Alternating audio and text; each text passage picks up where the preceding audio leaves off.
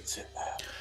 Hey everybody, Roar the Lions UK, Matthew Turner, Stephen Collins, who's just hidden himself, Anthony Fitzpatrick, and Ash will be turning up in just a moment. Hope you've had a great draft so far. I know we have. We've been very lucky to have a fantastic array of guests. And thank you for joining us again for day 3. We've got a stacked lineup for you this afternoon. Kicking it off in 20 minutes' time with CeeJay, one of our friends from the Vikings World Order. Will then be followed up by Ivan, who's DawgPoundEast for the Cleveland Browns, Raider Ryan for the Vegas Raiders, Sean Black for the Chargers, IndyColtsUK, Bear Down Chicago, the UK Steelers, Brit Jag, Transatlantic Titans, and finished up by the Red, White and Buffalo Blues. And once that's all done, it ain't over yet until it's over, with the Day 3 recap show tomorrow, 7 a.m. Eastern. And we've got 3 more guests to finish it off for you tomorrow. So it's going to be a fantastic time. We'll finish at about 2:30 UK time tomorrow, which is 9:30 a.m. Eastern will be our finishing time tomorrow. So Lions have got 2 picks left, 1 in the 5th, 1 in the 7th. Why don't you let us know what you fancy for the Lions and what are you thinking for us? What positions are you looking at? What names are you looking at? You were a wizard for day 3 picks last year, so why don't you take a swing right now and be Nostradamus for the second year? I know, pressure's on. So, again, this is entirely personal preference, but this year I'm really looking at the offensive line now. I think we need some depth. We need to build for future years, and this is the time to be able to do it. There are spaces on this roster to be able to carry extra guys, and I think that there's still some really good talent around. So with the 5th round pick looking specifically at guard here or tackles who can convert to guard, I think it's a real big need for us going forward. I mean, at the minute, you've got guys like Voorhees, who knows where he's going. You can pick him and stash him. Then there's Chandler Zavala, who's my absolute favorite probably out of these.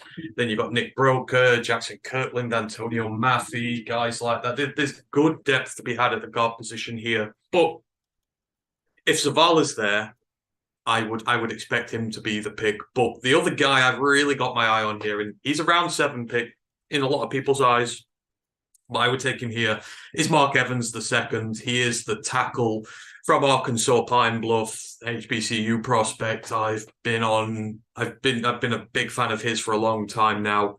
He's their left tackle, but he's probably going to kick inside to guard at the next level. But he's played really damn well on a really bad team, and he's played against Power 5 opposition. He has not looked out of place. He is getting completely and utterly disrespected in this draft. So Mark Evans and Chandler Zavala would be the guys there if they're there. And then in round 7, it's kind of a swing, but I would be going offensive line again. I would be trying to double down. And I think at that point, you're looking at guys like Jordan McFadden, who's out there. I mean, if we don't go Evans in the 5th and he slides, I'd be having him there as well. So it's offensive line all over the show for me. But I mean, if we went wide receiver, that could be a thing. If Puka Nacua, Andre Yoshivas, Bryce Ford-Wheaton, guys like that are there at the first pick as well, I think they'll be in consideration because we still need a big-bodied outside receiver, and there's a lot of them in this draft. So, yeah, I'm saying offensive line or wide receiver at the first pick, and then offensive line for the second. And then if we get others, I'll update my thoughts then. And just quickly, DeAndre Swift, does he get traded tonight? I think yes. I think he gets traded. Hopefully, we get a 5th or 6th for him, and then we can throw another pick in there as well. That could be the one where you could get Voorhees and stash him, and still get starters on your offensive line as well. Oh, depth pieces for this year. So I think he does get traded. Steve, how about you? What prospects are you looking at for the Lions tonight, and does Swift get traded? I think A.T. Perry's got to be on the board.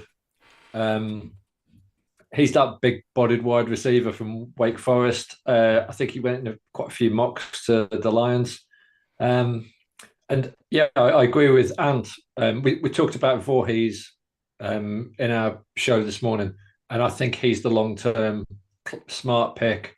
Pick him in the 5th, 6th round and stash him until he's healed from his injuries. If he has to sit out a season, so be it. It's a smart long-term pick, but definitely our needs are offensive line in terms of depth and a wide receiver. That's what I want to see tonight.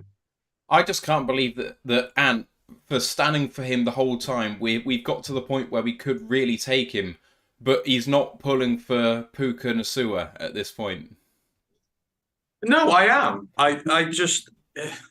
It's a case Poke of the bear. Poke the bear. Yeah. Poke the bear. Like I said, at that first bit, if we don't move again, then he's absolutely in play there. But I just think we need offensive line as well, and I don't want to wait too late for it. I do want to walk away this year with at least one prospect who is starter potential long term, who we can sit and develop whilst we have the front five in place right now. So, and with wide receivers, it's the amount of receivers in the draft this year. Someone could fall to our practice squad, and we could get a depth guy out of the practice squad potentially. So it's all about value there. But I do really like some of the guards and that are going to be there at this point. So, but if it's Puka, I will do laps around this room, and you will see me do laps around. Oh yeah, run naked in the street. I thought is what you said, but I might be wrong. Him, Yoshivas, Ford Wheaton. There's just there's riches and abundance of what we need. If the Lions can trade DeAndre Swift early tonight and pick up a mid-4th round pick, and they spend that on Caillou Blue Kelly from Stanford, the cornerback, or A.T. Perry, the wide receiver from Wake Forest, I will be delighted with that. Other people I'm looking at tonight, Xavier Hutchinson definitely has to be in the conversation. I would love Jacorian Bennett, the cornerback, as well. Cornerbacks on my radar. I don't really want that to be the position we go for, but if we do, I totally understand why we've done it. Voorhees is also someone that I'm kind of favouring. Steve, I'm with you on that one. But otherwise, I mean, Emil Ekiyor, I know, was a really high prospect and has fallen because he's not been fantastic. But at this sort of stage, he might be a value pickup. Other guards in there, Sidney Sal from Eastern Michigan, I'm kind of feeling that too. Jordan McFadden's going to be an interesting one that Ant mentioned. And I can't believe Ivan Pace is still on the board. I know we don't need a linebacker, but why hasn't he been picked up yet? Also, if we needed some depth edge players, because we were all hearing that our edge room needed maybe one more guy, well, there's still the Eastern Michigan player, Jose Ramirez, super athletic guy. He'd be a really interesting pick, especially if you get all the way down to the 7th and he's still there. Bryce Ford Wheaton is still there. We profiled him. Everyone agreed that might be a good pickup. So there's significant players tonight that the Lions really could draft, and it would be really, really good for depth. And what do you feel about the centre from Notre Dame, Jarrett Patterson, as well? Because I saw him going high at some point, and then he kind of fell back again. I mean, Patterson's all right. I've still got him as the third centre in the depth chart at the minute. I am big on Oluwatimi. It's inexplicable to me why Oluwatimi has fallen to this point, especially when the likes of Juice Scruggs and that has already gone. I think he's better than them. Then obviously you've still got Whitepler, the Ohio State center in there. Then Jarrett Patterson's after that. I don't mind Jarrett Patterson, but in a very good class of centers, he is not near the top of them. So I'm interested to see how far Oluwatimi falls. Put it this way: if he's there at the first Lions pick, I know he's only ever played center in his career, and I've always been sort of against the point of trying to move them and that, but there is positional versatility with them. He'd be an absolute steal at 150, an absolute steal, especially if the top guards start to tumble off the board pretty quickly here. So Oluwatimi is the one I'm watching over Patterson. My thanks to Big Aries 70 who redeemed Matt has to drink a beer. So of the one I literally just opened, I've downed that. And now we're on to the next one. Draft getting underway in 10 minutes time. Ash, you have some news of 2 trades at the top of round 4 to bring us. Yep. So the first one is that the Bears have traded out from their pick at the top at 103. Then instead it'll be the Saints on the board. They've traded 103 for 115 and 165, and then in the past couple of minutes, the Raiders have traded up to 104 with the Texans. So they are sending 109 and 174 for 104 and 203. So it looks like it's going to be a run on either interior offensive line or corners, according to analysts. I know that we just took our interior defensive lineman, but I am still confused that Moro Ojomo is still on the board. Like, I thought that he could be a fringe day 2 prospect. Yeah, but he's in a deep edge class. He's interior, isn't he? He plays a little bit of both.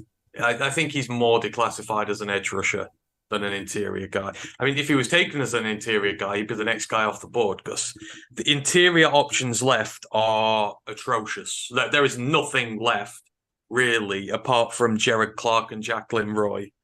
And then I guess if you put Carl Brooks in there, but yeah, after that, it's very spotty. I can see why Brad made the move up last night now, because there is very precious little in the draft after this. And when it comes to noses, it is literally Gerard Clark. That he is the only other nose tackle left. Sorry, Ash, but your guy's an undrafted free agent, and you know it.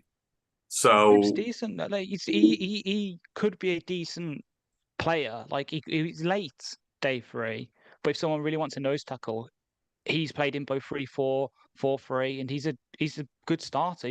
He's captain as well for us. Played pretty much every single season. He's been there, never quit even when we changed systems. So I can see a team falling in love with him. Yeah.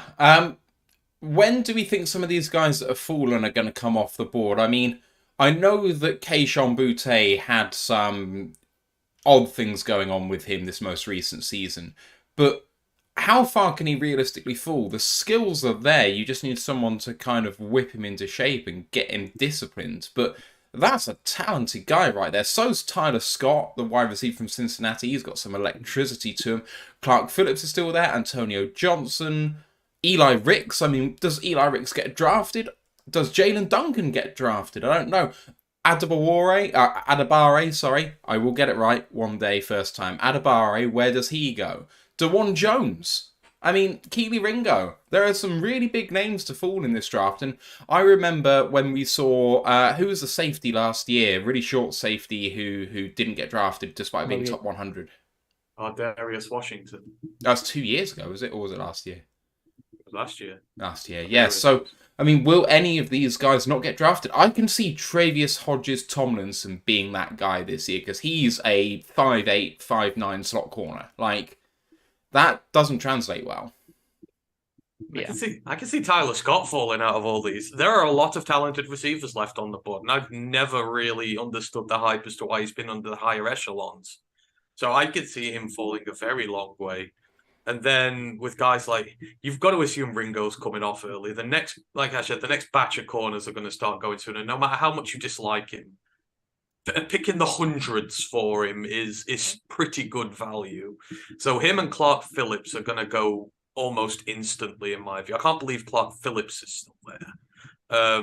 Then you've got Antonio Johnson. Someone's going to take Antonio Johnson very quickly. I know our Browns guy who's coming on later desperately wants him.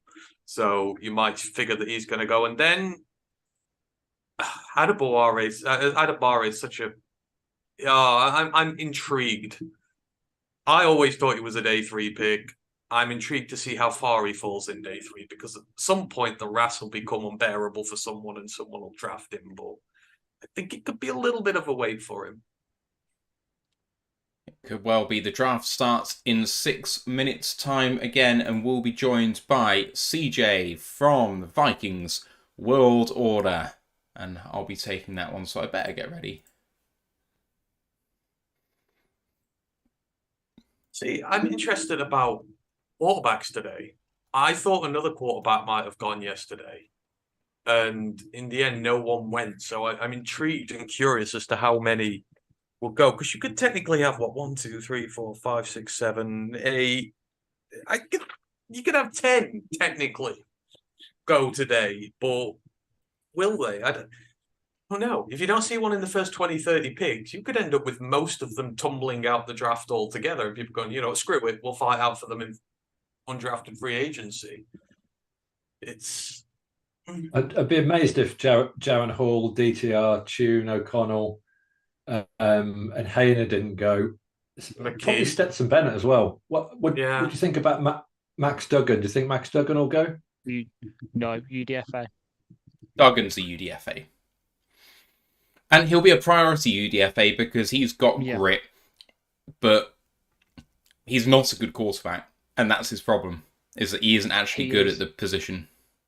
He's Will Levis with a weaker arm. That is a very good way to put Max Duggan. Actually, I would say that Max Duggan is much grittier than Will Levis. Yeah. Plus grit minus arm.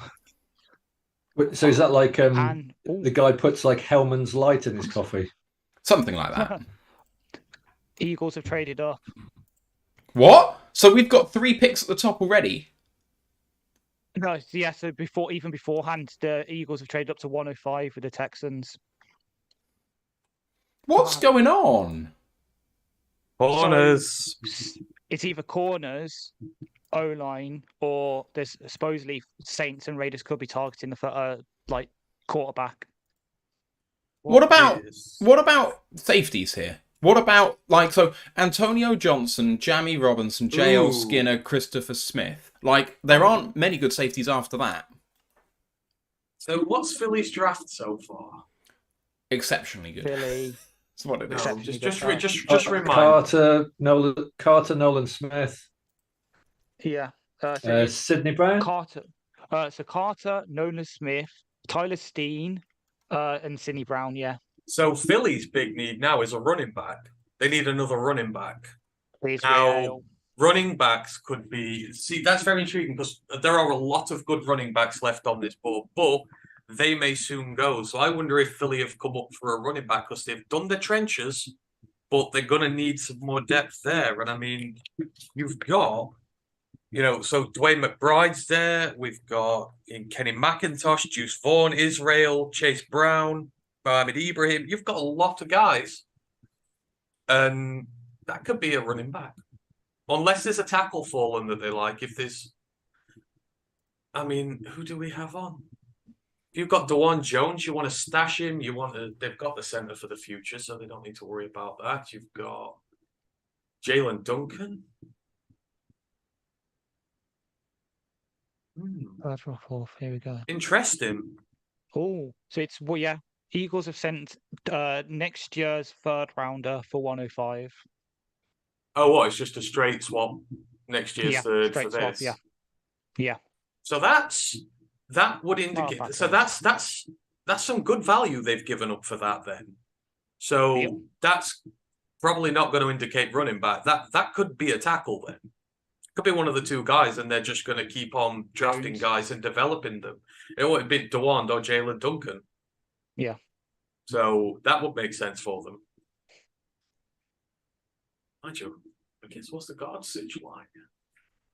To be fair, they've already taken Tyler Steen, he was a tackle, but suppose they're going to be moving into guard. Yeah. Intriguing. This could be. There Evening, chaps. How are we doing? First guest of the day is in CeeJay from the Vikings World Order. How you doing, man?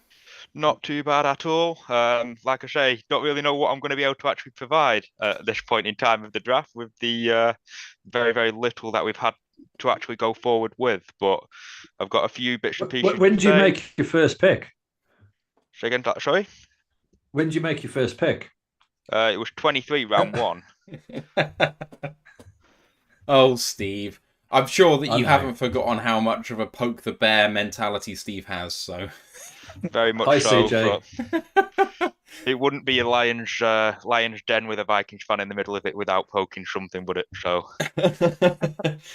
CeeJay, I think we can perhaps, make this a bit of a bigger thing by talking about 2022, and let's go all the way back to your draft class for last year. And just revisit to be quite honest, in some cases, Matt, pushes through forward into this year as well. With obviously the amount of draft picks which have been mitigated through the years and the trades and stuff like that. Because looking at it, theoretically speaking, our 2023 round 2, theoretically speaking, was spent on your very, very good acquisition of a tight end in TJ Hawkinson.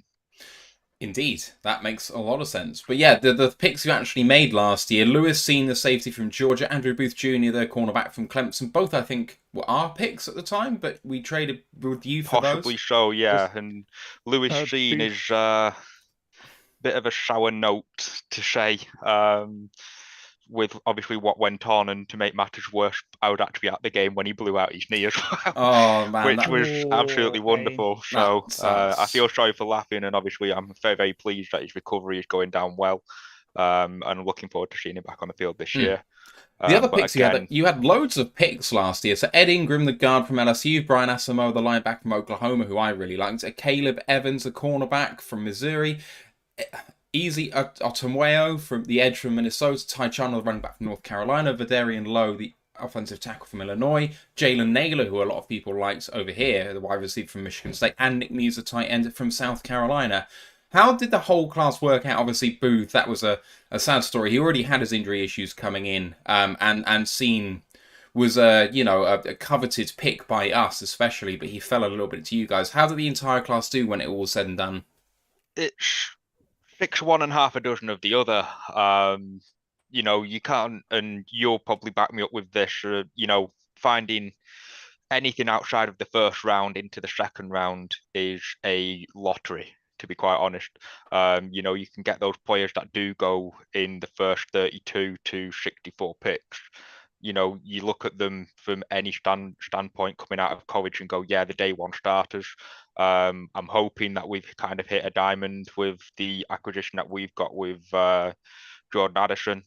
With our pick at 23, he looks absolutely shit hot in this year's draft. But then again, you can get the likes of, and unfortunately, Jalen Reagor, goes higher in the draft, and in comparison to Justin Jefferson, who went later, he's half the player in essence. But obviously the potential's there, and again, he's still very, very green in the NFL. It's 6 one and half a dozen of the other. Again, getting back to the draft class of 2022. A lot of players that we did acquire later on in the round, they've not really had the time to kind of bed themselves into the league and really put the stamp on the game. So it's, for me, very, very early to make 100% concrete statements on it.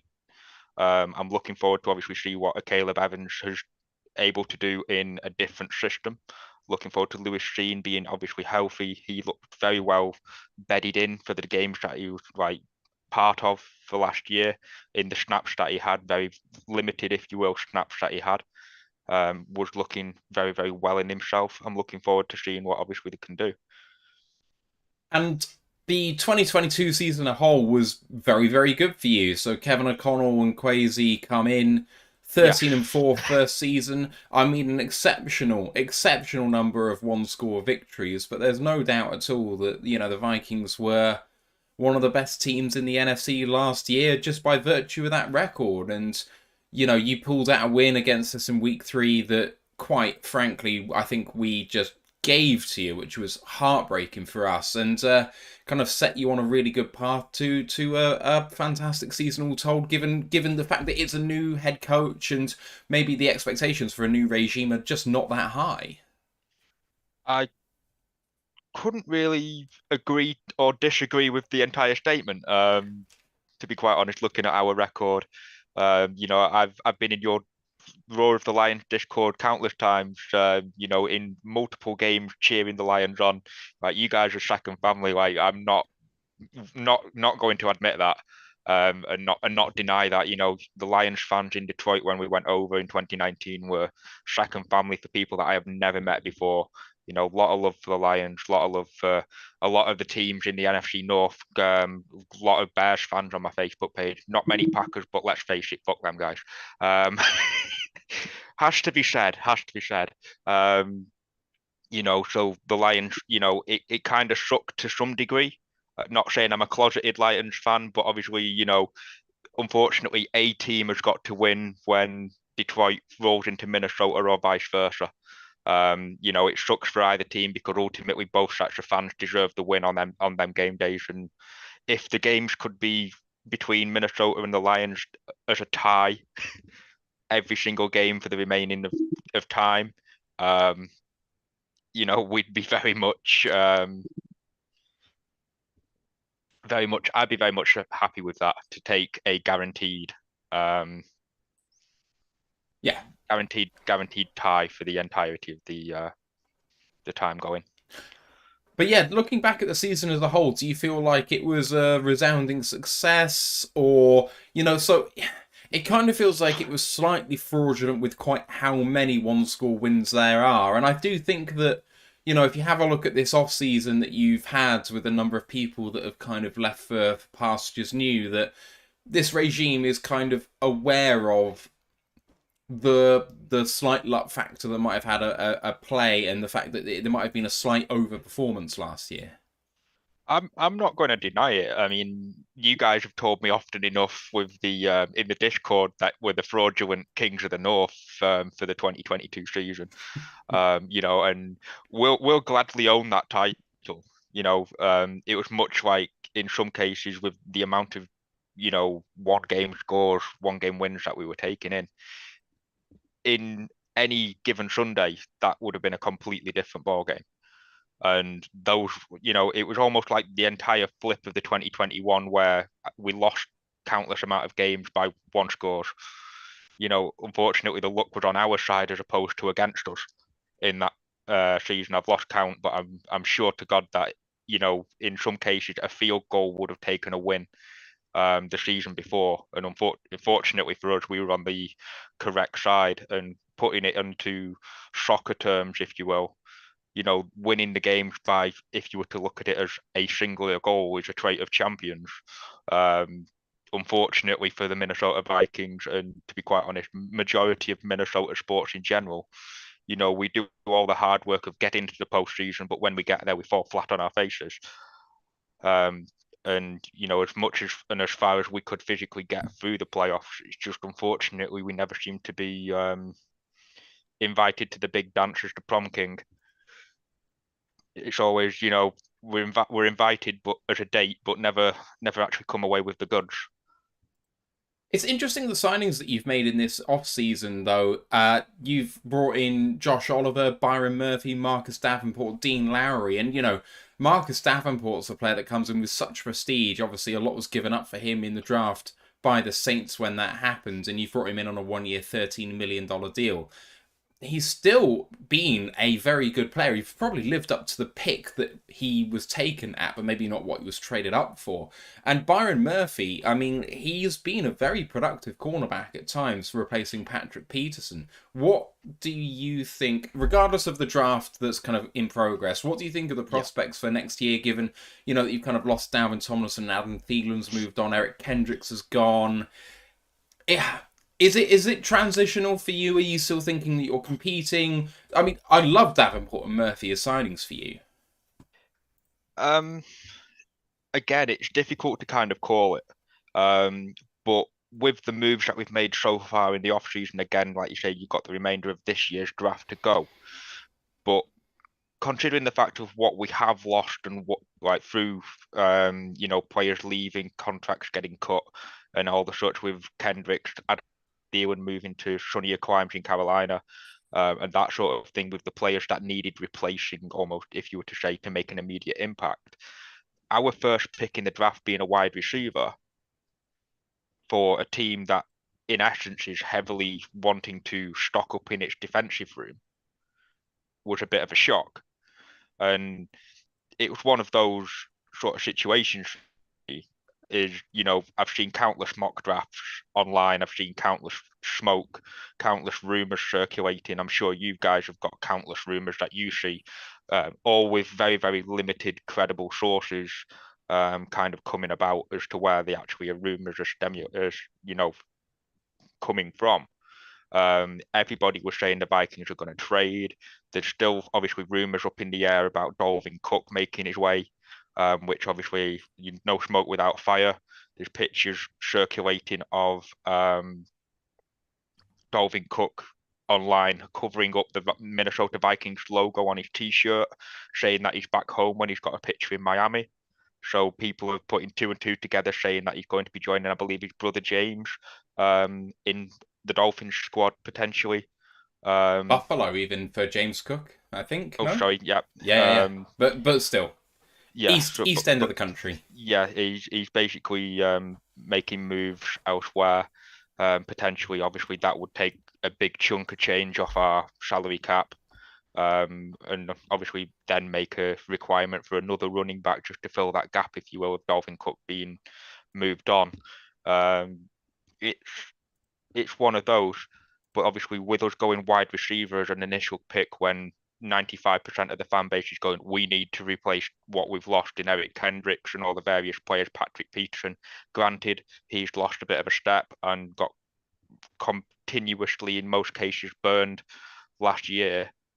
Some people will probably put Patrick Peterson down as hot trash 95% of the time last season. But then he could also be shit hot at coming away with an interception in a crucial moment to win the game. Any player can be good for 5 seconds of the game when it matters. But that initial first pick of a wide receiver, to me, and I've seen a couple of other fans mention and emulate my thoughts, goes to show that Kwesi and KOC don't see the defense being a major issue that needs an immediate first day starter. To me, makes it look like they're putting it down as scheme and personnel, but it's the dead. Can we talk about the elephant wearing a gold chain shaped elephant in the room in Kirk Cousins? Because obviously, like, this is the last season of his mega deal, and a lot of people thought that the Vikings might be tempted at like a Levis or a Hooker. Yeah. But obviously, you've already rolled the dice with a backup QB in Kellen Mond. How do you see like Mond's progression? What do you think about the Cousins situation? How do you think it's going to pan out? Were you expecting a QB, maybe like Aiden O'Connell, somewhere in the 5th or 6th? It's one of those, Steve, to be brutally honest. It's so hard to tell what Kwesi and KOC are thinking. There's no immediate instances, like you say. A lot of the Vikings fans were blowing rumours and smoke around, Hendon Hooker, Levis, as names, but nothing seemed to come out, and obviously they're no longer available. So it's now looking, like you say, it's going to be a project QB that can sit in the room and learn from Kirk Cousins and the other availability in that room to see if there is an option as a prospect, and obviously go into the draft next year, which I believe is going to be a much better QB draft class. But how many years has that been said? As it goes every year, the QB class is much better, the cornerback class is much better next year. We've got no linebackers in this class, but we've got one next year. But then it doesn't seem to come out into actuality. It is what it is. With the way that things are going now, it looks to me that Kirk Cousins might be here on the 1 year of his mega deal to prove it, get the weapons around him and see what we can do, and then readdress this in 2024. And we'll be having a similar conversation this year. Is Cousins going to be shipped or extended? What about Kellen Mond? Is there any kind of sort of feeling that he's making progress in the right direction? Or is it just too early to tell? It's very much too early to tell. I mean, KOC used to be a quarterback. So if anyone's going to know how to transform a player from being on the cusp to something that has got significant potential and upside, I think we're in the best state going forward with obviously the quarterback room behind Cousins. But then at the same time, whilst Cousins is a veteran and he knows exactly how to go out there and, I'd say this bit tongue-in-cheek, win football games. Ultimately, if Kellen Mond was worth his salt, we'd see him actually challenging for the first team starter role, much like obviously if you were to look at in soccer, Alisson, Ederson at Brazil. Alisson, theoretically speaking, is a much better keeper in the eyes of the Brazil keeper, but if he has 2 clanging games where he lets in 6 goals, chances are we're going to see Ederson playing in that for Brazil in the next one, because we're not going to run the risk. Just looking at your draft then, you mentioned Jordan Addison, and that seems like a really big upgrade at a position of need. And, at value, really, he was potentially wide receiver 1 for much of this draft cycle. Then took Mekhi Blackman, the cornerback, at 102. Your next picking, as it stands at 119, but the way trades are coming off, God knows where it's going to be. You've also got 2 5th-rounders, a 6th and a 7th. I know that you said in terms of draft you're not massively well versed in this class, but are there any names still on the board that you do recognise that you would quite like? I don't really get that much involved because, like I say, there's that many names involved in the draft, and you could have a war room as big as the Minnesota Vikings at home with 6 or 7 whiteboards and 90 different names scattered all over them, looking like you're trying to find a suspect in a major scene, major murder scene, with pins and string all over, going, this is what needs to happen to get this, and that needs to happen to get that. Ultimately, I just want the holes to get filled wherever the holes may be, and as long as that is what it is. But the downside to this year, as opposed to other years, with, say, for example, the Mike Zimmer regime, Norv Turner, and all the various coaches that the Vikings have since moved on for the Kwesi, KOC sort of re-emergence of the Vikings, if you will, being this aggressive force that quite often plays smash mouth football now, I would think, under Brian Flores' defense. It's so difficult to kind of make the assumption with Mike Zimmer when it comes to a cornerback. You could kind of wheedle out the ones that, yeah, definitely not going to be him. He doesn't play Mike Zimmer football. Mekhi Blackman is a great acquisition, and I'm not going to deny it. There's been Vikings fans on the forums, on every single bit of social media that I have seen. Why did we take Mekhi Blackman? There was much better available. But then at the same time, yes, there probably was better available. But ultimately, it's got to be a player for the regime and the scheme that the coaches want to run. There may be better players available, but if they don't fit in the coach's scheme, it's not going to work. Can we just kill Harry Roseman? Can we put a hit out on Harry Roseman? Because he's just taken Keely Ringo, and this is just becoming an all-time draft for the Eagles. Like, they can't... This is the bloomin' Philadelphia Bulldogs right now. It's not even funny. CeeJay, has anyone else got a question for CeeJay? Because we're coming to the end of our time. CeeJay, talk to me about Vikings World Order and about you going out to watch some of the Vikings games. Yeah, we're looking at potentially getting back over there October this year, back end of September, October for my 30th birthday. Yes, I am that young, ladies and gentlemen. So I'm looking at going over there and celebrating, with hope that obviously the season schedule falls very, very kindly to make it so we can get the opportunity of 1, maybe 2 games at home in that sort of span of time. Speaking of Viking World Order, I'd like to give a shout out, because I think this is absolutely spectacular when it comes to the Geary, Stein and Stevens show, which I believe speak and are actually over in Kansas at the minute covering the draft for their own podcast. Most specifically of that, where they talk all Minnesota sports, to Will Stein, one of the members of the Geary, Stein and Stevens show, for his mock draft that he actually did. He 100%, I have got a screenshot to prove it if anyone questions the credibility of him taking Jordan Addison at 23, I believe. Yeah. 27, I think, actually, as opposed to 23.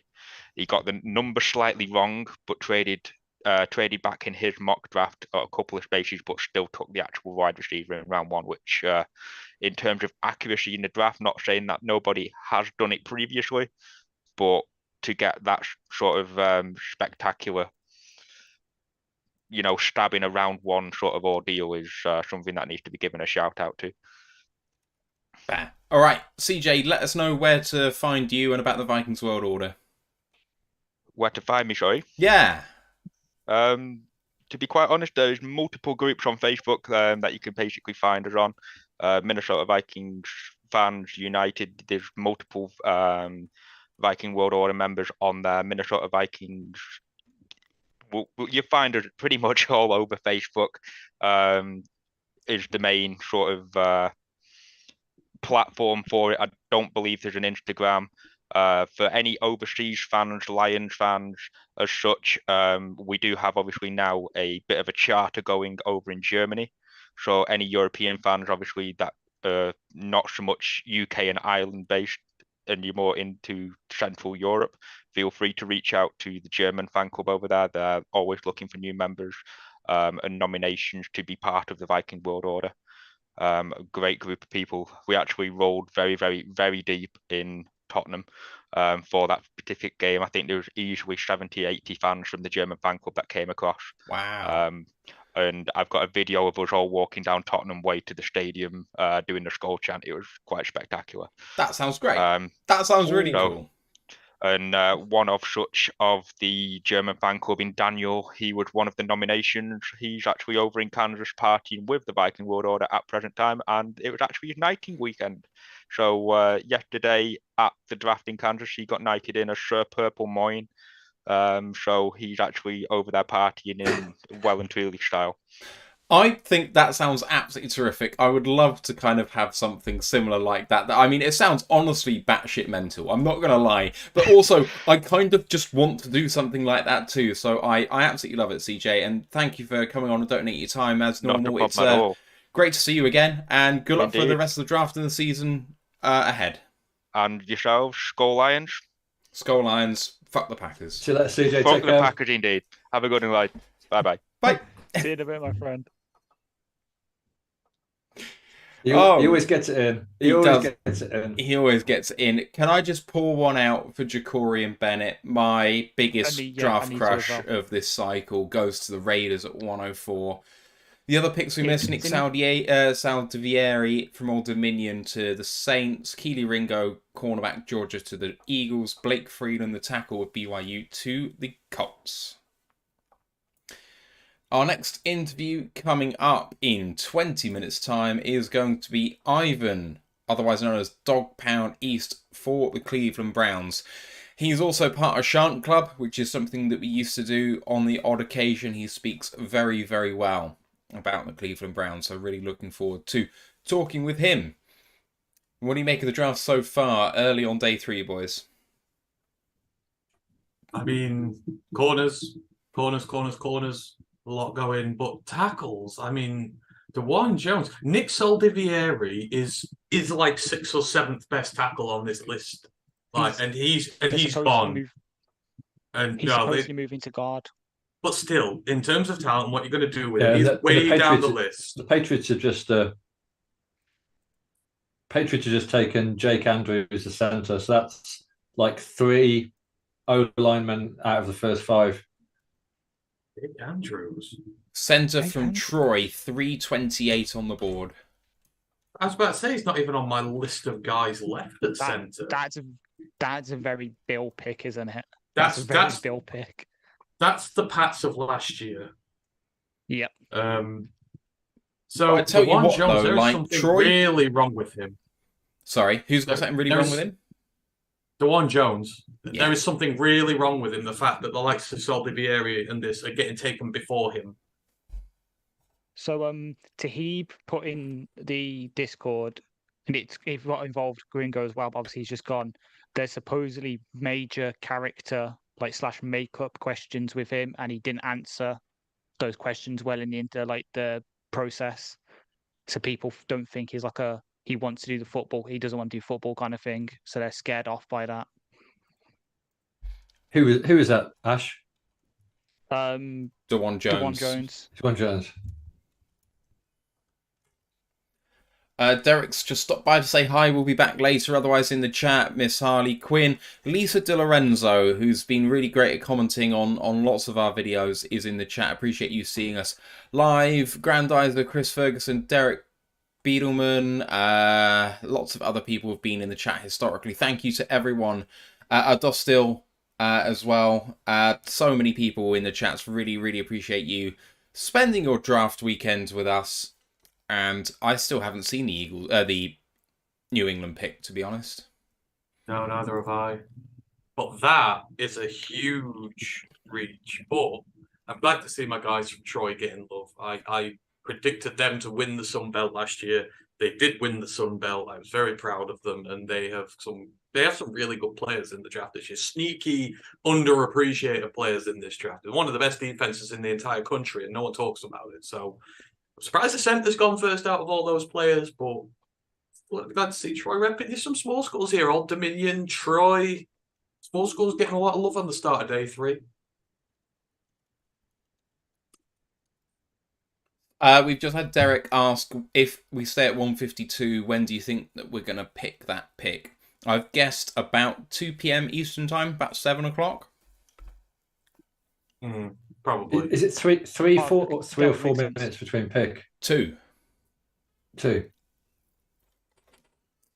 It would make sense we're picking at 7 because that's when I'm doing one of my interviews, and it always seems we pick when I'm doing the interview. So not again. That's weird because the ESPN countdown's 3 minutes, but I'm sure. Oh, maybe it is 3 minutes, and I thought it was 2. I'll have a look. So I'm using the ESPN one as well. I thought it used to be 5. It was like 5 minutes between picks. Pick time. 5 minutes would be too long. Not true. So for it's 5 minutes for the for 3 to 6, and then 4 minutes in round 7. Oh, really? 5 minutes? Oh my god! They normally take the picks within the first minute and a half. Yeah. But that's insane. Why? If everyone took their allotted time and took 5 minutes, and you have 150 picks to do today, that's 12 and a half hours. Yeah. What's the point? Thank God we don't have 15 rounds like we do in the 70s. Strap in, guys. A long time to go yet. Pick is in for the Seahawks already. Yeah, you know, actually, I really like the fact that they've gone for Jake Andrews. I'm really sure. I was going to say before they're like Troy really churn out some top quality offensive line talent. He may not be highly regarded on the board, but that doesn't mean he's not a good player.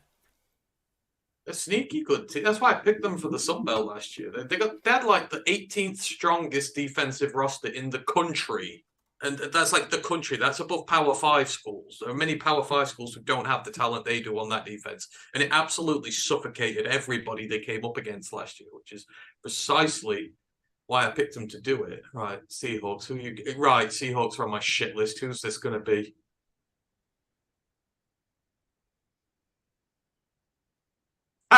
They've just made an enemy of Eric.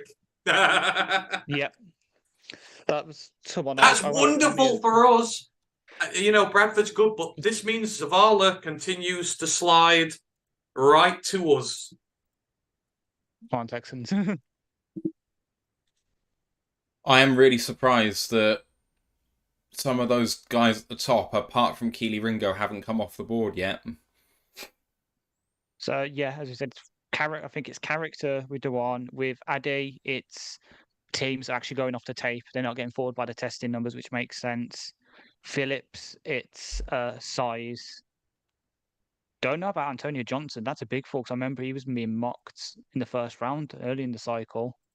And then obviously Butte, it's just the character stuff again. Yeah, and with Ricks, it's character. With Duncan, it's character. Yeah. With Jamie Robinson, I mean, it must just be play. Hey.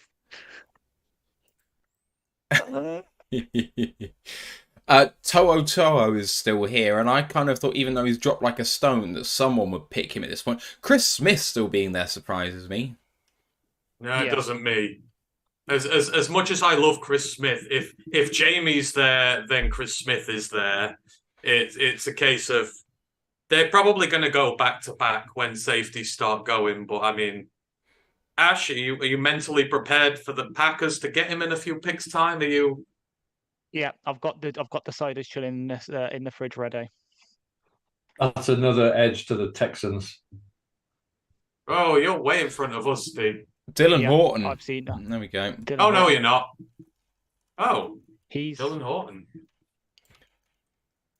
He's a like 3-4 ends who could be interior, but I think they'll. God, I've got Dylan Horton way down my list of available guys. He was about 120 on the consensus board.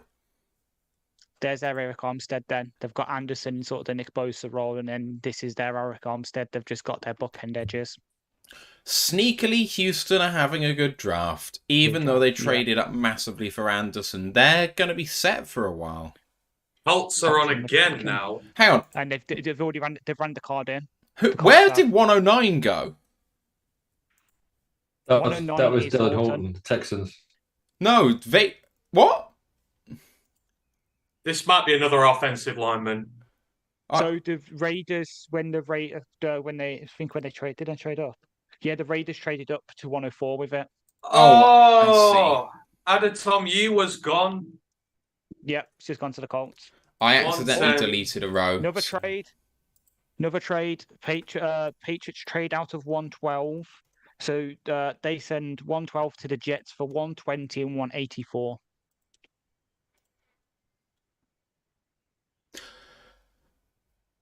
Who could that? It's a Jets trade up. Who could it be for? Oh, if the Jets make the same mistake twice. Because If we package both of our picks. Oh, if Jets took DeJuan Jones, that'd be hilarious. But the Jets need a safety. If we package both our picks, what could we get up as far as? So if we have 152 and the last pick in the draft, roughly speaking, it's going to only go up 2 or 3 spots. We can get to 149, 148. The 7th round is worth nothing. Did Eric just reply to you? No. Yes. Oh, did it? Yeah, no, he did. Yeah, he did. He replied, "I'd like to thank Pete Carroll for reading Pride of Detroit." I love it. Seattle are just going to upset the entire hell out of us. We just need them to take Jamie now, and then that'd be about it. The Seahawks, oh god, yeah, they'd join up the shit list. They're just determined to upset everybody. I mean, I reckon Eric must have been upset when they took Devon, because Eric liked Devon. Oh yeah, he was, yeah. So definitely. That's 2 of them they've sort of done with now. So, do you know how fun it still is that in the recent picks list, Jake Moody is there? That's really fun. Whenever it feels sad, we can just look at that. Right, Browns. Ricky Stromberg, Siaki Iker, Jake Moody. Wait, where? Hang on, where the hell did the Jets pick go? The Jets. They're 112. Oh, right. My bad. They traded up to the pick behind the one that's about to go. The thing is, the pick actually goes in. The next team are on the clock and they trade, but we haven't seen the pick come in from the previous ones. So technically, Cleveland have already picked and the Jets are on the clock, but we just don't know what the picks are. So Cleveland, defensive line help, they've taken some already, but... They've taken Iker. Oh my. So we know our friend Ivan wants Antonio Johnson. Oh, could this be a safety? Oh yeah, Browns one of mine. Hang on, is it? No. Let's just say it's Jammy. I really think Jammy would be a good fit. Something's going on because we're way behind because Jeremy the Patriots pick's been tweeted out. Don't worry about that. So the media just watch the show. Yeah, the media get it way before because the loads of picks go in and then they have to catch up when on days 1 and 2 they wait for the adverts before revealing shit. On day 3 they don't. Fair enough. Okay. The easiest thing to do is just to watch the telly. The Cleveland picks up on ESPN though. Is it? Cheers. I still don't have it on ESPN. Personally. I don't know what that accent was, I apologise. That was kind of like the Wurzels. Personally? It was meant to be Burnley. Where is our man in West Yorkshire? I think he might have been at the game. Yeah, Bradford. They got a last minute winner in the 4th minute of extra time. Did they? Oh my god! Yeah. So they can get into the playoffs if they win again next week. Yeah, they can get automatic promotion because Mansfield lost as well, which really helped them out. So a lot leaked while we wait. League Two. Let's have a look, Brav. How many games? It's 46, isn't it? They can theoretically, But if they're they win not both their realistically. games, they're not realistically. So it's basically them sealing. Oh, I guess seeing the Browns if they win both games, Northampton lose and Stockport get a draw on a draw, then they're there. But it's thin slice of the wedge. Just seeing the Browns pick that. There he There he goes. is. There he is. Yeah. That is such a Browns pick. They've picked Siaki and DeJuan Jones. That would be my version of a personal nightmare. Yeah, that would be pretty terrible. Juggalo Skunk. I got that right eventually. Juggalo Skunk, first time chatter on Twitch, says, yo, still can't get over not getting Michael Mayer. 1 touchdown compared to 9 last season. Mayer was a very productive tight end for Notre Dame. But not comparing apples with apples. You know, Iowa were just not a point-heavy team because that offense stunk. And that is a lot down to the quarterback. So I think you'll see Laporta be very productive in our team personally. The thing I worry about with Laporta is whether he can be a red zone threat, because he's not a big guy. Just checking. The Patriots pick's mental. It is, yeah, isn't it? Haven't seen it yet. It It's is, just about to come up on the TV now. Just for a franchise that hasn't got many picks and has got a lot of needs, it's just mental. Yep. It's not even a Bill pick. That is a galaxy brain. It's on ESPN. Yeah. That is a big brain pick. Oh, for goodness sake. The Pats have gone back to last year. Chad Ryland was the 354th overall player, which might have meant he was the second kicker. Yeah. I'm just looking through to see whether there were any other kickers above him, but I don't think so. No, that was the top kicker on the board. I think that's both the draftable kickers as well.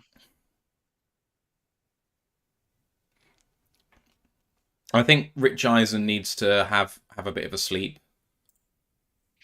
Don't we all? Ash, Ooh, we've got our guy coming in got. just a second for Browns, if you're ready to go. Me, yeah. Yeah, I've got it. Don't worry, Matt. Oh, you got it. Sorry, Ash. Yeah, My bad. It's fine. Don't worry. I was confused. I was like, oh no. Oh, what a pick for the Falcons. Falcon, that's a really good pick. Wow. Oh, Moody wasn't the best kicker on the consensus board. Was he not? No, it was Ryland. Then there's someone else. Then there's Moody. Oh, the person who just entered the chat has now left. Don't know what happened there. Back now. There we go. I understand.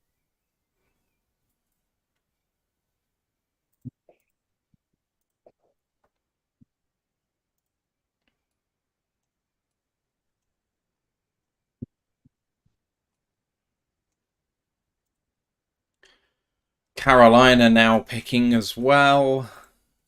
Oh, all right. I'll keep an eye on that one then. That's my friend about it. Oh, they're making the pick from Germany. Oh, I'm And then Lederhosen and everything. I love it. I know there's a couple of ones from UK today as well. Oh, Johnny Hecker has travelled to Frankfurt, Germany to make the pick for the Panthers. Why? That's great, but okay. The Shicks and Gigs, I guess. Who? I didn't even hear. Oh, Fuck! guess what? See, I win. There goes one of Ant's players. Unfortunate. And right, it's time to bring in our next guest. DawgPoundEast is his name on Twitter, but we know him as Ivan. Ivan, how you doing, man? How you doing, guys? Thank you for coming on, donating your time, man. I'm sorry to hear that you're ill. How's your draft been? You enjoying it? It's been eventful. It's been good though. Well, how about you? Yeah, I was a bit nonplussed with the last pick, I have to say. I was really hoping for Antonio Johnson, safety. We need a hard hitting slot guy on defense, and you can't complain when you go for a trenches pick, but and from a half state, which of course will keep the Browns fans happy. But I was wanting Antonio Johnson. So just before we get into today's draft and what's been going on the last couple of days, just talk us through the last year for you in terms of maybe start with like the 2022 draft class. So obviously because of the trade for Deshaun Watson, you lost quite a few picks, and I think you only had like a couple of third rounders, 2 in the 4th and 1 in the 5th, 1 in the 6th last year. So it was quite a limited class. I mean, people like Perion Winfrey have already made a bit of an impact, but how would you rate that class now, given the benefit of 12 months hindsight? I think the thing I've learned over the years with drafts is that players take years to develop, so very few make an immediate impact. Perion Winfrey, I don't even know if he's going to be on the team this coming year. I doubt it personally. So what they've done, what the Browns have done with Watson is they pull their eggs into the basket and said, right, if we're going to get anywhere, Baker clearly they didn't like. If we're going to get anywhere, it's going to be Watson. So what they've now done is that they've gone free agency and draft, and they're trying to give him weapons, and that's what I'm liking, is that they've gone into that. We're in a very tough division with the Bengals. Steelers and Ravens are clearly always consistently good, so they've gone for wide receiver threats, tight end threats, and they've gone for big bodies in there as well. So a lot of their wide receivers and tight ends are over 210 pounds. They're hard people to bring down. So I'm not too sure drafting. I'm not too sure really you can put too much emphasis on the drafting. We've had some good. We've had some misses.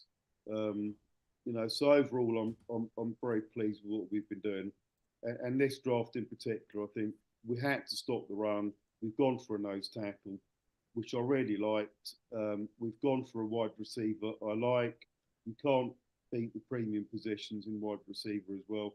I'm very happy with that. 2021, he was an absolute top wide receiver. So I think we're doing well.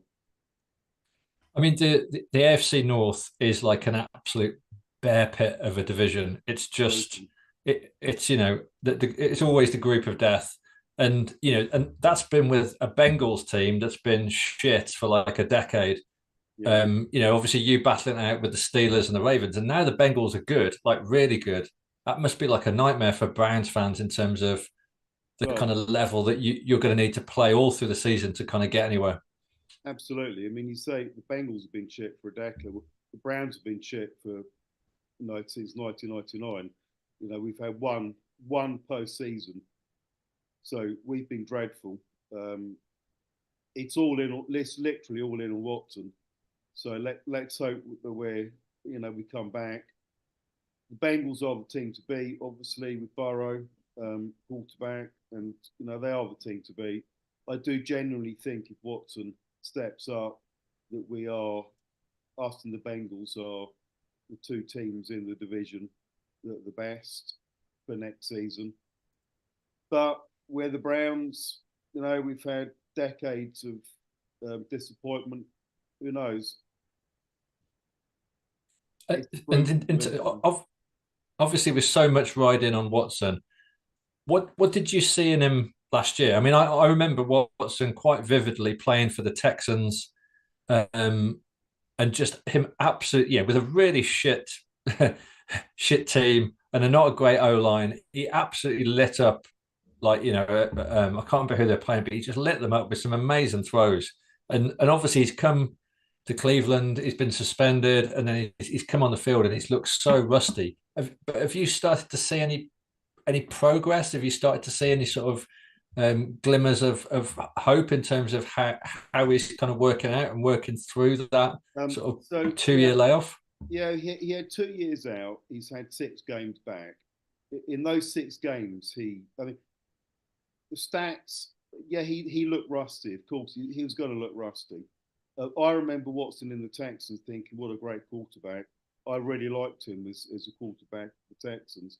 I think he's going to be a real threat if he gets his Texans form back. So I wish, of course, I'm hoping he does. You compare him to other quarterbacks in the division. Steelers, he had more touchdowns in 6 games than the Steelers quarterback had in the entire season. So, I think he's going to be potentially a real threat. He's only got to be a top 8 quarterback, top 10 quarterback, and the Browns are potentially a real threat next season. We've got a very good overall team. Our wide receivers, tight ends, running backs are a major threat to people. If he comes good, the Browns could be a real danger postseason for teams. Watch out for us. We could be good. And being in the same division as Joe Burrow, who it looks like is going to be there like forever at the Bengals, and then Lamar's obviously just signed a huge contract extension. So your defense is going to need to be absolutely, top 10 in the NFL if you're going to cope with that. How would you rate your defense and their kind of performance and the kind of needs for this draft? I rate our defense highly. The only way we've lacked recently is through a bad run D, which is why we had to draft a big nose tackle, which we did. We've got, we've tackled that area with we've got 600 plus pounds on the interior defense through free agency in the draft. So I think that last we're hitting a major weakness for the Browns, which has been that run D. The rest of the D is good. We've got good linebackers, and particularly cornerbacks. We're very strong. I'm not concerned about our D as long as we stop that run, which we seem to be targeting, and we have to be targeting. I like our D. I think we're good. I'm not concerned about the Ravens. I'm not concerned about their draft. I know they've had a couple of picks, but I'm not concerned about Lamar Jackson. I think he deserves the money he's been given, but we have a good record against the Bengals as well. We've only lost, a couple of games in the last 3 years against the Bengals. So I think with the Browns D, more importantly with the offense, I think if it all comes down to Watson, if we start clicking on that offense, we're going to be a major threat to people by season. I mean, in terms of the draft then, and what you've done this year, based on what you've just been telling us, it seems to have panned out perfectly, because you've got Siaki Ika, that big run-stuffing DT that you took round 3, pick 35 yesterday. Cedric Tillman, who is a big ex-wide receiver from Tennessee, who's going to be another weapon for Watson. And then you've just taken Dewan Jones, the OT, a few minutes ago with the 9th pick of round 4. So obviously help shore up the O-line and keep Watson on his feet. Are you pleased with those picks so far? Yeah, I think they're solid picks. I mean, Tillman, I'm a Florida Gators fan, so I watch a lot of SEC East football. And, Tillman has been one of those guys who's Mr. Reliable. If the Volunteers ever, want to target someone on a 3rd down or, into the end zone, he's the guy they go for. And he was always really good. So I'm not unhappy with that pick at all. Equally, we had to have the pick I'm most happy with is the nose tackle, because we have to stop the run. There's been a big weakness for so long, and we have to stop that run. So I'm really happy with that pick, and I'm never ever going to complain about defensive tackles and guards and so on. I mean, these you win in the trenches, the saying goes. So I'm perfectly happy with that pick. I'd rather have had Johnson as a safety, but you know, I question whether Wills is going to be cut or keep the fifth-year option. Rumor has it he's going to be kept as a fifth-year option, but when the Browns start drafting with their third pick, the tackle, you know, is that going to be the case? We'll wait and see. It'll be interesting tonight, but it'll be So, is there anyone you've got your eye on in the next sort of couple of rounds? What do you think your biggest need left open is, and is there any players that you've kind of got your eye on? Well, Jacorian Bennett, I wanted, he's gone. Adewale, I wanted, he went. Antonio, I wanted as a safety. I don't know whether he's gone. I haven't quite followed it since I've been on here. I don't know if he's gone, but they were the three I really wanted in the next round. There's no safeties gone so far today. Right, so Bennett is the guy I would really, really like to see. Noah as a linebacker I'd like to see as well. He was someone I'd want to see because he would be good at stopping a run as well. They're the guys I wanted. So so you're up in 5 picks time. Yeah. So before we'll let you get away and watch that pick. Do you want to tell us a bit about Browns fans in the UK, where they can be found, and what you've got going on? Well, we've got some big fans in the UK. We might not be the biggest in number, but we've got some big numbers in terms of popularity on Twitter. You know, you've got Paul Brown, you've got Jack, again, who's, you know, we've got lots of people. We're always down in London watching the games every Sunday, so come and join us. You know, we're a team. If you like an underdog, Brits like the underdog. You know, Lions fans, come on. You know about underdogs. So, you know, Brits like the underdogs. Lions and Browns, let's get behind the underdogs, guys, and go for it. You've got us wrong. We're pure glory hunters in Detroit. I like Detroit. Come on. How can you not like the Lions? I think Cleveland and Detroit are both fairly blue-collar cities with a similar... I would imagine Dan Campbell would enjoy... There's a lot of grit in Cleveland, I would imagine. It's probably one of his... he probably goes there on holiday. Yeah, you got to love it. Cleveland has a beach, at least. Right. That's fantastic. Ivan, thank you so much for coming on and chatting Browns with us. I really appreciate it. Nice to see you again, and hopefully we'll see you soon. Yeah. Good luck in the rest of the draft. Cheers. Thank you. Enjoy. All right. Chiefs have traded up to 119. Could this be Antonio Johnson? Are you guys ready? Do you want to recap the last sort of 8 or 9 picks? Because I think we've got some laughing at our NFC North rivals to do. We do. Let me just put in this latest one for Chamari Connor, 201 safety. First safety off the board. I have him as a safety, even though he's listed with them as a corner. But anyway, so the last few picks, we had Indy taking Adebawore at 110, DeJuan Jones, Cleveland at 111, 112, New England taking the kicker, Chad Ryland, 113, Atlanta taking Clark Phillips, the guard, and losing his shit because Chandler Zavala goes from NC State to Carolina. Roschon Johnson, a really nice pickup for Chicago, the running back from Texas. Green Bay taking Colby Wooden, the defensive end from Auburn. He was one of the top players remaining on the board. The Patriots taking Sidney Sowell, the guard from Eastern Michigan. Braden Daniels, the tackle from Utah, going to Washington. And now Chamari Connor, the safety, to Kansas City. What laughing do you want to do against our NFC North guys, man? I mean, I like those picks. Still no help. Well, Yeah, they needed a running back. The Bears did. Roschon Johnson could potentially be a really good running back, but it remains to be seen. So we'll see with it. Green Bay, yeah, they've got a new DT there. They keep trying at the position, keep trying to find someone. They're sort of overloading, I feel, though. I feel like there's other positions. They still need a safety, and they're constantly passing on safeties, so it's confusing. I know they've got 10 picks today, so they might go there eventually, but you've got to figure there'll be a run eventually, and they might lose their guys. So, yeah, I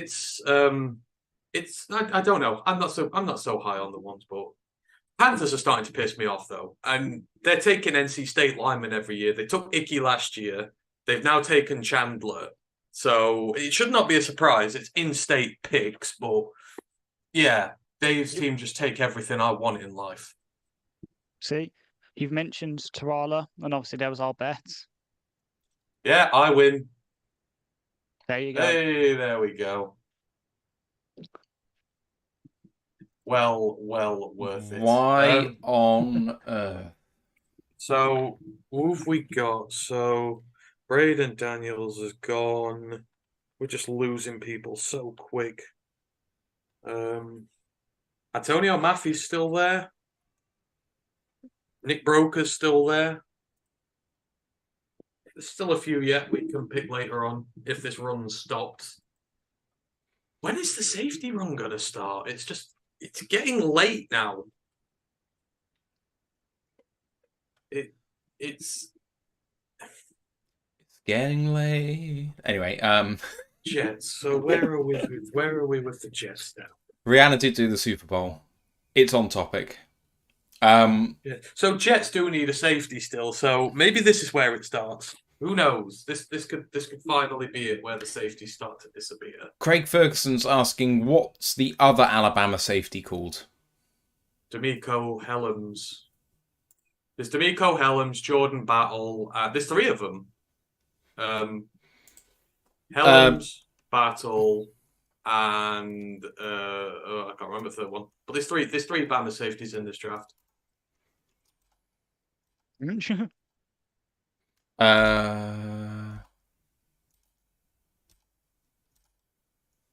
I don't have another one apart from that. I could be wrong. D'Amico Helms, I don't know. The tape I have that live in my mind of Battle and Helms is that Tennessee game where they just got absolutely brutally rinsed and completely and utterly exposed. It was not pretty. That Bama safety group has not been great, and that wasn't just last year. That was like the year before. Battle was a fringe round one pick, but these last couple of years, his stock has just dropped and dropped and dropped. Our next guest coming up in 23 minutes' time will be Raider Ryan. Steve is going to be another one of yours, so make sure you're ready for that one. I'm just going to take a quick comfort break, and I'll be back in a sec. This Pats draft is falling apart. It's hilarious. Yesterday they drafted so well, and today they've gone kicker, CD Sow. And don't get me wrong, I like CD Sow, but there are other guards in this draft who are much better at this moment in time. And it's just like, this feels like Bills getting, or whoever did the horrible draft last year is getting their way on day 3. This time they're reaching big time.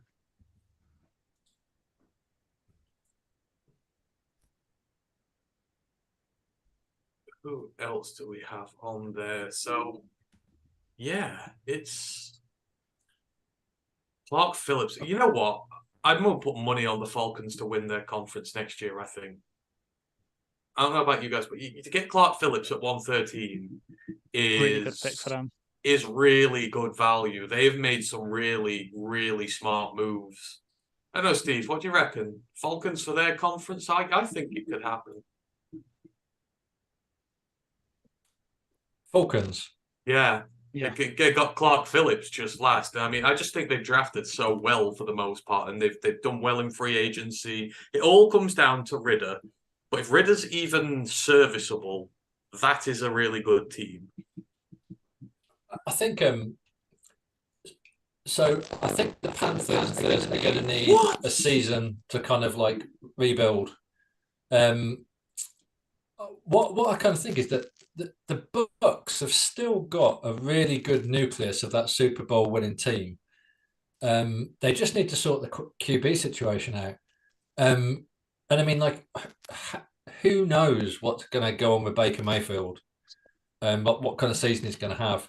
But if Mayfield can put together a season like he did at the Browns when he somehow managed to drag them into the playoffs, then the Bucs could still win that division. Oh, yeah. But then again, the Saints again have got they've still got Lattimore and a biting defense.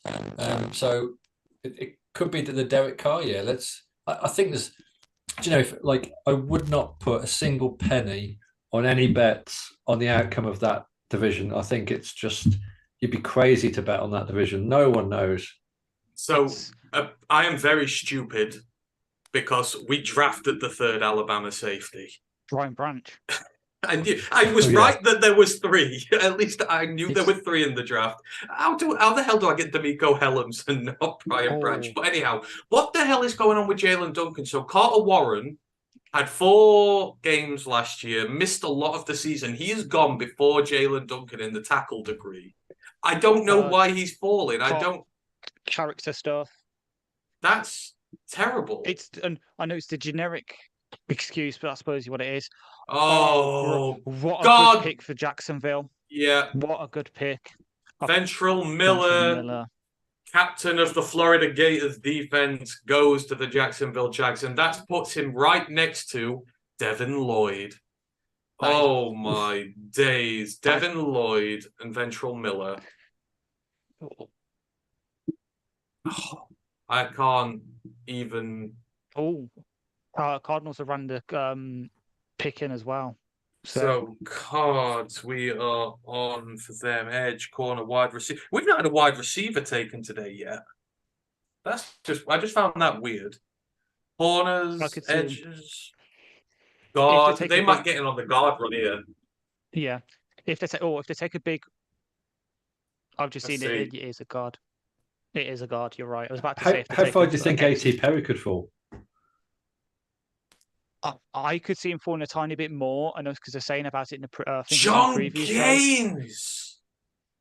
Wow, I was right. God, they gave up for one there, but my days! I think Perry is getting hit a bit, partly because for his size, at least from my opinion, from what I've watched of him, he's not so good at track. His ball control in the air is not the greatest. He doesn't track that well, and he's not good at contested catches. Plus, the system that Wake Forest runs offensively, the slow mesh, and that is so weird. So that they're basically quite a lot of their plays is a version of like an RPO, where obviously a traditional RPO is you hand off the ball or throw a slant or something. With them, the quarterback basically keeps hold on to the ball and walks with the running back, and at the last moment decides whether to hand it off or to throw it deep. So I think teams might be a bit scared off. Would this be the quarterback run? They need a backup. Seahawks. No. Ash, will you stop it? Please. I'm saying no, because I don't think it's a backup. I don't think it's... They've gone DT? I'm saying no, because I think they're going to wait, because if it is DT, then that makes sense, because they only had 3, I think, going into the draft, the start of the draft. So I think it's like, I think I would have thought it'd be like us, where we were going to wait and fill needs before, but obviously Hooker fell to us. I think they're going to wait and see if they can get AOC or Geno or someone like that, someone that can do the Geno Smith stuff.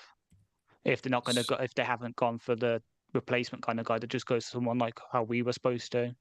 So DT's running thin now. Carl Brooks is still on the board. I'm surprised Carl's still there.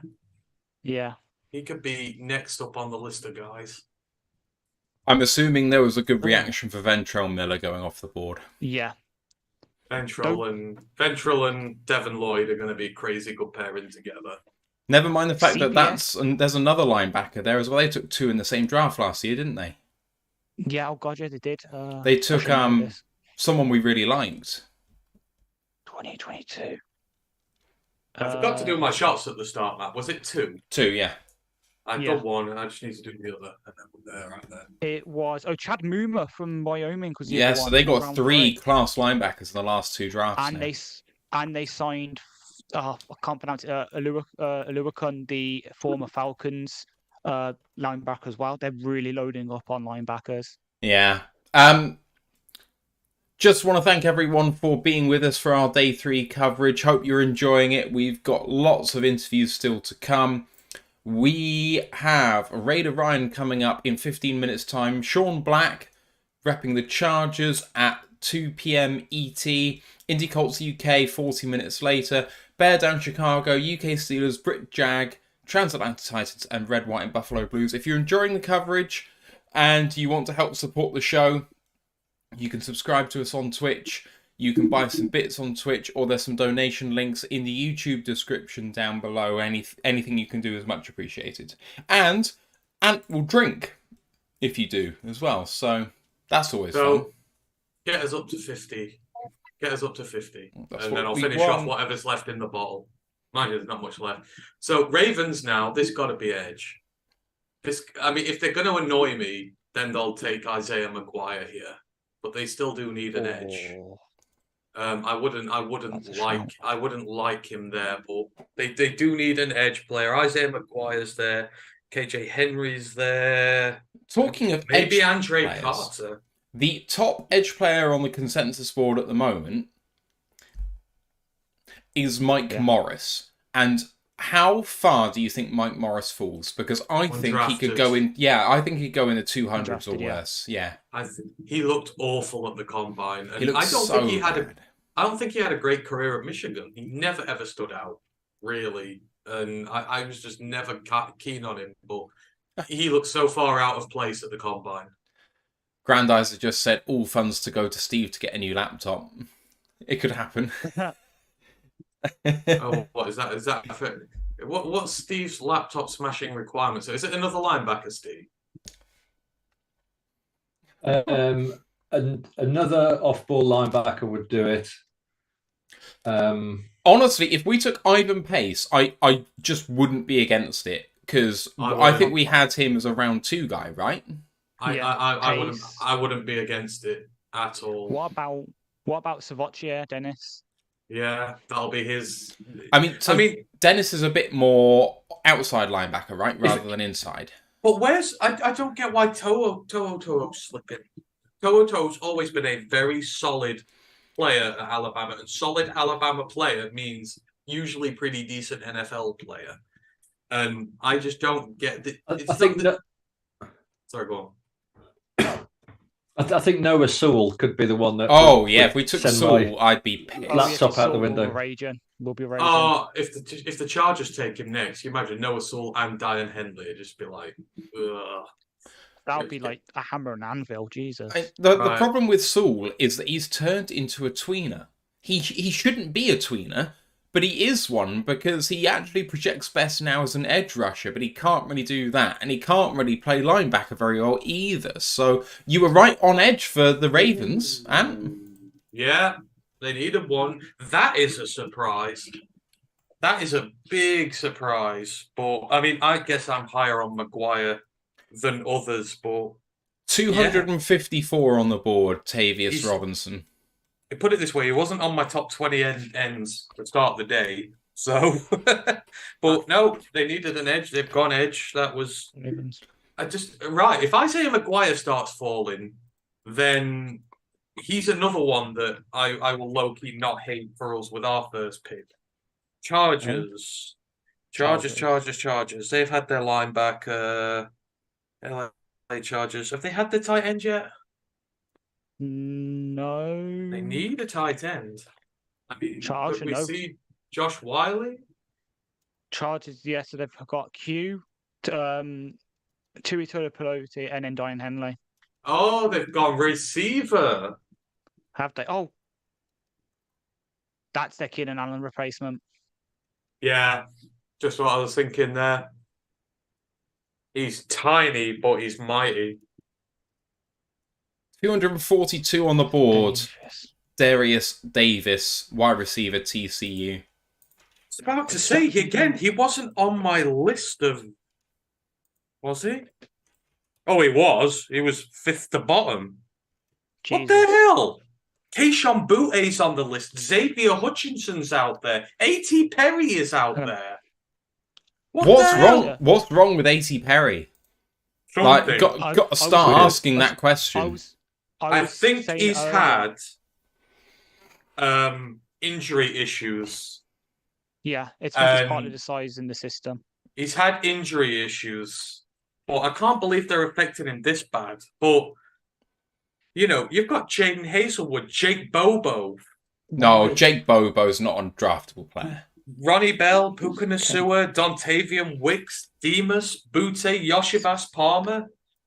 There's a lot of good receivers on the board. That sounds like a scheme thing, so could understand that. Just had Cool Down Rat ask if we think the Swift is going to be traded today. I know we kind of asked that earlier, but what do we think in a word?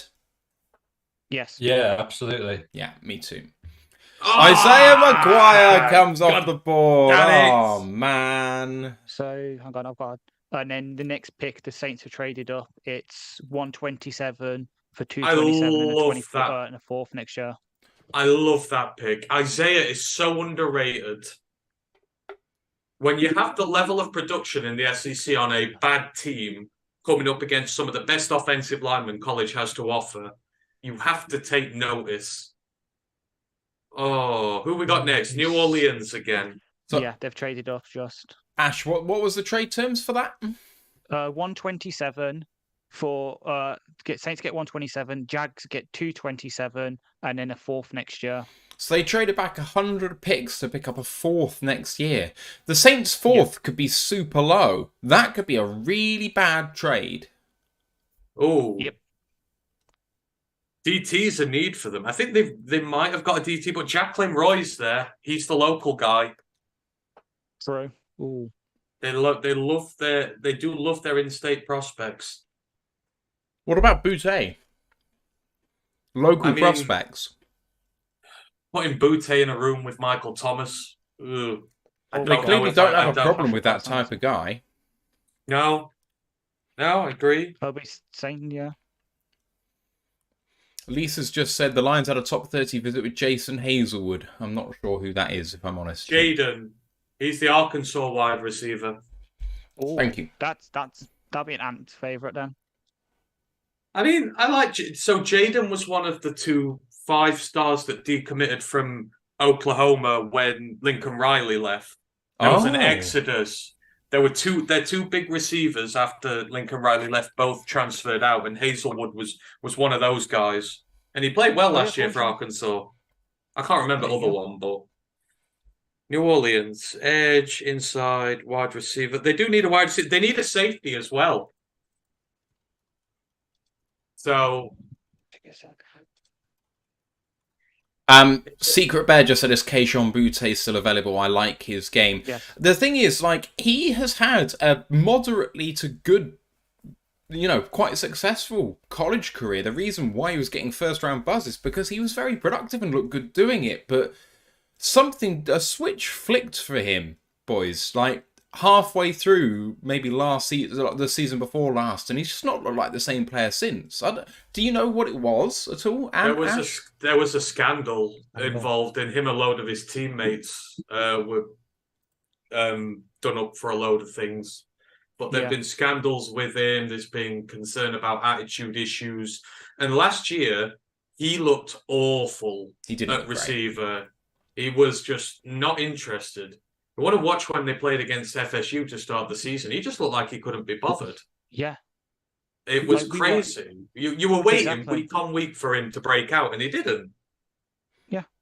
So say Jaden Hazelwood is wide receiver 42 on our consensus board, 296th overall. Jaden's like the Harrison from Ohio State in that he was highly, highly recruited, and it never just kind of got to fruition. News. We are sending DeAndre Swift to the Eagles. There we go. Has just tweeted it out. What for? I'm looking now. Won't say who the Saints just picked. Sorry. But yep, we're trading him to the Eagles. Trade terms to come, people. You'll go Shefty, trade homecoming, blah, blah, blah. Yes, we know this. Come on, tell us how. Okay, Rappaport hasn't reported terms, so... Yeah, I'll keep looking on Twitter. But as I say, decent pick. It's good. Jake Hayner off the board to the Saints. Yep. So what picks have the Eagles got left today? Give me a sec. They have got. I'm hoping it's a. Oh, camp. I should be wearing my Swift jersey today as a kind of tribute to him. I loved that man. We got the answer right. Eagles have got 188, 219, 230, 248. So I suspect it's 188, to be honest. I want 188 or I want 2 of the 200 picks. Yeah. So that we can trade them back up. Or one next year. I think it would be weird to trade him now for a pick next year unless it was 1 and 1. All I'm worried about is that we've done... Oh, here we go. Starting running back. Fuck off, Ian. He played 20% of the snaps last year. Media for you. Right, so got a question from James A. McClaw who says, can you explain what you're referring to when you say consensus big board? Bear with me. So, yeah. Bear with me a minute. Okay, so I built a consensus big board, which was a kind of averaging out of the top 5 draft people out there. So it was the Draft Network, Pro Football Network, Tankathon, The Athletic, Rams, and I can't remember what the 5th one is. And PFF. Rams. This is going to be BPA. So if you take all of their rankings and average them out, I kind of feel like you take all of the bias out of it and you come up with a sort of good predictor for where all of these guys really should go. So we've been referring to that all the time. If you're a member of our Discord channel, I'd have given you free access to that. So James, if you're not in there, get in there, and I just chuck some stuff like that when I've made the work happen, and it's a good place for it. Sorry, Ash. Terms are out. It is for a 2025 4th round pick and this year's 7th. Oh. Howie screwed us. Howie has bent us over. So, right, Rams, this has got to be BPA, right? Because their team's awful. Mm-hmm. Yeah. So, best offensive lineman. So, what's that? Best offensive lineman, Luke Whitepler, centre. Jalen Duncan, tackle. So, I reckon it'd be one of them two. I could be well wrong, but keep building that line. I could see Darius Rush.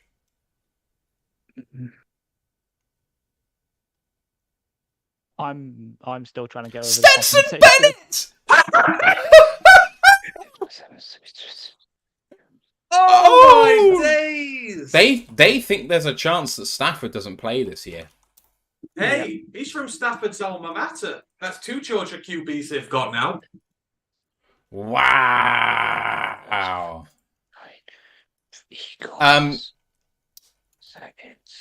Wow. I can't believe he was drafted in the top 130. I thought he was going to go undrafted, potentially. I do not think the trade terms are particularly bad. If we thought the Swift was going for a 5th, and we have to wait 2 years for a 4th and get a priority UDFA this year, I think those trade terms are fine. I'm just disappointed because I would have liked something more substantial this year, but it's fine. Like, that's more than we thought we'd get. A 2025 5th. 4th. 2025 4th, and then it's actually a pick swap in the 7th. So we're getting 219. They're getting we're getting 219. They're getting 249. So for an extra pick, I would have liked that, but that I guess they're not worth anything. It's the 4th round pick which is worth something. That's more than I thought we'd get if it was this year. So all right, fine. Goodbye, sweet prince. Yeah. Wow.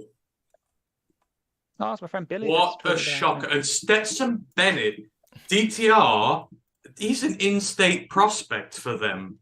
He's like right next door, and they have left him on the board. Wow. That's a shot. Right. So Tanner McKee is still on the board. Jaron Hall is still on the board. Clayton Tune is still on the board.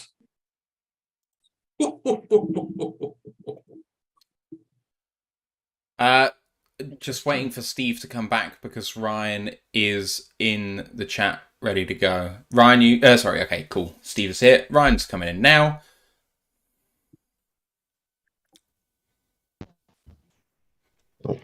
Hello. Hi, Ryan. How are you? I'm good, thanks. How are you?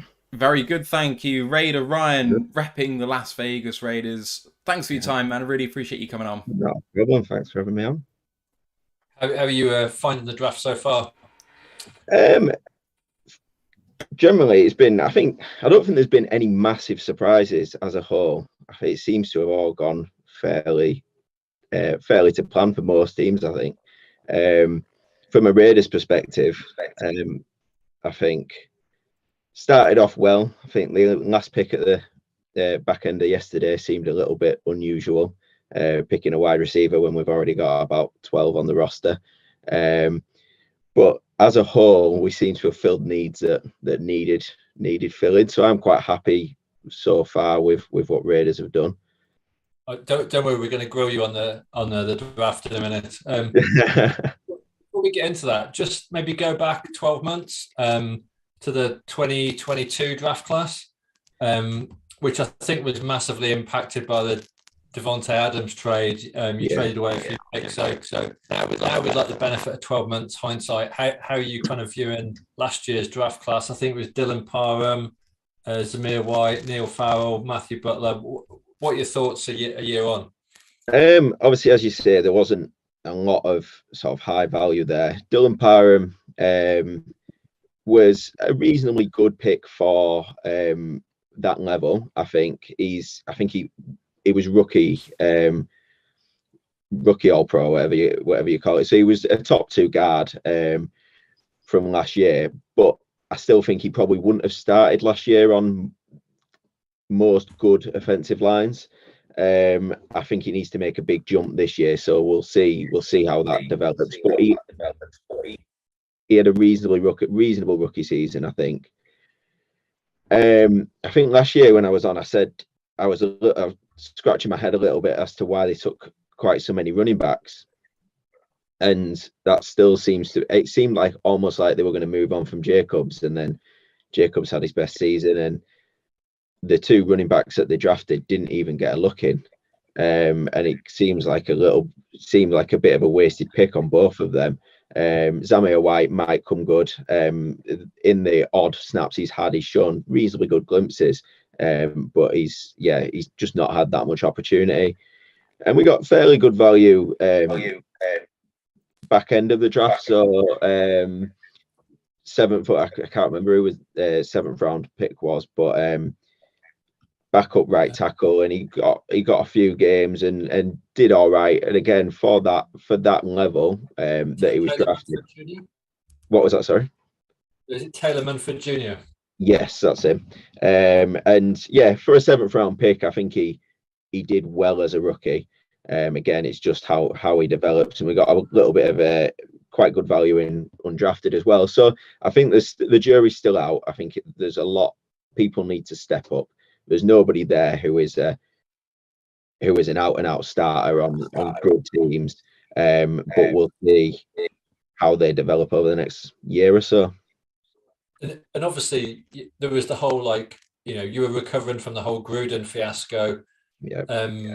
So it was always going to be like a fresh start last season. How do you feel about the way it panned out? And were you kind of because obviously Gruden left you in a mess and it could have been a disaster, but are you kind of reasonably happy with what you saw, or were you still left disappointed? There was glimpses, which obviously we went to the playoffs the year before, but that always seemed like a little bit of fool's gold in that we had the 26th ranked defense and the 15th ranked offense, and usually if you end up in those sort of positions, you're going to end up picking in the top 10. Whereas somehow we ended up in the playoffs. And last year we seen both of those improved. So we conceded fewer points, scored more points, but somehow ended up with a worse record. So I think there's definitely positives to take, but then there's obviously a lot of change coming this year. New QB, new starting tight end. So it'd be interesting to see how that goes.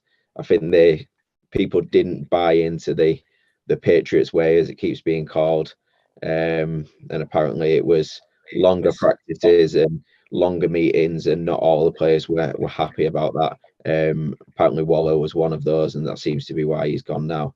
So I think hopefully once they've got their own guys in and people who have bought into that, then things will start to turn around, I would hope. And obviously previous free agency was the big arrival of Devontae Adams. This season you've had like quite a few departures, with obviously Derek Carr going to the Saints, Waller has gone to the Giants. What about incoming? So what have you done in free agency to try and like prep for the draft and sort of fill some of those lost holes?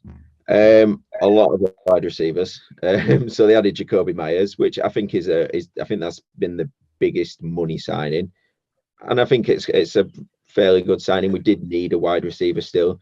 There was only Adams and Renfro who had actually had receptions last year for the team, so we did need that third person. Although there are rumours Renfro's being moved, so I think he's even more vital to have Myers then. Added OJ Howard and Austin Hooper at tight end. Again, two good additions. I'm fairly happy with those. OJ Howard's he's shown glimpses for his career. Never really done it consistently, but he's got a year to prove it. And then if not, we've drafted Myers in the second round, who hopefully will be taking the mantle from there. My biggest concerns are they've added a few players on defense, but no big names. And I know it's not about the names, but we've not added anyone who's consistently proven to be quality. And I think DB is very light. Linebacker is very light. And considering we had a bad defense last year, I'm not confident about that, to be honest. I mean, so just looking at the draft so far, you have invested 3 out of 5 picks so far in defense. So you've taken, I guess the splash move was Tyree Wilson, the Texas Tech's edge at pick 7, and then you went with Michael Mayer, the tight end from Notre Dame in round 2, Byron Young, the DT, round 3, Trey Tucker, wide receiver, back end of round 3, and then this afternoon you've taken Jacorian Bennett, who I know a couple of the guys on the War of the Lions team think is a really good pickup. My favourite player in the draft. Sorry. There you go. What's your views on this year's draft class so far? I like the Tyree Wilson pick. If we weren't getting one of the top 3 QBs, it had to be a defensive player. And there was a lot of rumours. Max Crosby. But and Chandler Jones isn't the player he was, but I think if you can reduce his snap count, and he might be a little bit more efficient. So I think that will really help the pass rush. And Byron Young is, from what I've seen of him, he's probably not a player that would stand out to me, but he's definitely a scheme fit. They like the defensive tackles who are stout in the run game and will get a little push on the pocket just to clean up when a QB steps away from Max. So I think he fits quite well. Again, Jacorian Bennett, I'm quite happy with that pick, and it seems like he could hopefully contribute quite early, and we need him to, because DB is very light. But I'm generally quite happy with most of the picks. Meyer, I think, seems to be a very good player. He is again, Patriots prototypical tight end. Everything is being done in the image of the Patriots, and he definitely fits that. So I'm very positive about that. It was just Trey Tucker yesterday late in the round three that was questionable. Not because he looks like a bad player, but I think he's a bit of a reach at that point and not necessarily a need. I think he may have been drafted more as a kick returner, punt returner, than as a wide receiver, because I can't see him getting that many snaps there this year. And in terms of holes that haven't been filled, you've got another pick in round 5, and then 3 round 6s and 2 round 7 picks. So you've got quite a few darts left to throw. Is there anything positional need that you're really hoping to see this afternoon? Definitely need linebacker and interior offensive line, guard or centre. Dylan Parham from last year. There's rumours he'll kick inside to centre this year, in which case we probably need 2 guards. Andre James, who was centre, is serviceable, but he's not great. We definitely need at least 1 interior offensive lineman, if not 2. Definitely need linebacker, and I think we need to add more depth at cornerback. And I think especially round 6 or 7, looking at depth players more often than not, it's unlikely that they're going to get a rookie starter in those rounds. So I think it's got to make this next pick count, especially, and try and get as much value from that as possible. And obviously you're in a pretty tough division. What do you make of what your sort of divisional rivals have done in the draft? Is there any picks that have made you wince? Any picks that you've made you smile that you think they've picked a dud there? What are your thoughts? Chiefs drafted wide receiver. I can't remember what his name was. Who? Rice? Yes, that was him. Not known for his separation, but very good at contested catches, which is great for them because Patrick Mahomes loves throwing a contested catch. So I'm a little concerned about that. Broncos have made a couple of good picks, but I'm not.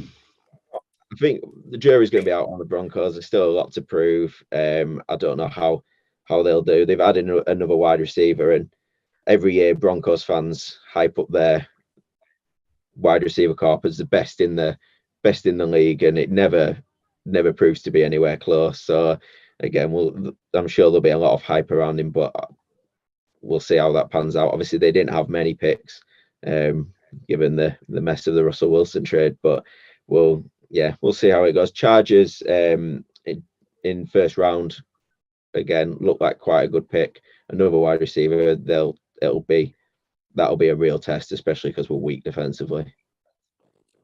Quentin Johnson, didn't they? Yes. Yeah, I mean, he looks decent. He's a big target. And was there any kind of like, were there any sort of players in the draft that you were like thinking, I don't want to play against them for the next 5 years, or that you've kind of swerved?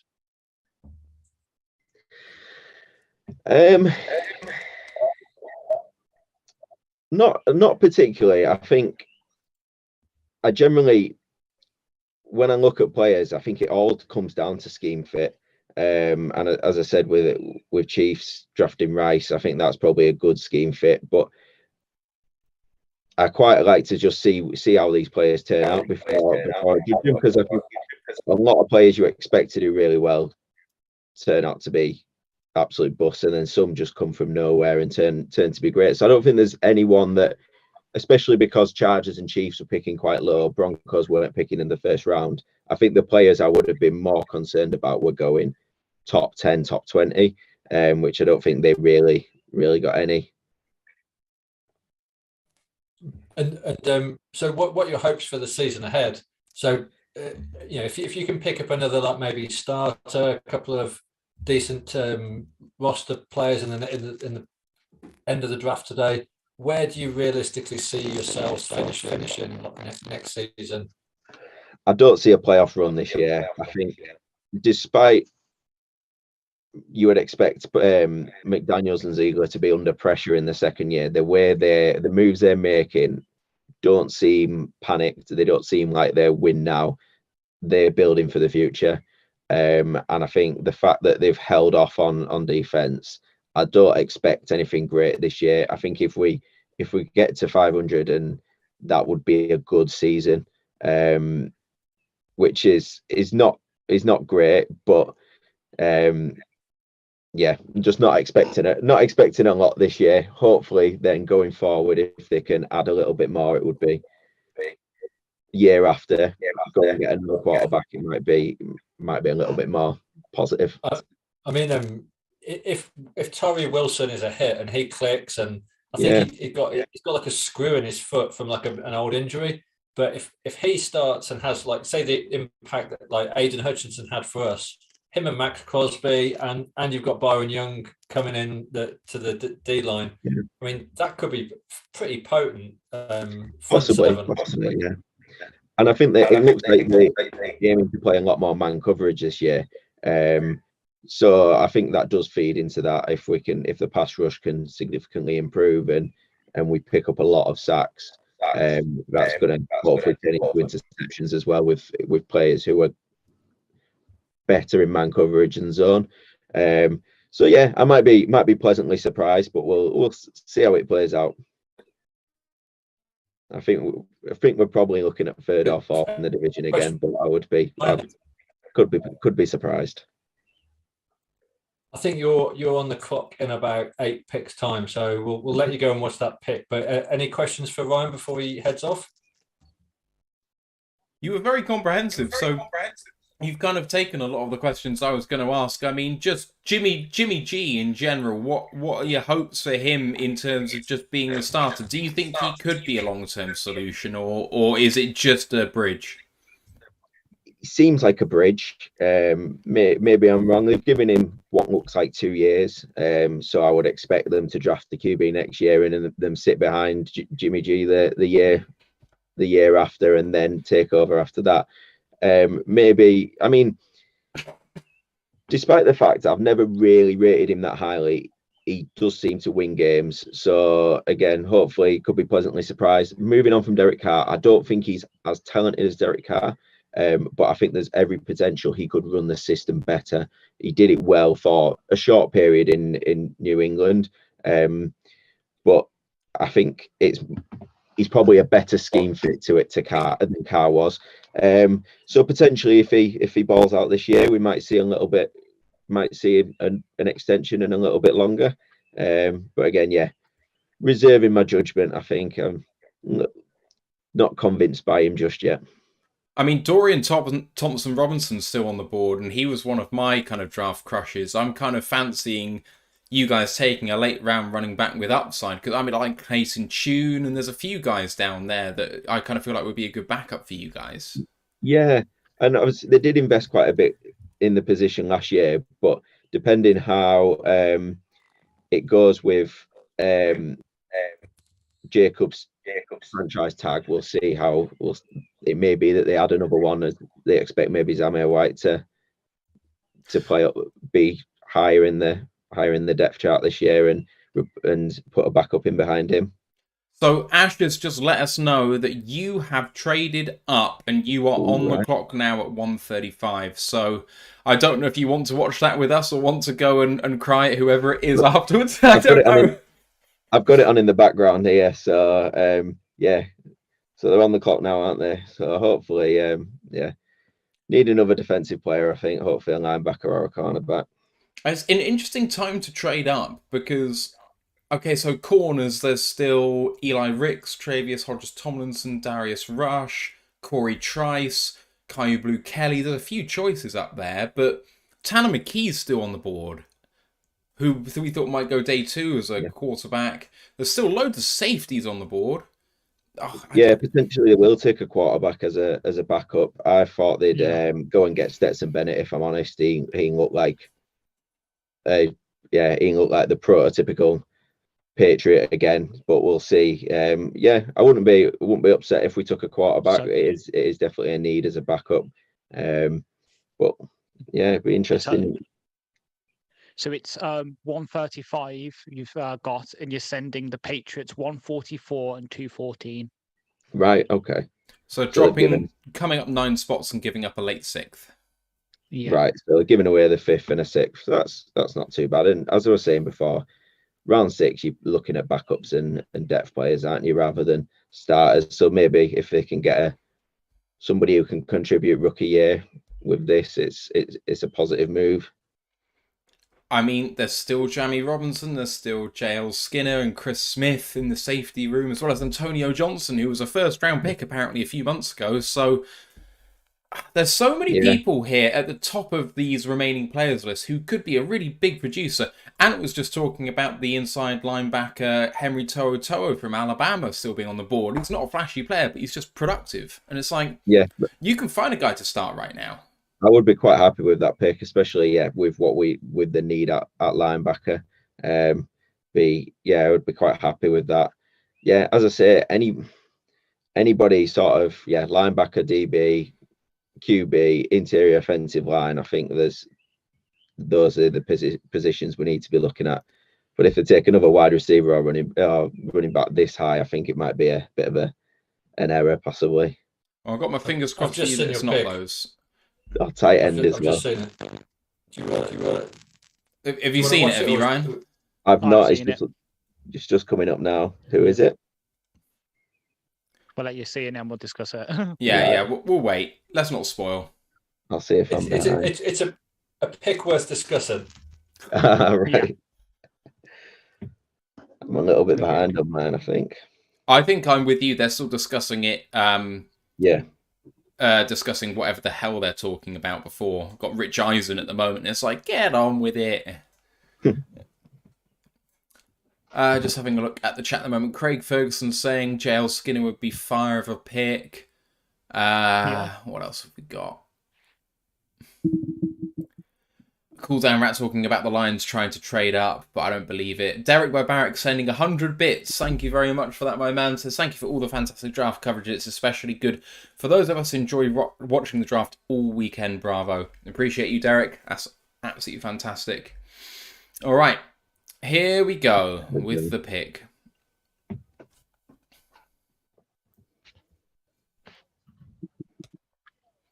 I don't know who the other person announcing a Raiders pick was, but they were very loud. I don't know if you remember that. The first guy up. I don't know how they pick the people who come out.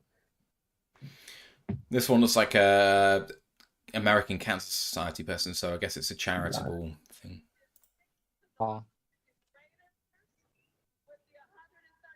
Oh, I was right. I was right. Backup QB. Love that. Really good. Love it. That's I'm happy with that. AOC was one of my favourite potential backups in the draft. He's very similar to Jimmy G, so be like for like. Yeah, I think that's a really good pick. Really good pick. Happy with that. It's someone to develop behind Jimmy G and give him a little bit. It'll give him a year, 2 years behind Jimmy G and see what he can do. But I think that's a positive pick. 100%. I was expecting a quarterback at some point, and I think that's a good one. There we go. Right, Ryan, why don't you tell us about the Raiders in the UK and anything else that you want to just plug before we come to the end of our time? Well, to be honest, we've been looking at starting a podcast ourselves at some point in the future. There has been Raiders UK podcasts in the past, but none have continued. So it's definitely something we're looking at starting, because we've definitely got a sizable fan base spread out. Sometimes difficult to know who's true fans and who's bought a t-shirt from Primark. But there's definitely a lot of Raiders merch knocking about when you're out and about. But we'll definitely be looking to start a podcast hopefully soon. Hopefully for the new season and get that going. Sounds great. I mean, it took a long time for us to kind of warm up to. I think when we all got together about 3 years ago, we talked in a Facebook group for maybe 2 to 3 months, just trying to get to know each other before we even started. And I think that's kind of how you weed out the plastic fans from the true fans, and you find out whether you've got chemistry together, because there's no good if you're both all true fans, but you just don't get on. And you actually, we did have a falling out with one of our original guys who I still believe in my heart of hearts is a good guy, but it's just one of those things that kind of comes and goes. We've taken on people since and that sort of thing, and we've tried to improve how we do things, but it's always a work in progress. If you ever need any help with systems or advice or whatever on anything like that, just stay in touch. But otherwise, hopefully we'll see you in 12 months' time, and good luck for the rest of the season and the rest of the draft. Thank you, and you. Cheers, Ryan. Okay, Ryan. Take care. In a bit. Cheers. And there's another one of my favourite guys in the draft coming off the board, and Yazir Abdullah from Louisville, the outside linebacker.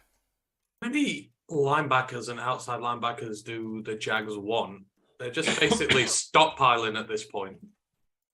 It is a bit weird. They are imagine he is an edge, so I don't know why they say linebacker. He's always been an edge. He's always played edge. He's likely to play edge at the next level. Even if he's an outside linebacker, he's still basically an edge. So, I don't know. Oh, Washington's traded. Ooh. They have as well. So it's Washington one.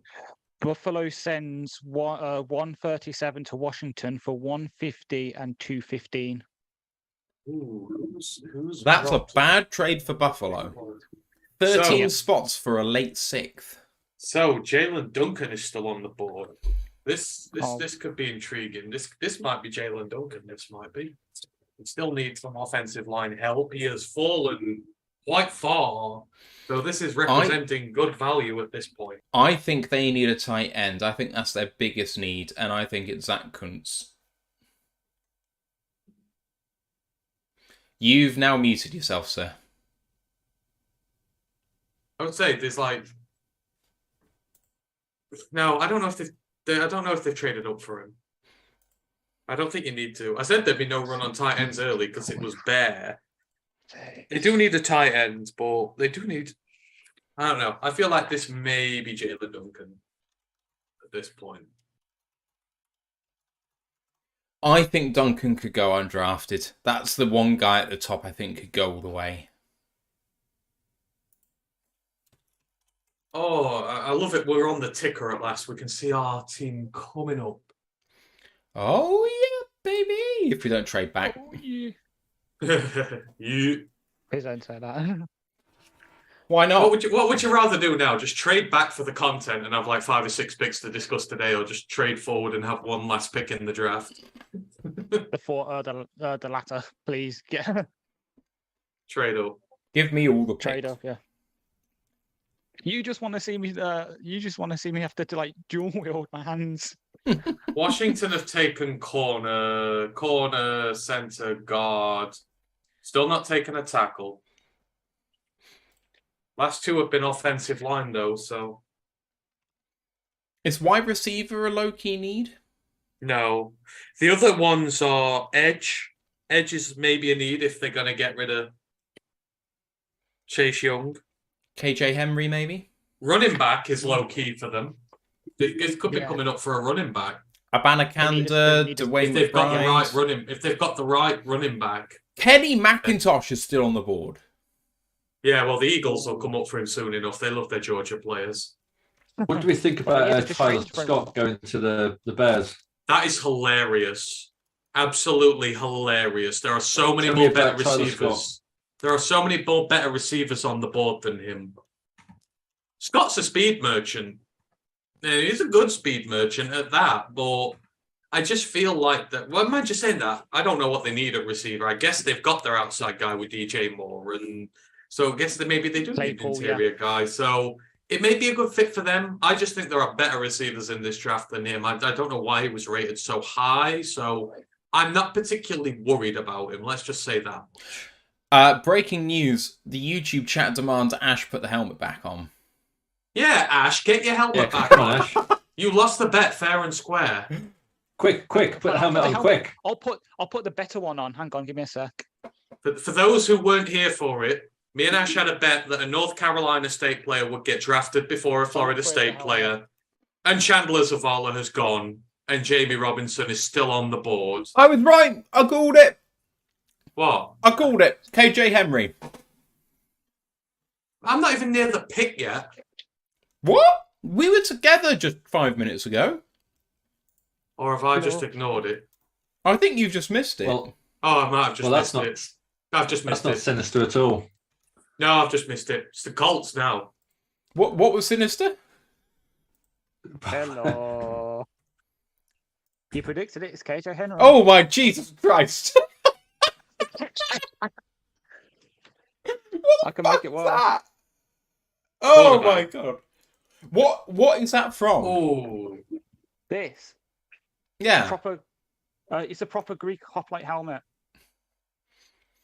Close. If the Packers take Jamie, Well done. Darius Rush, cornerback. Ooh. South Carolina goes to Indy. That's a good pick. That's a good pick for them, yeah. Very echo in here. That's very good for them. Indy having a quietly good draft. Mm-hmm. Arizona's back up again next. Yeah. Arizona are also having a quietly good draft. I mean, Arizona, low-key, they also need a running back. So they've taken tackle, they've taken edge. Edge is gone, tackle's gone, cornerback, wide receiver. So the next needs for them are... Oh, they've had a guard as well. I think this is running back. All their picks, all their needs they've met before this. Running back is now technically their biggest need. And there's a lot of guys waiting to be had there. Why is A.T. Perry falling? I don't understand. Apparently there was injury issues. We were talking about this before. It must just be that. Okay. So, running backs, who do we have?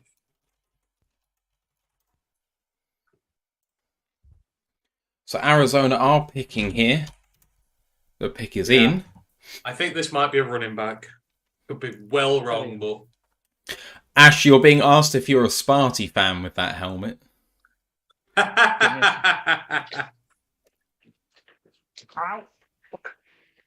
Wait, there's no running backs gone so far. Is that a Spart? Oh my god! He has got a Michigan State. Oh, he's just going to have upset all the Michigan fans in there. This is blasphemy. This is madness. I do also have a Michigan cap, so I'm playing both sides here. I play both sides of the wall. Giggity. Bippity boppity boo.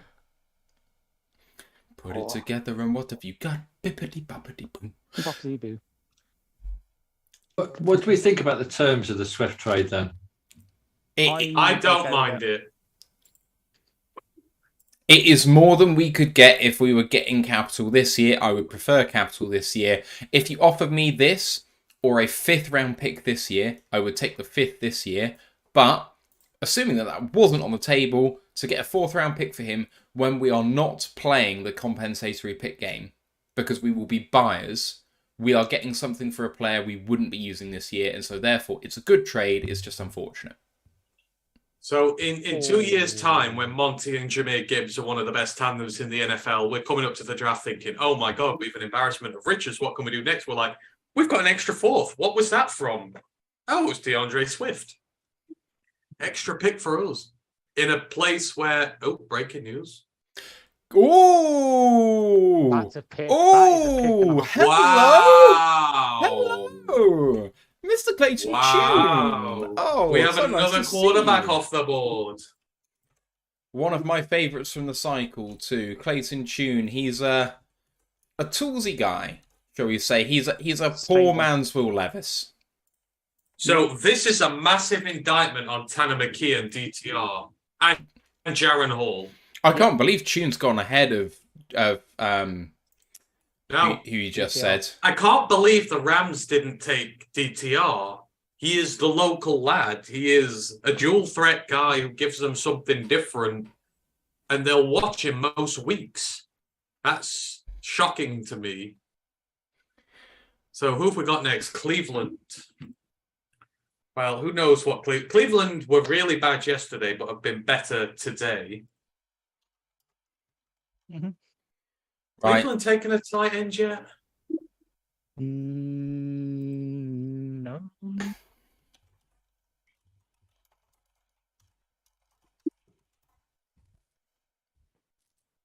So we're on the clock in 12 picks. I can't wait that long. Browns pick is in. Out. I have no idea with this one. No idea. Okay, I will make a pick for the Browns. I am going to go... They need a running back too after Kareem Hunt left. I'm going to go for Zach Evans, Ole Miss. Interesting. I don't know. Linebacker's one of the lesser needs for them, but To'o is still knocking round. Derek just said, what's happening? And then, I don't know. Sean Tucker apparently is still on the board as well. Chase Brown's still on the board. Kenny McIntosh. There's so many good running backs. Exactly. Yeah, the running backs are completely devaluing this year. They're bunching. Yeah. So there'll be a run at some stage when one goes, everybody will go. Brandon Joseph is still on the board. I thought he'd be gone by now. I know the safeties are poor, but I'm not surprised with that. Year. Here we go for the Browns pick.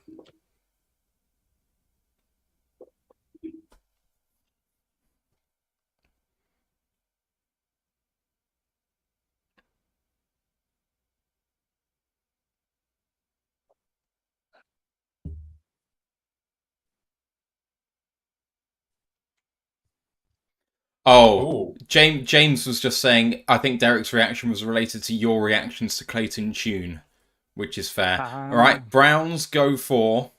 Wait. There we go. There he is. There he is. That is a really good pick. Because if they strike out with Deshaun Watson, if he gets injured, he's been taking hits, he doesn't look like himself, in Dorian Thompson-Robinson, they got someone who can come in, operate a similar style of offense, and provide them with opportunities to win. That makes a heck of a lot of sense. Do you really think, with Watson's contract, that they're going to put DTR on the field while Watson's still able to stand? But like I said, if he gets injured, then it provides a guy who can play the same system. That is the primary reason why you're doing that. But the thing is, won't they...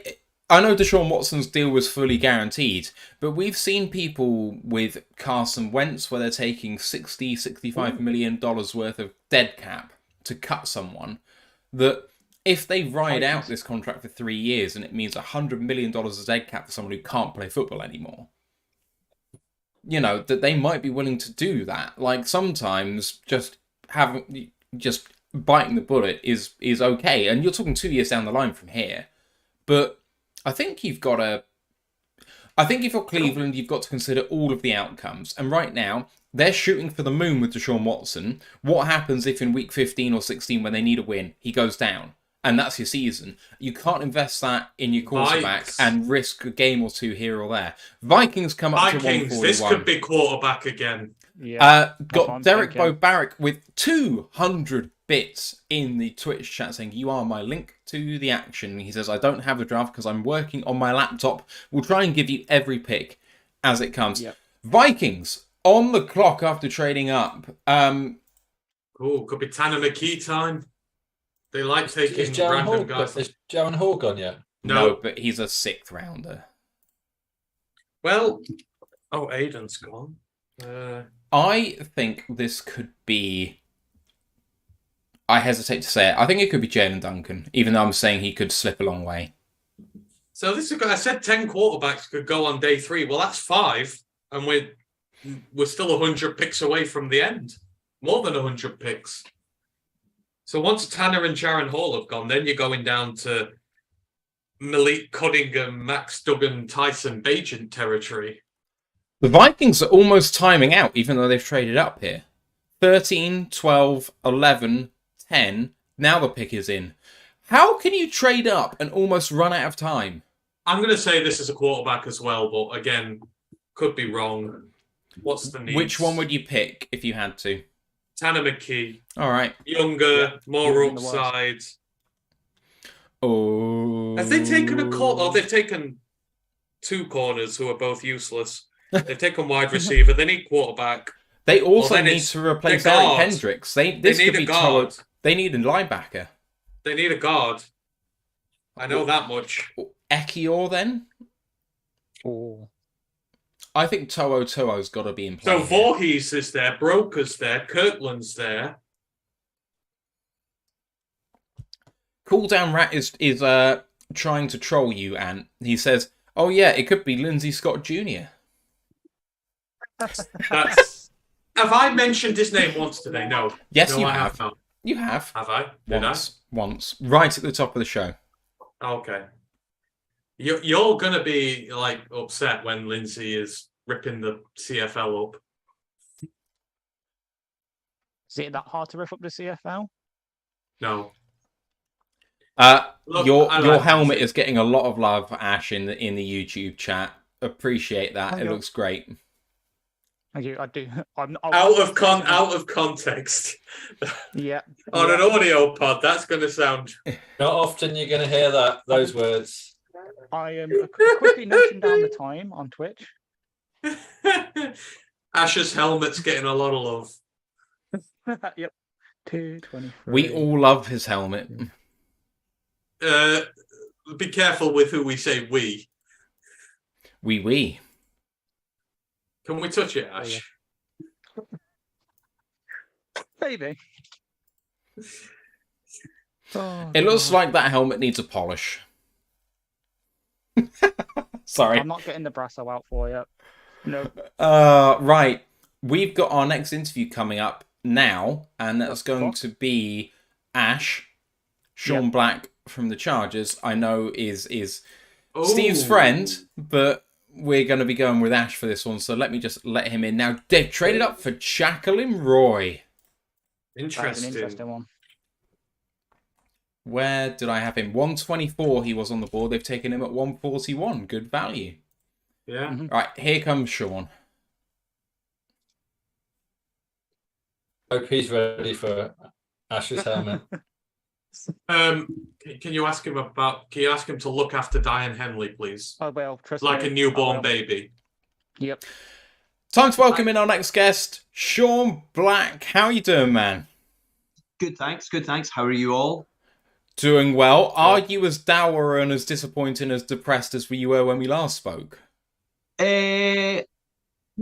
Maybe not quite. Hey! Yeah. I've got over the Joe Lombardi years, which will obviously be. It's something we all have to go through. Yeah. Yep. We'll have to have our own wee support group to get through it. But yes, all good.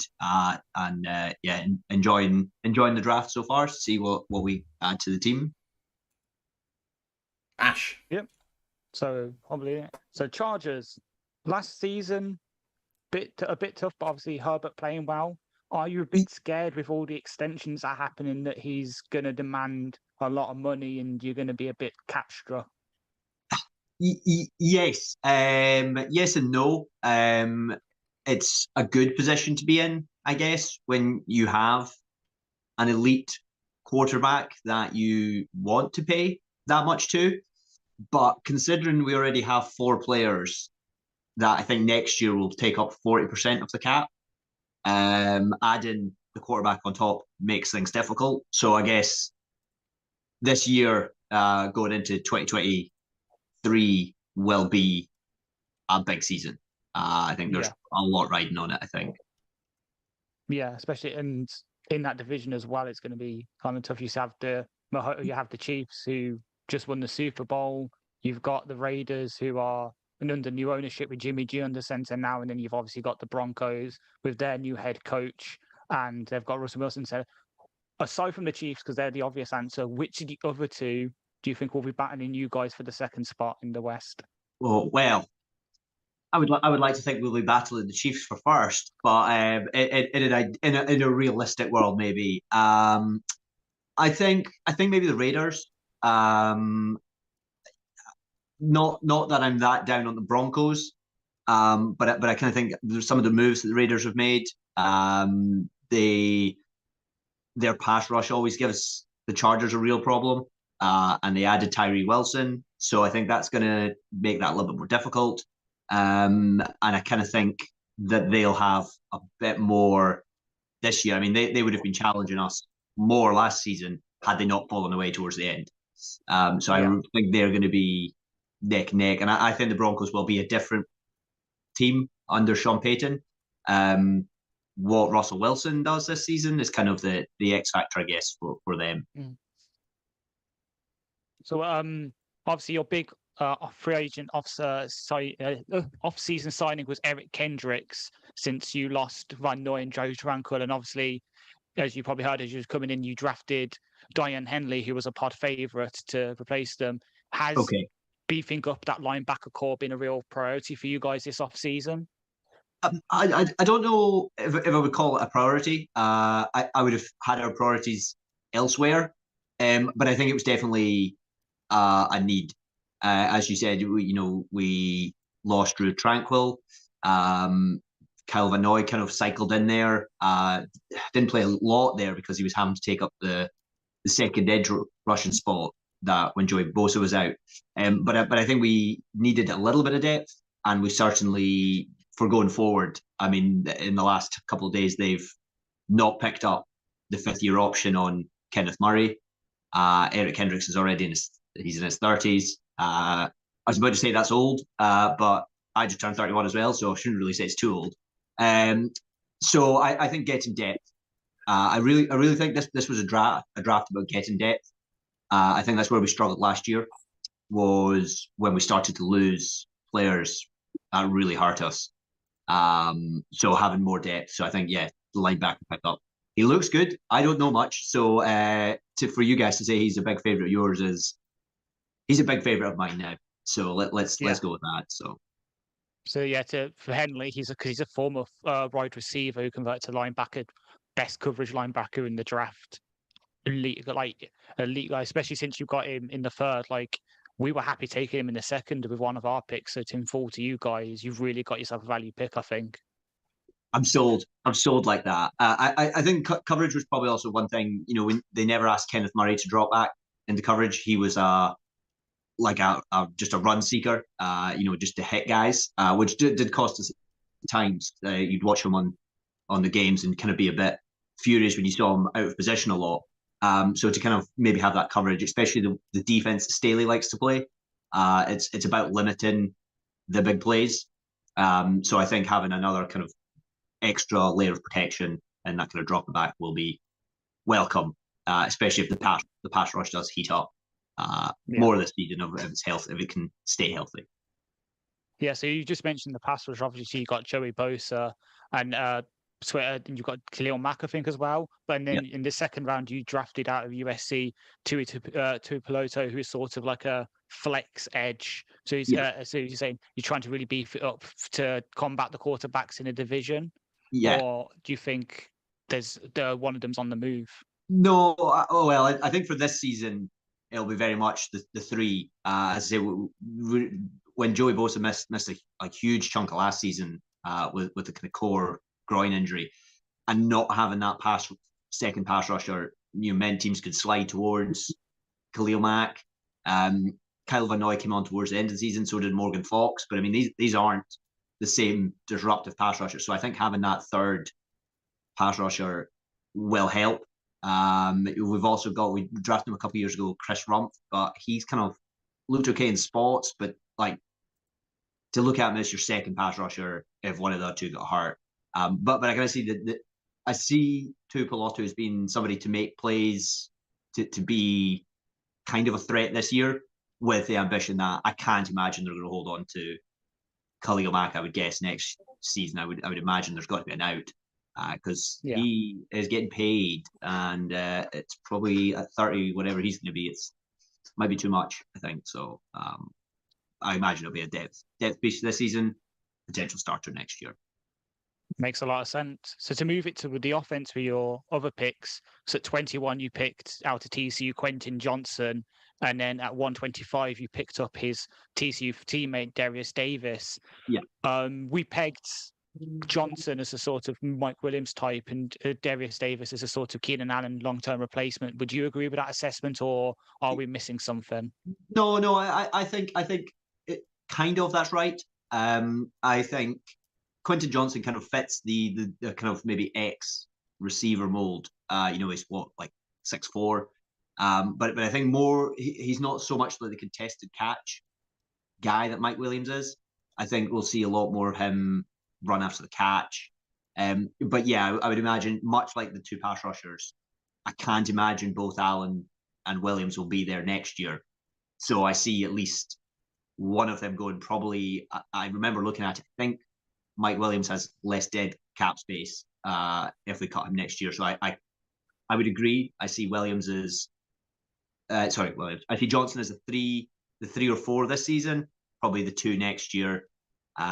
Davis, I think really primarily he's going to be our kick and punt returner this year. DeAndre Carter's not back, so I imagine that's the role he'll fill. What he does beyond that, anything is gravy. I think if we can keep the return game going, that'll be good. And then beyond that, we'll just see. Of course, we've got Josh Palmer, who is probably closer to the Keenan Allen mold, but I mean he's played 2 years, so I guess he's going to be out. His rookie deal will be up year after next, so we'll see. So obviously you've got 3 picks coming up, 1 in each round. What positions, what players are you targeting with them?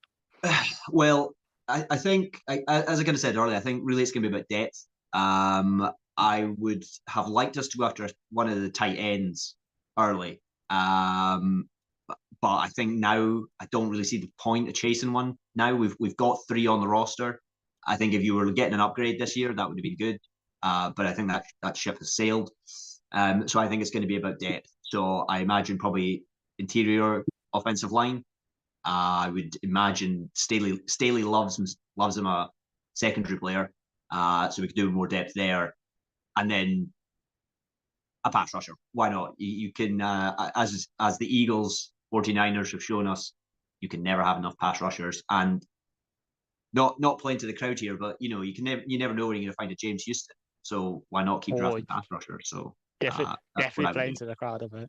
Yes, great comment, Sean. We love that.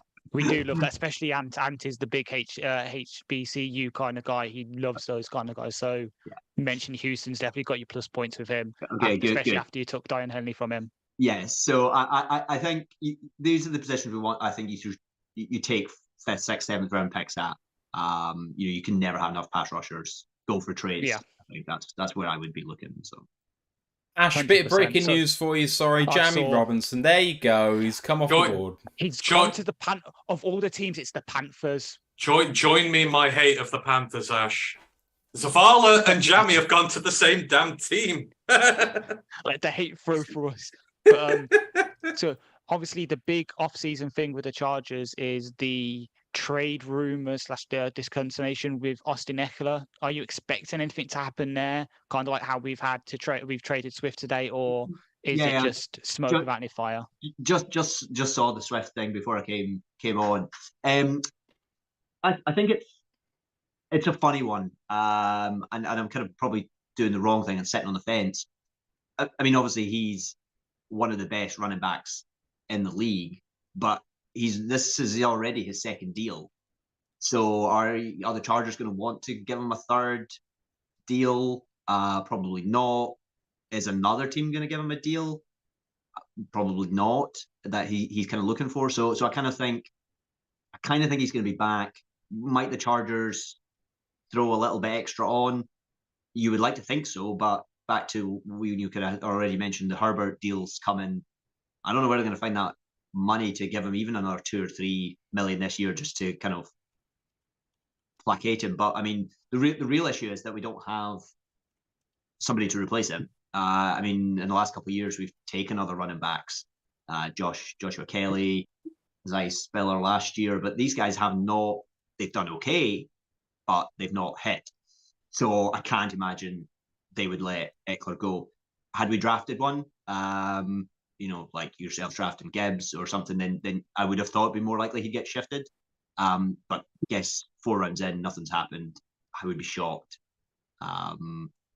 this year anyway if something happens. I would expect this probably, if he stays, I would expect this to be his last year, unfortunately. Yeah. I love him. He's a great player, undrafted rookie. It's a great story, but you can't be paying a 3rd contract to the money that he wants. So definitely. So I'm going to open up the floor to everyone else. Does anyone else have any questions? I was going to ask Sean, obviously the Chargers and the Lions often get tarred by the same brush. The Lions are going to Lions it, or the Chargers are Chargers, in the 4th quarter. How happy are you with the coaching at the Chargers? Because does kind of seem that some of those, like, we seem to have ironed out most of it. We still let ourselves down occasionally. We've still had, Dan Campbell's had the odd mad moment. Yeah. But what about in terms of Staley? Where are you on him and how he's been in the last over the last season? Yeah, it's a tough one. There was a day in January where I was cursing Staley when I stayed up till 5 a.m. to watch us blow a 27-point lead that nobody talks about. But I don't. We're too polite to mention it. Yeah, I know. I'll do it. I'll throw myself under that bus. I think I after 2 years, it would have been too early, I think, to get rid of him. There wasn't a glaring reason. Would I say I'm happy? Probably not. Would I say I'm angry or really disappointed? Probably not. I think you warned me last year, I think, when we sat here, that Joe Lombardi was a problem. I think, and it didn't hurt that Herbert was hurt for a lot of the year with the cartilage injury. So there was a lot of things that went wrong, but I think Staley's okay. I think this will be a big year. I think they've got to really, really be, I think, like championship game or kind of bust. I think, talked about the Herbert. If you're going to roll with the 4 really expensive paid players, that doesn't even include Derwin James. We're talking about that. JC Jackson, there's a lot riding, I think, on this season, and I can imagine kind of cleaning house, unfortunately. But we'll see. We'll see what happens. So you think there might be like mini rebuild incoming? Yeah, I think it'll be a retool. I think they call it, especially if you pay Herbert, you're not going to go back. But I mean, I can see them kind of getting rid of some of the older guys and rebuilding with, Herbert. You've got Rashawn Slater, Zion Johnson from last year, Quentin Johnson from this year. So I can see them kind of probably looking to retool rather than a full down to the studs and back up. Let's see if this season goes completely south, maybe differently, but we'll see what happens. So. The problem you've got is like the AFC West. You've always got to beat the Chiefs, and then in terms of if you can't beat the Chiefs and you're in the wild card race, it's just a bear pit of like good teams in the AFC at the moment. So it kind of feels like Herbert's just come to you at the wrong time. There's a bit of that. You get maybe great for you guys, but not so great for us. You get Aaron Rodgers comes across. I mean, you just look everywhere you look, teams are stacked. But I think you look at this team, there's 7 or 8 guys there you would call like blue chip players. They should be better than losing a 27-point lead to the Jags in the wildcard round. And I kind of think that's where the franchise has to be. Yes, it's annoying that Herbert's just going to get paid. His window's, that kind of rookie deal window is kind of closed now, but he's still one of the top 5 quarterbacks in the league. So you've got to pay him, and you've got to hope that he can drag the rest of the team there. So yeah, it's not fun. Would I rather be a Lions fan at the moment than a Chargers fan? Maybe, actually. When you said that, Steve. Oh, Sean, you're teasing us. But well, it's because your conference is crap. But your arrow is probably up, and ours is maybe wavering a little bit, I think so. And I think again, the fact that the Rams won the Super Bowl as well, it's just because you've obviously moved into the SoFi Stadium, so it must have just taken a bit of a gloss off what could have been a really exciting Chargers team. But I mean, I think if Herbert seems to have been I think he said that like he's not even at 75%, and he's obviously like been playing through this injury. So if he can get healthy, like he's one of the top 5 QB, I think, in the NFL on his day. So there is hope there, and you've got a great receiving core. The offense is pretty good throughout. So there's a lot of reasons to be positive, I think. Yeah, there is, but I'm an eternal pessimist, so that's where it comes back down. But yeah, there's hope. There's probably more hope than really any time since like 2010.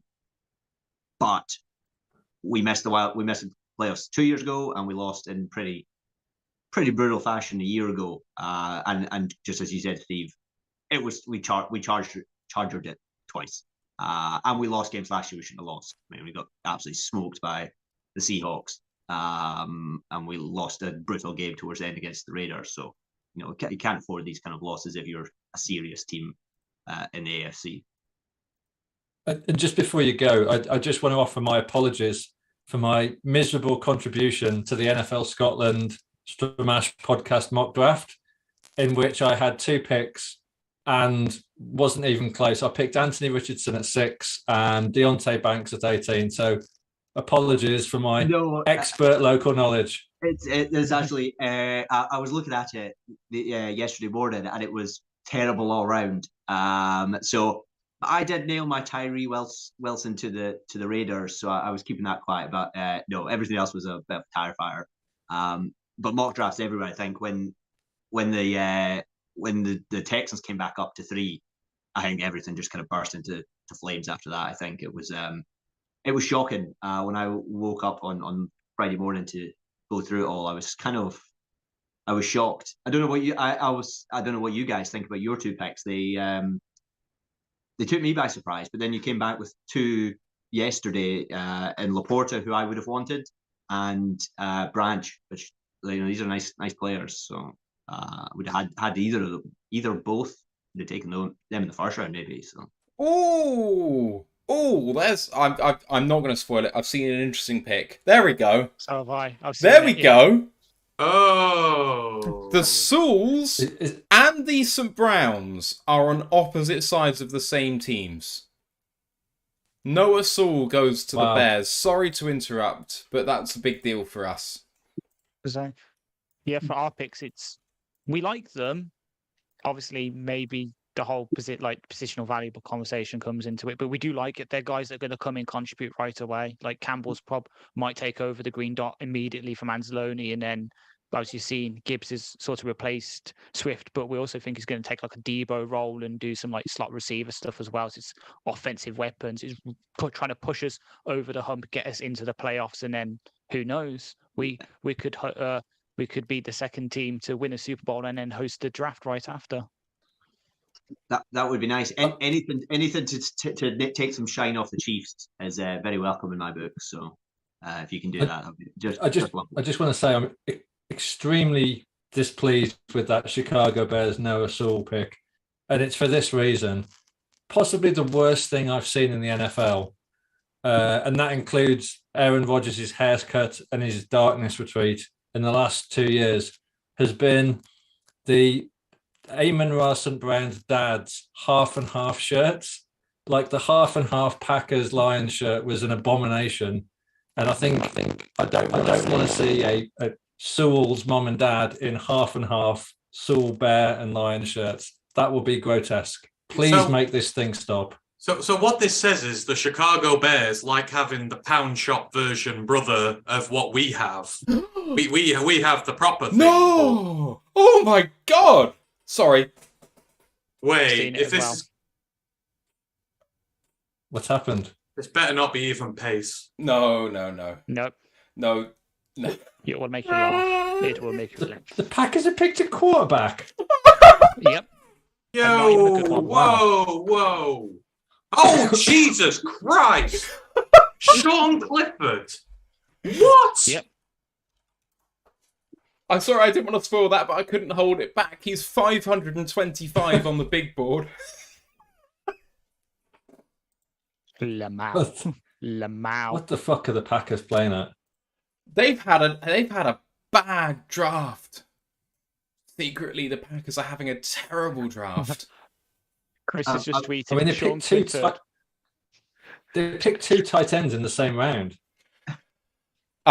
Sean, why don't you talk? Well, why don't we give you the floor to talk about what you want to talk about, just to kind of round this off, because we're coming to the end of our time. So I don't know. You kind of mentioned about NFL Scotland, or not about NFL Scotland, but also like just the Chargers in the UK and what have you. Yeah, no. I just like talking football in any way, shape, or form. So I'm really just happy to be here to chat about it today. It's especially like last year when we did this, it was like, I don't know, 11:30 at night, and I'm not a night owl, despite having picked a West Coast America team. So it's much easier for doing it at 7 o'clock. But guys, I just really appreciate the time.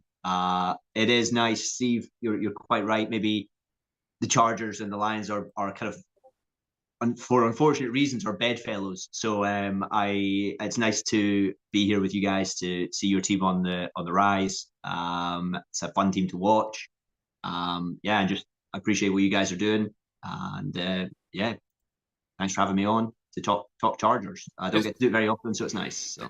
It's always great to talk to you, Sean. You're a really engaging guy to talk with, and hopefully we face against the Chargers soon, and we can bring you back on and just chat some more football.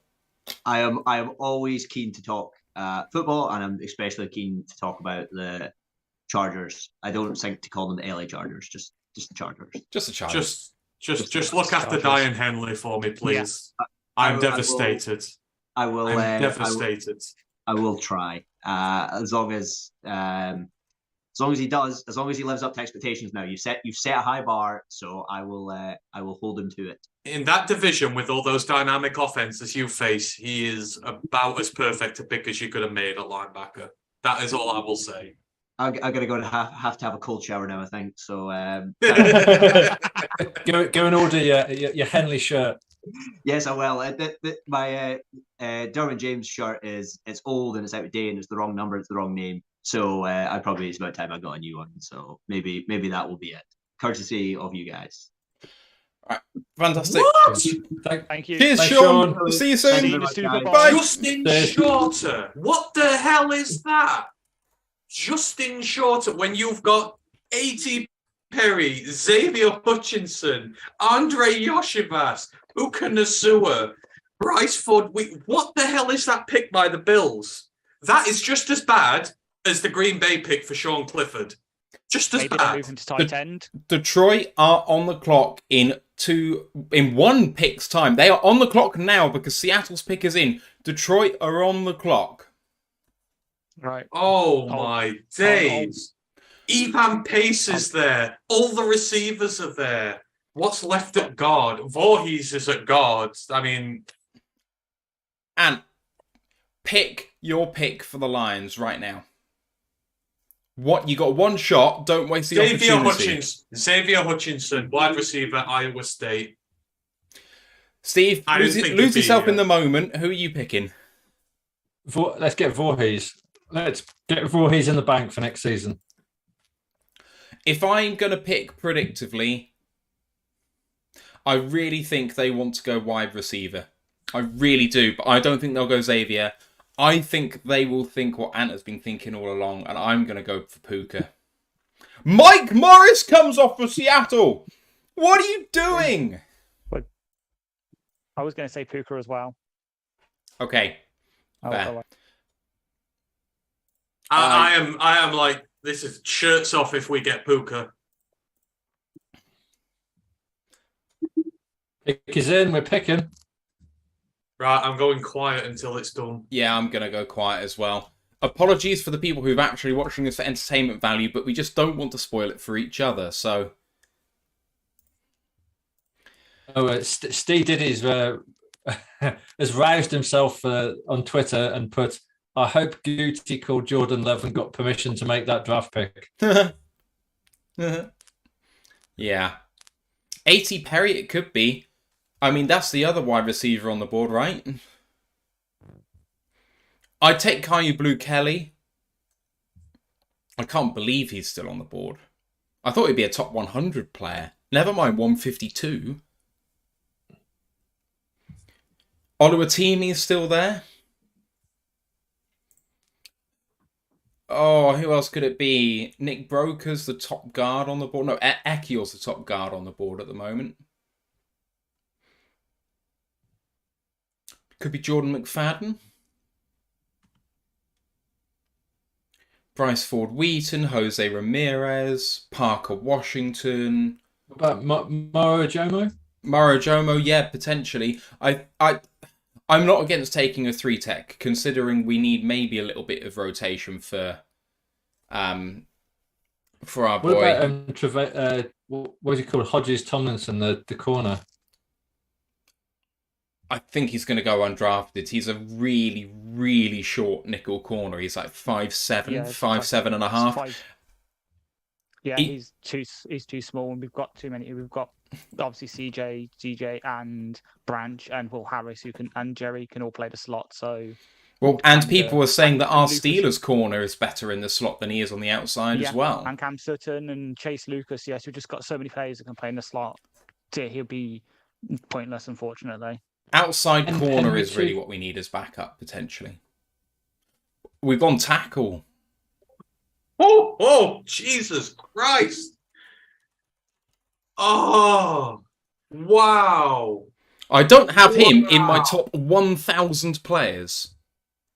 Wow. And help us out with this. Wow. He is from William and Mary. He is 6'5", 301. Arms, 32-inch arms. Go Tribe! Oh. CAA. I'll try and get PFF. I'm stunned. I'm stumped. Same. I just want to say, I did pick Mark Evans at this point, a tackle. I picked a lower school tackle. It wasn't Mark Evans, but they've gone that route. So Derek, Colby, Salisdale, tackle, William and Mary. That is the Lions pick. Not expected. Not in the top 1,050 players on the consensus board. 1,098. Tackle. I said offensive line. They got their tackle. James A. McClaw says that he was at the East-West Shrine game, apparently, so we can do a bit of research there. So he had a 91.5 PFF grade overall with a 83.6 pass block and then a 91.3 run block, and he was a right tackle. And we have got IndyColtsUK coming in 10 minutes' time, so just wanted to make sure you're ready for that. Okay. Right, I'm going to, after our pick, go and take just a 2-minute break. Yeah. Wow. I'll see you in a sec. William Mary is a college in Virginia. Yeah. This is an interesting pick, to say the least. Surely, like, he would have still been there in the 7th round. He would have been there probably as a UDFA. I'm going to be honest. If me and Ant are stumped, and it's not Matt's consensus board, this is a guy that's coming out of the ether. This is a mad one. Here we go. I'm trying to see if I can get his Raz card. I know Ant. Obviously, we don't like Raz cards, but any information we can get will be useful, hopefully. And Mary. So here we go. 6.48 Raz. 40-yard dash of 5.17 with a 1.91 10-yard split. 27.5 vert, 9'4" broad, 4.7 short shuttle, and then 7.76 free cone. This is not good. This is not the way.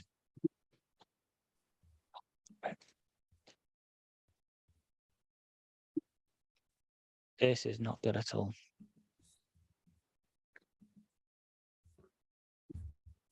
Right. Oh, Sebastian just gone. Is he? What I've just seen, heard. Yeah, he's gone to the Bucks. Oh, yeah, that'll work. So I'm just trying to. I'm calling that a win. I said Mark Evans, tackle at this pick. I don't know why not Mark Evans. I'd have gone Mark Evans if they'd gone lower school offensive tackle. Then Mark Evans should have been the guy all the way for me. But they're going to kick him inside. Maybe this is the tackle. This is. I think people are saying it's going to be like it's going to be Matt Nelson competition. I'd have to check. Ryan will have watched more of William and Mary than me because Ryan watches the FCS playoffs, so he'll have seen William and Mary more. Yeah, I can't say I have, but I like the thought process. That was my thought process today. lower school tackle. He's off the board. OO has gone to the Seattle Seahawks. Ryan likes it. Does he? Has he put it in the chat? He's put perfect pick, experienced offensive tackle. Okay, if Roy backs it, then I'm all for it. I would just say to everyone in the chat, Ryan watches FCS football. He has watched William and Mary a lot. He does the FCS stuff on the college football podcast. He is much more in tune with it than I am. If he says it's a good pick, I will believe him 100% on that. He knows his FCS talent. So, he's yeah. Robert has put in the WhatsApp group his NFL draft one. They're saying he's going to move inside to guard. And then the first line of his strengths, team captain with 46 career starts. And to be honest, it's not immediate starter. If he's a 2-year development project, that fits the timeline with when we'll be paying out contracts and, needing new guys. So, well, we needed offensive line. We went and got it. And to be honest, I'd rather go small school for a guy with a point to prove than dip into the dregs of what's left from the FBS. So you would have you prefer this pick to say, I'm going to say him because obviously it's someone that I actually do kind of like, Jordan McFadden. I mean, Jordan, yes, but I might have had Jordan McFadden there, but he is literally, I looked down all the names. Him and Mark Evans would be the only tackles I would have had over him. So I can. So Dane Brugler's got Colby Sorsdale as the 53rd offensive tackle. God. Well, do you want to see a picture of him?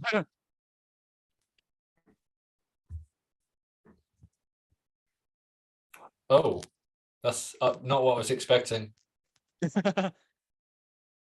Lovely cowboy hat. Oh, Eric's put quick thoughts. Let's have a look. I'll read them out live. Scrolling. I can't see through my glasses on actually. Here we go. Eric's little breakdown. Sorsdale was a 46-game starter at right tackle and captain at William and Mary, but he would benefit from a move inside to guard in the NFL. A gap power zone blocker, Sorsdale is fluid when in space and can pull and get to the second level of his blocks. He will need to improve his overall play strength and some of his technique, but he has upside potential on the inside. Apparently, he was he was drafted in the USFL in February. Interesting. Darrell Luter to the 49ers. I like that. That's a good fit for him. Apparently, Oluwatimi's gone to the Seahawks as well, which I love. Yeah, I said that, and then we're saying about this. Yeah, he's gone there, so he's fighting with Evan Brown now. He could start. I love that pick. I think Oluwatimi will be a starter there. Comes cheer you up a bit. I'm not upset. You're upset. Yeah, fine, fine. Let's lighten the mood even more. A certain person we like to discuss, whose initials are MW, who's tweeted, I'm just not a huge fan of taking a 5th-round pick and throwing it straight into the trash when there's good players and starting safety still on the board, Brian Gutekunst. Sean Clifford? Bro, at least take Tanner McKee. Bloody hell. At least Marcus Whitman is right sometimes. Jordan McFadden off the board here to the Chargers. That was the guy I brought up for potential, but yeah. But, so again, I think it'll be O-line at last pick. I think that'll be it. Okay. O-line again. Again, I'll put Mark Evans in the conversation. If Mark Evans is still there, I'm putting him in the conversation right now. If that's the way they're going to go, then they might do it again. Baldy just put a Baldy's breakdown of the guy of Sorsdale into the Discord. So if he likes him, then I'm definitely behind the picks. We know that Baldy really knows what he's going on about with O-line, so.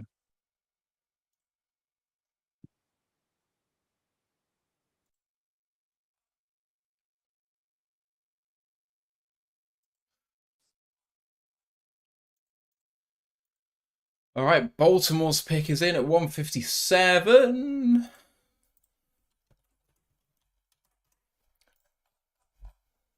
Good pick for Tampa Bay, Dennis. Yeah. Him and Clancy's going to be such a good partnership together. Oh, they've taken the Pittsburgh pairing, haven't they? Yeah. So Ravens don't have many picks here.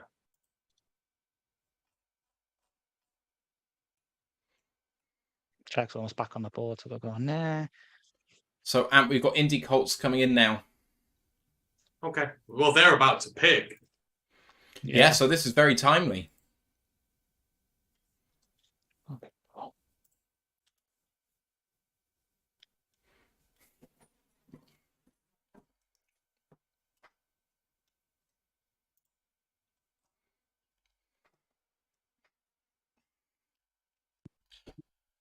Hi, Ryan. How are you?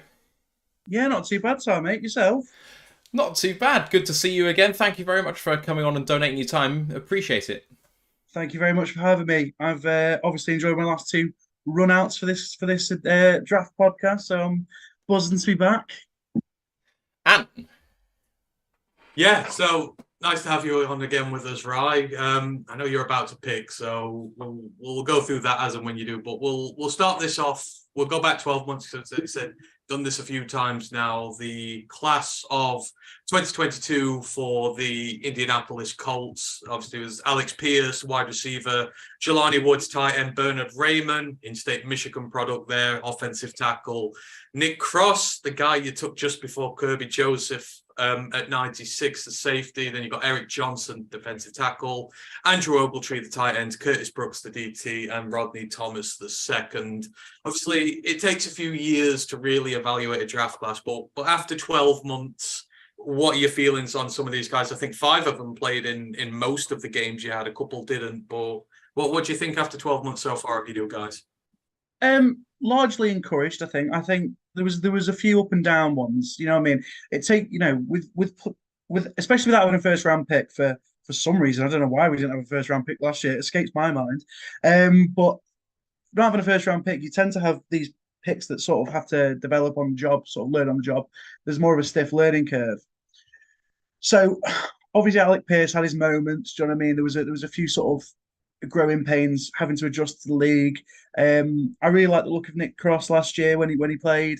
Bernard Raymond sort of flashed towards the end of the season. Obviously, that was a bit of a horror show. It was difficult for anyone to look good on that offensive line last year.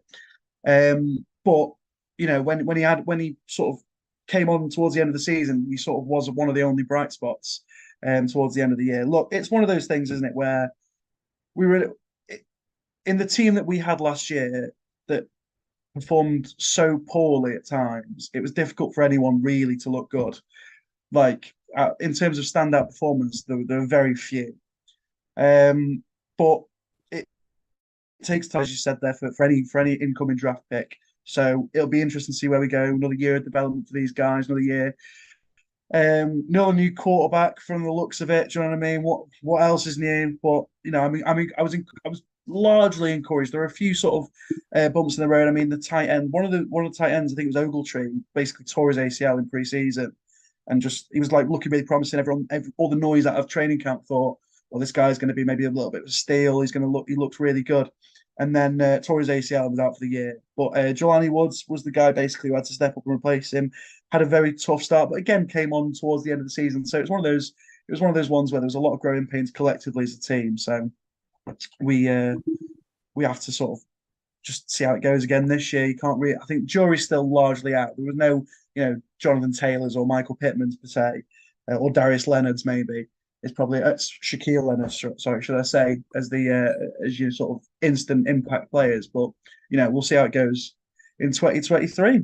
Oh, absolutely. And like I said, this is just 12 months in. This is a very early thing. It'll be like we are with our 2022 draft class. So there is a lot still to be untapped with a lot of these guys at this point. But in terms of the season itself, like you said, it started off pretty well. I think it was 3-2-1 after 6. You had the draw, obviously, opening day. But they were winning games. And then it all just kind of seemed to fall off the rails there. What were your thoughts on the season as a whole for the Colts, and And what went wrong at that juncture? Because they looked good, and then something just didn't stop clicking, and then it went off the rails.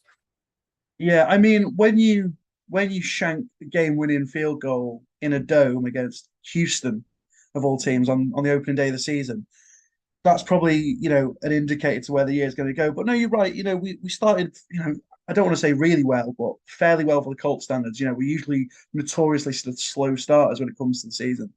But there was it just felt a little bit different to how it has done in the past. In the past, we've been, fighting and maybe just losing here and there. But there were some games where maybe the scoreline showed that, but the play was not warranting that at all. Matt Ryan looked really shaky first few games. I mean, I was very tempted before coming on to go back and watch my last year's analysis of the Matt Ryan trade, and pick out a few of those diamond quotes that I'd said. Do you know what I mean? AFC Championship, that sort of thing.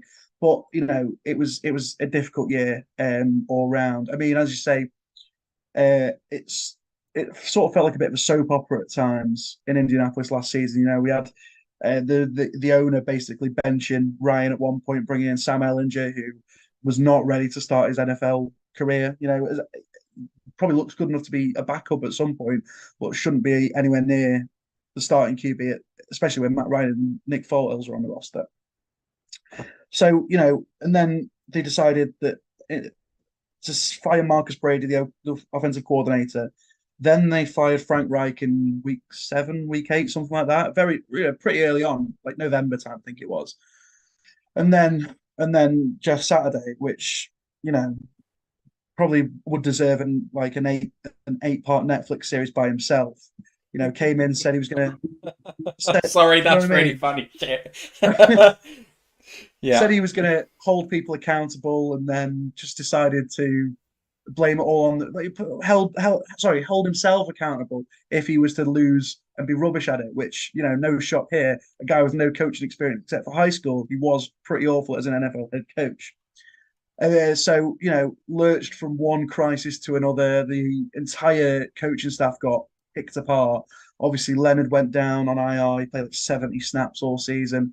Matt Ryan and Nick Foles and Ellinger all started like 3 games, at least 3 games each, which if you want to be a successful team, starting 3 quarterbacks over the course of the season, I suppose, unless maybe, I don't know, San Francisco managed to pull out Mr. Irrelevant, that can work. But, so I mustn't forget the Minnesota Vikings debacle. I know you guys probably weren't the biggest fans of that. I bet you guys thought it was really funny that we were 35-0 up at halftime, whatever. I actually sent my dad a message at halftime. I said, "You watch, we'll lose this game." Now, whether that was me being joking about how poor we were, but we actually did go on and blow the largest lead in NFL history that day. The amount of money I probably would have won, it's beside the point. I'll get over it. Do you know what I mean? But no. Let's just say when it came to the end of the year, I was very, very glad to not be able to watch football again for 9 months or whatever it was. But yeah, not good by any accounts. It was just that you did it against the Vikings as well, and it's like their heads were already inflated enough already in this conference, and they thought they were much better than they are, and it's like, oh, damn it. That just gives them some legitimate reason. But you mentioned with Jeff Saturday there. I mean, he's a Colts legend. And what were your thoughts on the whole thing with hiring him? And how did he actually do? Because he was in a bit of a tough spot when he went there. How was it having him as head coach? As I say, it was difficult. It was lurching around. I wouldn't want to place 100% of the blame on Jeff Saturday because the coaches can only do so much. You've got to go out there and play on Sunday. Do you know what I mean? The head coach doesn't go out and play on Sunday. In fact, he did it in Indianapolis and played really well as a center for 10 plus years, won a Super Bowl. But, it's just difficult to translate that to coaching success. And, the players didn't turn up for him really, but the entire team was misbuilt. And Chris Ballard, the GM, will tell you that. Basically, the philosophies that he adopted, he got found out. Basically, he misconstructed the entire roster, the roster, especially up front on the offensive line. Thought we could play a right tackle at left tackle for the entire season, just didn't work. Didn't strengthen the receiving core enough.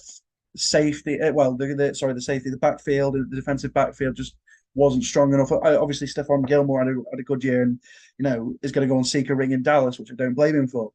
But again, hampered by injuries a lot. Obviously, Shaquille Leonard goes down, your big defensive piece on defense. That's never going to be good. But Saturday is a great guy.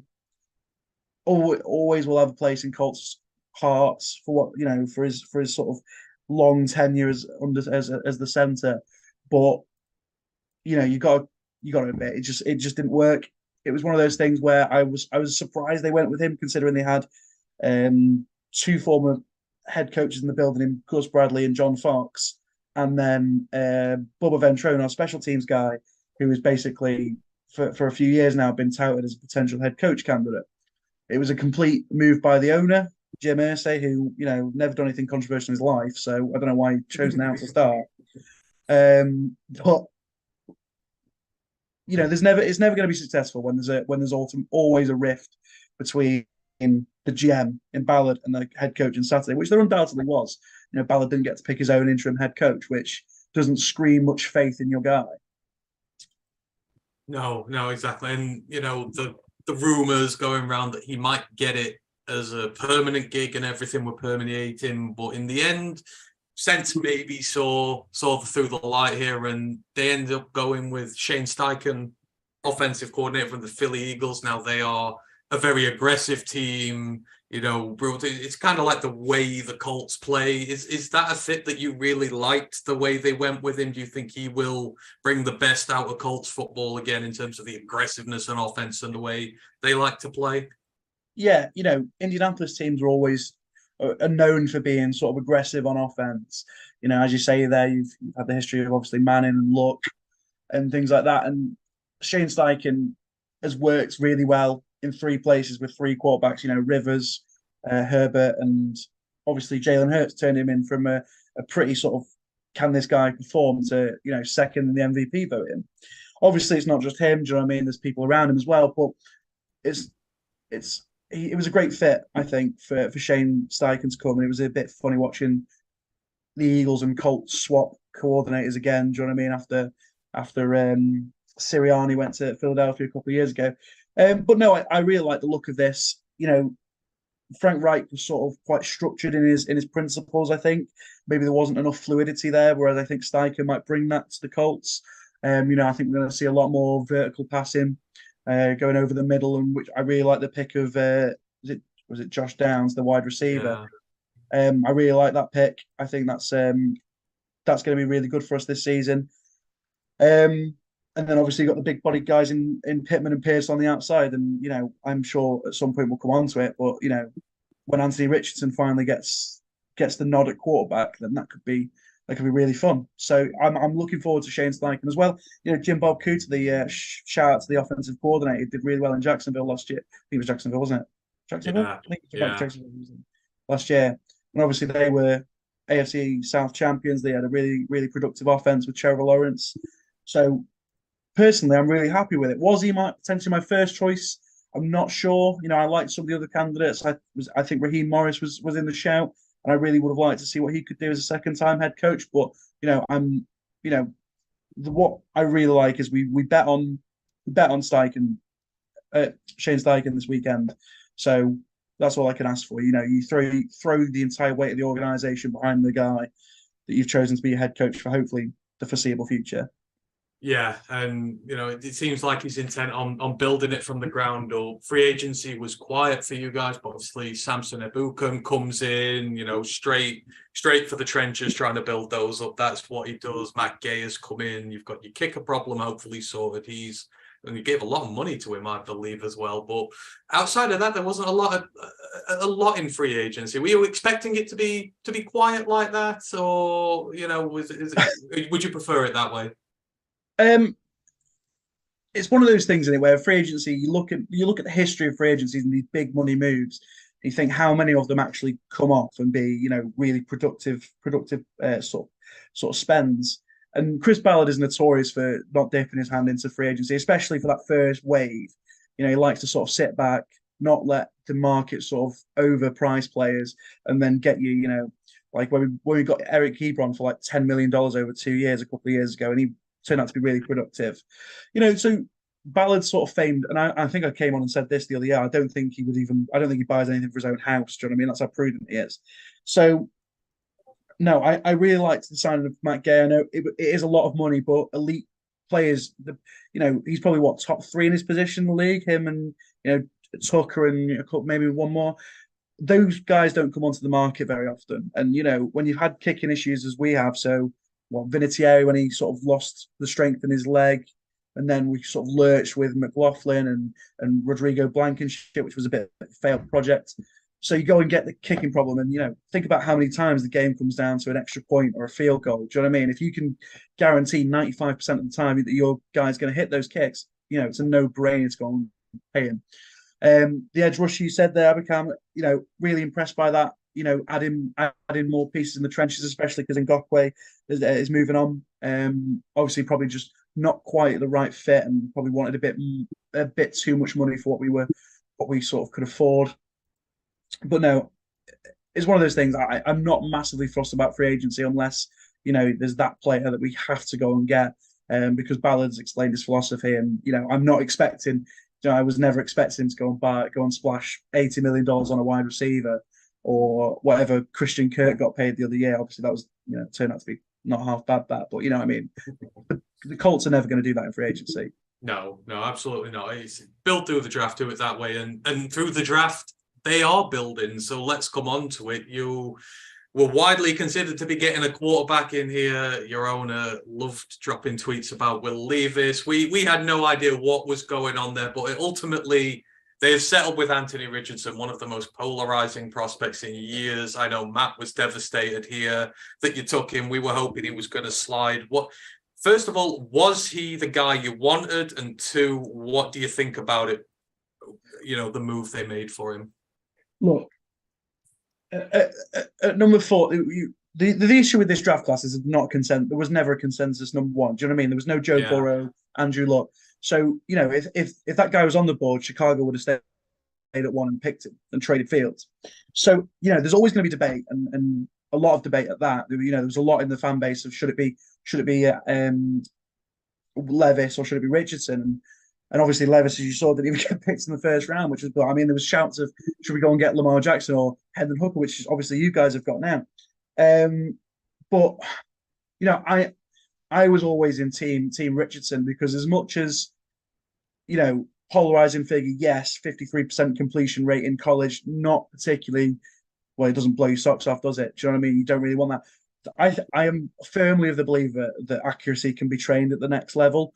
You can sort of bury me if you want this time next year when he's come and had 9 to 17 touchdown interception ratio. You can do that next year. But I'm firmly in the camp that accuracy can be improved. And this guy, Chris Ballard, loves to draft on traits. Do you know what I mean?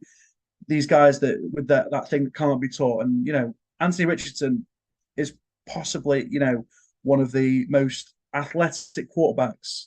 Possibly the most athletic quarterback to come through the draft, and that includes Cam Newton. Cam Newton and Andrew Luck have very similar combined stats.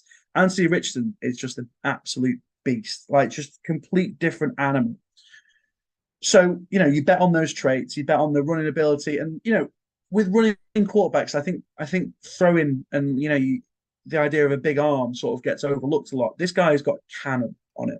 Let's make no mistake about it. This guy has got possibly maybe the best arm strength in the draft. So obviously this sounds like I'm going to say, you know what I mean? You're going to go 12-5 and going to win the lot this year. I'm expecting a losing season. Do you know what I mean? I'd be happy with about 5-6 wins this year because it's one of those things where Richardson's got to improve. Gardner Minshew will probably be the guy starting week 1. Anthony Richardson will get out there sometime this season.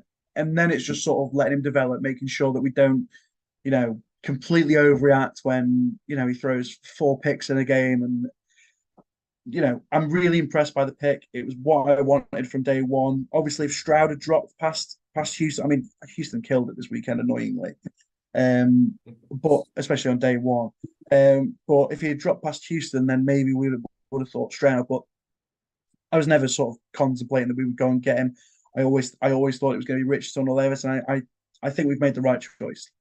So you are in a room with friends here. With the 53% stuff, he's played one season of college football. So many quarterbacks go 50, 55% completion in their first year of college football. It is all about game time, playing, getting used to it. I think it's a great pick there for you, but obviously there's been more picks since, and they have backed him in this. Obviously, you've had Blake Freeland, the big ass left tackle from BYU. That feels like a move designed to help Jonathan Taylor get going again, tackle who you can run behind, create the gaps. Josh Downs is the most underrated wide receiver in this draft. He's a weapon you've given to him. You've mentioned. I think you've just taken Will Mallory, the tight end from Miami as well. Do you like the moves they've made on offense to complement Richardson? 100%. Look, in our previous GM tenure with Ryan Grigson, when Andrew Luck got drafted, they surrounded him with Dwayne Allen, Kobe Fleener, and T.Y. Hilton. Now, Fleener obviously flamed out a little bit when he left Indianapolis, but there were 3 targets that really helped him develop, and obviously there was Reggie Wayne already in the building. Now, there was very little, we had to go, and if we were going to get a quarterback with 53% accuracy, and as you say, it's game time, you've got to go and give him the help that he needs. We can't just rely on, the wide receivers that we sign off the street in week 12 and do you know what I mean, and play on Sunday. I think they've picked a really good guy in Downs. You can never have too many tight ends, I don't think, because they're going to be on the field 35% of the snaps. And every time you can find a way to find the advantage on offense with a different big bodied guy, don't know if he's going to sort of block or cut outside. I think it was absolutely the right move to go and get him, some protection up front. Obviously that offensive line, the highest paid in the league last year. Was it the highest performing? Absolutely not. The Colts are betting on Nelson and Kelly and Braden Smith to make big jumps back in this season. Obviously, Raymond's come on strong again. Jonathan Taylor hopefully can get back to that sort of MVP debate level play that he was a few years ago. If the pieces come together, which in this draft, they've bet on Richardson, they've bet on what Shane Steichen likes to do. If you look at Downs, right, Downs is not the sort of wide receiver that we've come to expect from Chris Ballard. Chris Ballard likes his big body guys. Do you know what I mean? This feels like a Shane Steichen pick. This feels like a guy who, is 5'8". Do you know what I mean? Very, very few catches, really good over the middle. That's absolutely what we needed. And, brings another dynamic piece to the offense. Had to go and support Richardson. If he's going to be the quarterback for the next 5-10 years, hopefully longer. It's just 20 years old, by the way. That's how old I am. It's ridiculous. If you're going to get those guys, in the door at QB, you've got to go and surround him with as much help as you can get. So I'm really excited with what they've done so far. And then obviously on the defensive side of the ball, they've made no secret that the secondary is where they see help. They're double dipped at cornerback. These Julius Brents and Cam Rush, the South Carolina cornerback, and then you've just got Daniel Scott as well, the safety from Cal. Is that what you were hoping, that secondary would be there? And obviously then there's Adetomiwa Adebare, the edge rusher from Northwestern. Athletically, one of the most gifted edges in this draft. A lot of development to do, but again, do you like what they've done on defense and where they've targeted? Absolutely. Cornerback this season was looking to be Dallas Flowers and Isaiah Rodgers. And if you'd never heard of those, then I wouldn't blame you. Obviously, Isaiah Rodgers actually, had some flashes of, some impressive stuff, but nowhere near, maybe ready enough to be number one corner every week. And obviously these guys, might not be week one, but, going young in the secondary is never a bad thing, especially, those outside cornerback slots. I mean, I think it's Brent, the guy we picked up in what was it, third round, and the corner. He's 6'2", big bodied guy. He's gonna beat you up front, beat you on the line. So no, I'm really impressed with going for the secondary, developing in the edges and up front on the trenches. Ballard may shift a little bit away from his principles, but he's always going to go back to the trenches because that's what wins in December. And that might be sort of drinking the Kool-Aid, but it's true. Do you know what I mean? If you can have that much depth and you can win up front, then you're going to be, laughing when it comes to December and January, especially, in the cold. So no, I'm really impressed with what they've done, getting some help in the backfield, in the defensive backfield. So yeah, there was, with cornerbacks, the game is so physical now. I think you can never get enough depth because if your starting corner goes down injured and your next guy up, next man up is not quite there, that's 120 receiving yards for Devontae Adams. Do you know what I mean? So no, I'm impressed. There was nothing. That was all I could wish for, basically. And then 4 picks to go. I think there's 1 in the 170s, 3 in the 200s. Is there anything else you'd like to see? Any more flyers thrown on development positions? What would you like them to do for the rest of the draft? Well, I think basically, at this stage in the draft, you're sort of betting on traits and hoping that they can sort of get you a half decent player. You're shooting in the dark a little bit and seeing what hits. Personally, you want to get people who can contribute on special teams. That's always important. Do you know what I mean? That's going to get you points over the course of the season. I think adding some more depth in the trenches would be good. Linebacker is a place where we probably should look to improve. We let Bobby Okereke go to the Giants in free agency, which, was difficult to see because he's obviously a really good player, but we couldn't really afford the amount of money he was asking for. So maybe getting a little project player at linebacker, similar to how we drafted EJ Speed in the 5th round a couple of years ago. EJ Speed is going to be starting this season. So it might be good to get someone of that sort of ilk, that sort of frame. So, when it comes to EJ Speed wants a payday in a few years, then, we can do the same thing that we did with Okereke. I think linebacker's a bit of a revolving door, especially when you paid $100 million for Shaquille Leonard. So I think, linebacker and then just betting on traits, really, wherever it is on the field. I'm not particularly forced. Obviously, I probably would like a guard at some point, maybe in the 6th or the 7th. But honestly, at this point, I'm really impressed with where the draft's been so far. I just like to see where we finish it off. Yeah, absolutely. And it is early in the tenure of a new GM, and I know you've already said that maybe 5 wins or whatever is what you're expecting next year. But what would you want to see next year in the first year of Shane Steichen? What would you like? How would you like to see the season go? And what would be your expectations for it? Is 17-0 like an acceptable answer, or is that a bit high? That is cool. That you can drink as much Kool-Aid as you want. We drink plenty. Look, I'm development is mainly the main thing. Obviously, I'd love to see Anthony Richardson get on the field early, but I'm only capable of accepting that if he's ready. If the building believes he's ready, then fine. But I don't want him chucked out. I remember a couple of years ago, the Bears, when they picked Trubisky, they threw him out after a loss after 3 games. Obviously, Trubisky wasn't anything particularly special, but it can't have helped him going out after 3 games when the man didn't know what hard count was at the end of the draft. Yeah. So I'd like to see Anthony Richardson get some good reps, because that's the most important thing, getting some reps on Sunday at the highest level. Development on offense, making sure that we've got clear identity. Jonathan Taylor ideally bouncing back. The offensive line again bouncing back. And a show of strength on defense. Obviously, the defense was actually really good toward the start of last year. Sort of towards the end of the season, it tailed off a little bit. But as long as we can show, development on offense, a clear identity, defense continues to be relatively strong, and special teams, man. If we can nail, just 95% of kicks this year, I'd be so happy. And then again, on special teams, there was, a couple of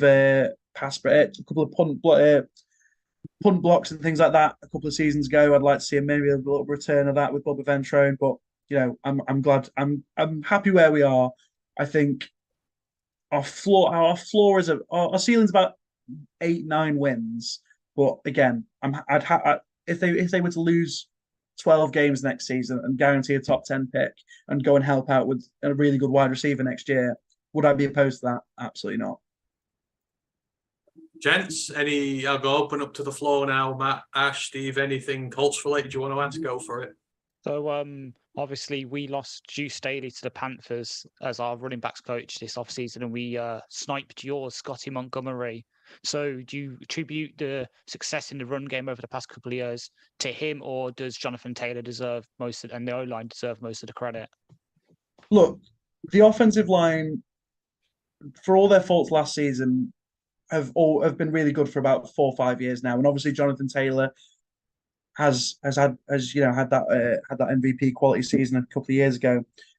I think the running backs over the last couple of seasons have been probably one of the more underrated positions for the Colts. If you think about it, the last couple of years you've had Marlon Mack, Nyheim Hines, Obviously, JT gets some really good reps and turned out to be sort of 1,000-yard rushers. Nyheim Hines was sort of 600 yards rushing, 400 yards in the air.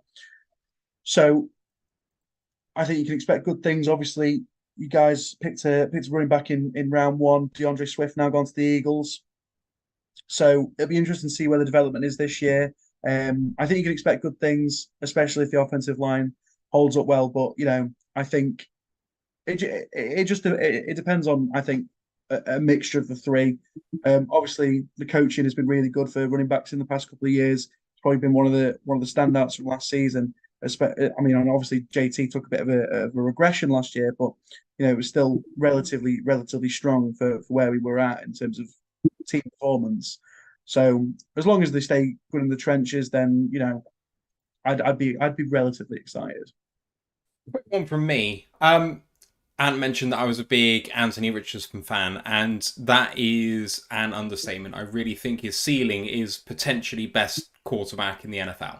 I just think when you've got those athletic traits and that arm, then the sky really is the limit. But we know with quarterbacks that the biggest factor in their development really isn't them, it's their situation. Do you feel that the Colts is the right place for someone who needs, let's say, a fair amount of polishing at the moment? You're right. Richardson is one of those players that is a bit of a, bit of coal that you sort of need to sort of find a way to make it into that diamond. But I think the Colts have done the best possible job so far in surrounding Richardson with the right amount of talent, the right amount of coaching to make that a solid situation. Shane Steichen ran a really dynamic offense with Hurts last year in Philadelphia. Was very, very close to winning a ring with Hurts. He absolutely trampled the Colts in that last sort of walk off touchdown last year. I'm really excited with where we are with Richardson. You're right. He does have a lot of polishing to be done. But I think the ceiling of this offense is really high in years to come. I'm not expecting big things year one, and no Colts should be expecting. Andrew looked at, how he did in his first season and come and flip the franchise from 2-14 to 11-5. But, I think that we've, out of the best possible, out of the situations that I've seen rookie quarterbacks walk into, how many quarterbacks have the Jets selected in the last 15 years and how many of them have been successes? That's why they've had to go and trade for Aaron Rodgers, taking him out of the NFC North. And, the Bears were the same with Trubisky, and to an extent the same with Justin Fields. They probably didn't give him the right sort of dynamic situation for him to walk into. Indianapolis is a city where I think it's easier going to Indianapolis than it is to somewhere like New York. As a rookie quarterback, there's not as much media scrutiny. There's not as much, headline bang news all over you. Small market town. No, the only thing is with that is, you've got your quarterback shoes to step into, and they are huge. But I think the situation that Richardson's walking into now is very favourable for him. Let's say I'd prefer to be Richardson at this point than CeeJay Stroud. That makes perfect sense. Ryan, we're coming rapidly to the end of our time, so why don't you talk about... Oh, sorry, Ant. I was going to ask one quick thing before that. Sorry, I know we've gone over a bit, but this is just one I wanted to ask, a bit of fan service at the end. You appeared on Hard Knocks with us last year. You got to see the Colts a little bit with the Lions. We did the joint scrimmages. And a certain player of yours happened to talk a lot of smack to Jamal Williams while they were training together. Now, Jamal Williams went on and broke Barry Sanders' touchdown record this year and had a real damn good season. Did Zaire Franklin do anything for the Colts this year? Have you done your research? Zaire Franklin, team record tackles this season, and that's on a team where Shaquille Leonard has been playing since 2018 and was an All-Pro in his first season. So Zaire Franklin had a very, very under the radar solid season on that Colts defense, and a team that was pretty poor last season. So I think as much as Williams was really tell him, solid, Ryan, tell him, don't let him bully you.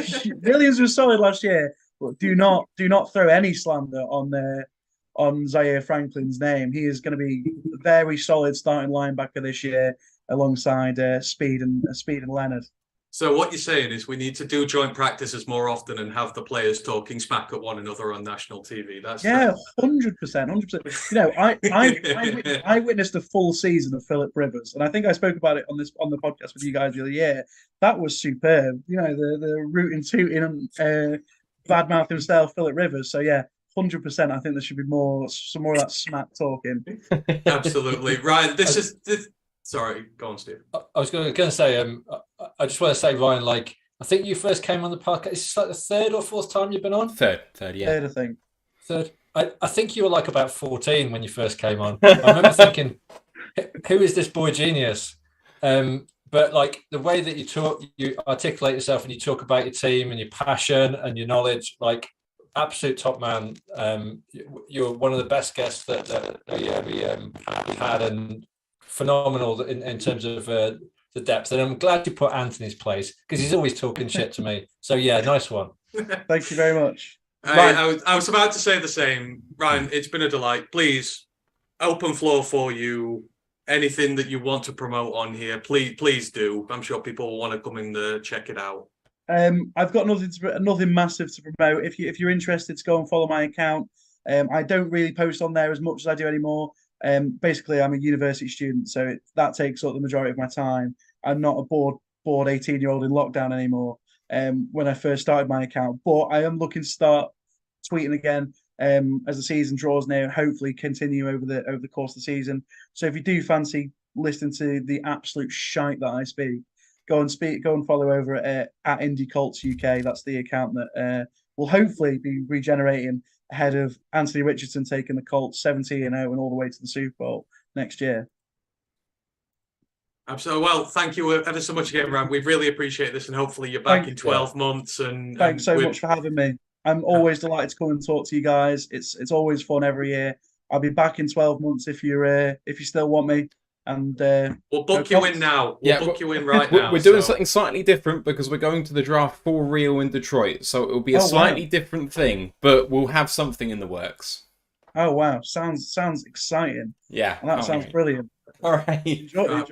Well, thank you ever so much anyhow, and enjoy the rest of the draft. Hope it goes well for the Colts. Thank you very much. See you later, guys. Cheers, Ryan. Cheers. Take care. Steve, you couldn't have said it better, mate. His depth of knowledge is ridiculous for someone of his age.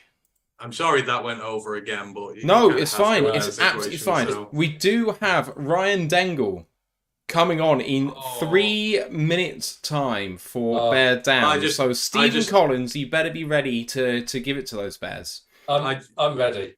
I've just got to go and apply the cream to my burn that Ryan just laid on me there. So he really did. I love it. I've done your research. I know. I felt put off then. I was just like, quite a quality. I've done so much draft research, and I thought I'd done my Colts stuff, but I'd not checked. But isn't that cool though? Jamal goes and has his best season ever, as I hear Franklin does well. Let's go talk smack to the Colts and do joint practices next year. Let's get J-Mo talking smack to one of their DBs, and we'll see what happens then. Let me just go through some of the picks that we've had since we've been talking with him, because some of them are really, really exciting. Oh, no. Caillou Blue Kelly, the cornerback, Stanford, went to Baltimore. Daniel Scott, the safety, went to Indianapolis. Dontavian Wicks, the wide receiver, went to Green Bay. Ha, ha, ha, ha, ha. Antonio Johnson slide stopped. The Texas A&M safety went to Jacksonville. Nick Hampton, the outside linebacker, specialist pass rusher, went from Appalachian State to the Las Vegas Rams? No, LA Rams, beg your pardon. Will Mallory, the tight end from Miami, went to Indy as well. Chase Brown, the running back from Illinois, went to Cincinnati. Jaron Hall has found a home at the Minnesota Vikings, so new backup quarterback there. I think that answers our question about Kellen Mond. It does. Terrell Smith, the safety from Minnesota, went to the Chicago Bears. That's a terrible pick. There's a lot of love for that pick in the YouTube chat. They're all saying the Chicago Bears are having a great draft. I will take big issue with that in just a couple of minutes' time. BJ Thompson, the defensive end from Stephen F. Austin, went to Kansas City. Henry To'oTo'o, the inside linebacker from Alabama, went to Houston Texans. Owen Papo, the extremely athletic outside linebacker from Auburn, went to the Arizona Cardinals. As in Richards, the tackle, went from North Carolina to the Dallas Cowboys. Christopher Smith II, the safety from Georgia, went to the Las Vegas Raiders. And Payne Durham, the tight end from Purdue, probably one of the more Dan Campbell players in this draft, went to Tampa Bay, and that is you up to date, apart from the fact that Eric Gray has come off the board. The running back from Oklahoma has gone to the New York Giants. Do you know how jealous I am of that Kansas City D-end room now?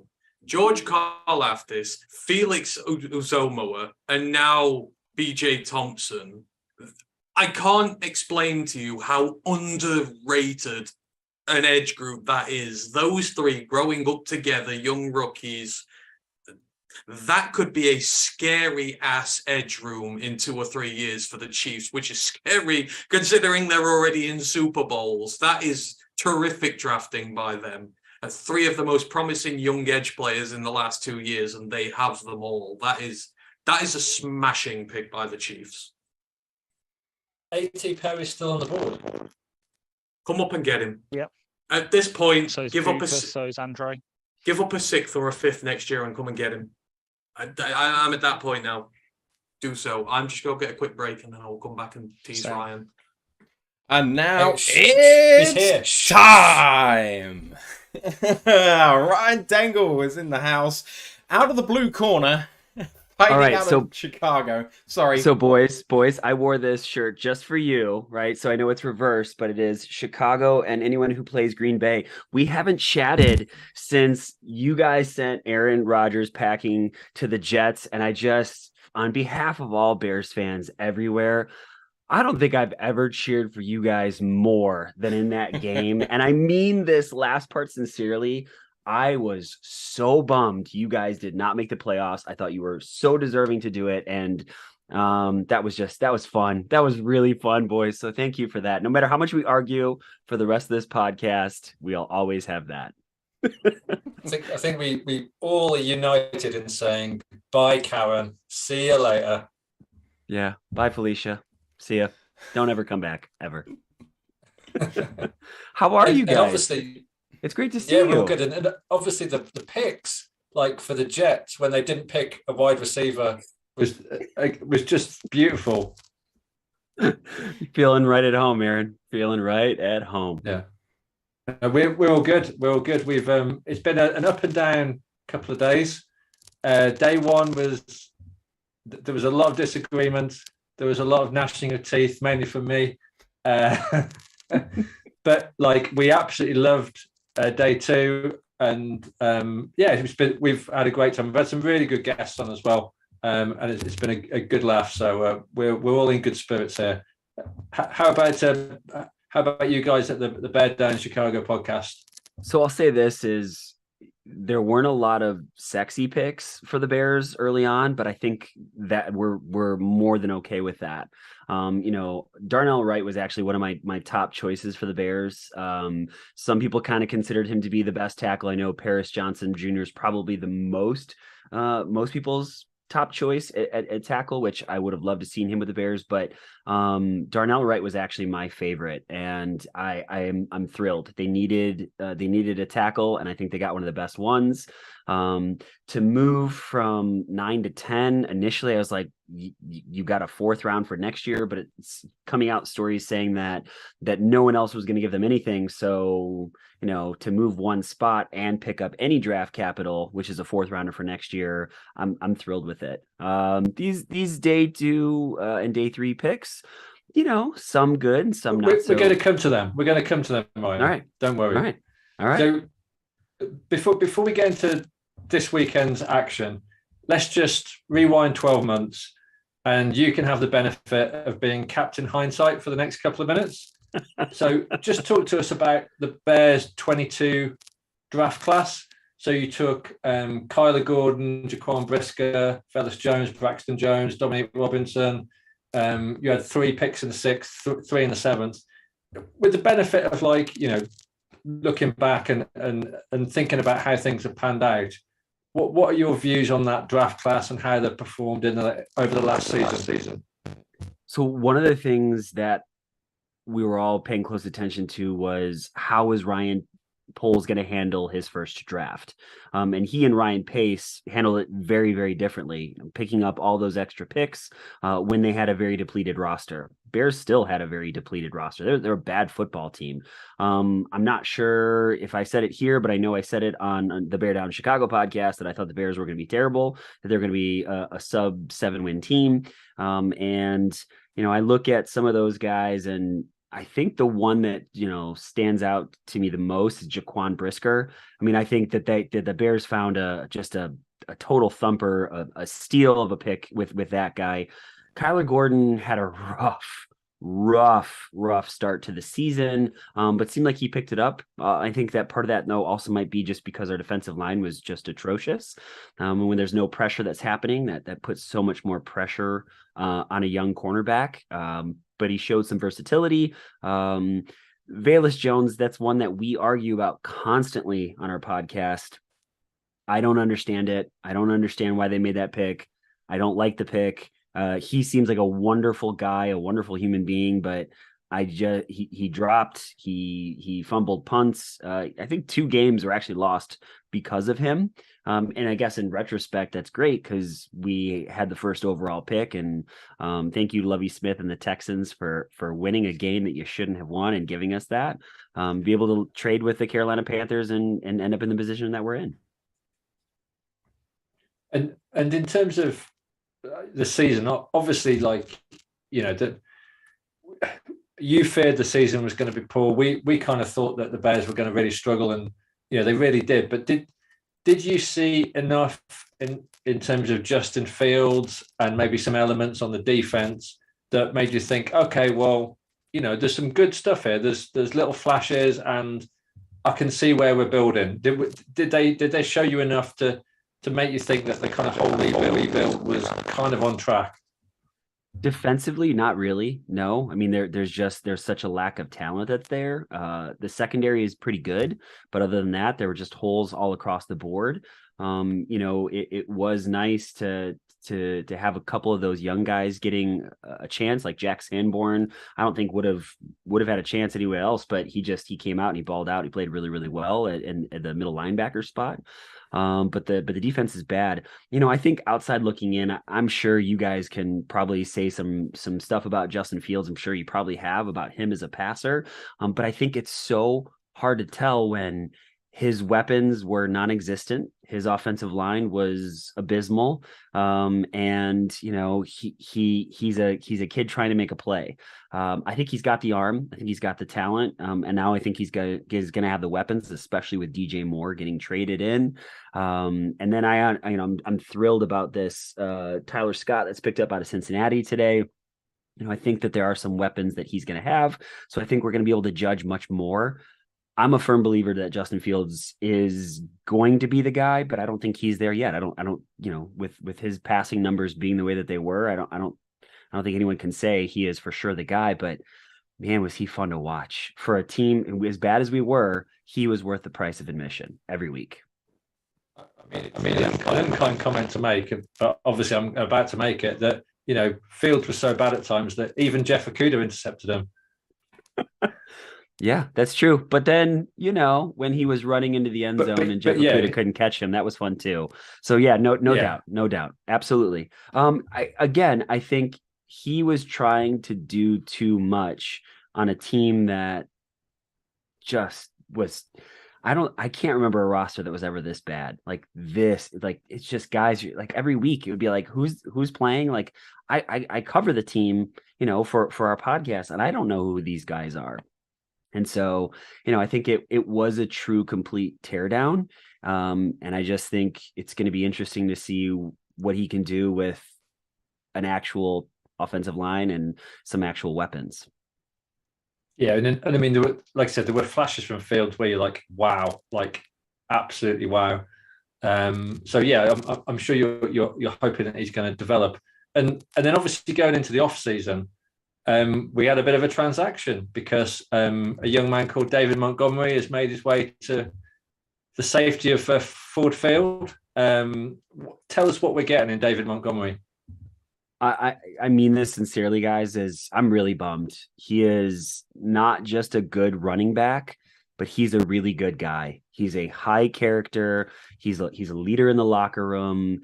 He's not going to be. He doesn't talk a lot. He's just he was one of the recipients for not Walter Payton Man of the Year, but Brian Piccolo Award, which is a big deal for the Chicago Bears. If you've ever seen Brian's song, it's in honor of him, and so it just speaks to who he was as a player. He's a great blocker, like a great pass blocker. And so I think that's something that maybe isn't necessarily talked about as much. That in passing situations, Jared Goff is really going to love having David Montgomery on his hip.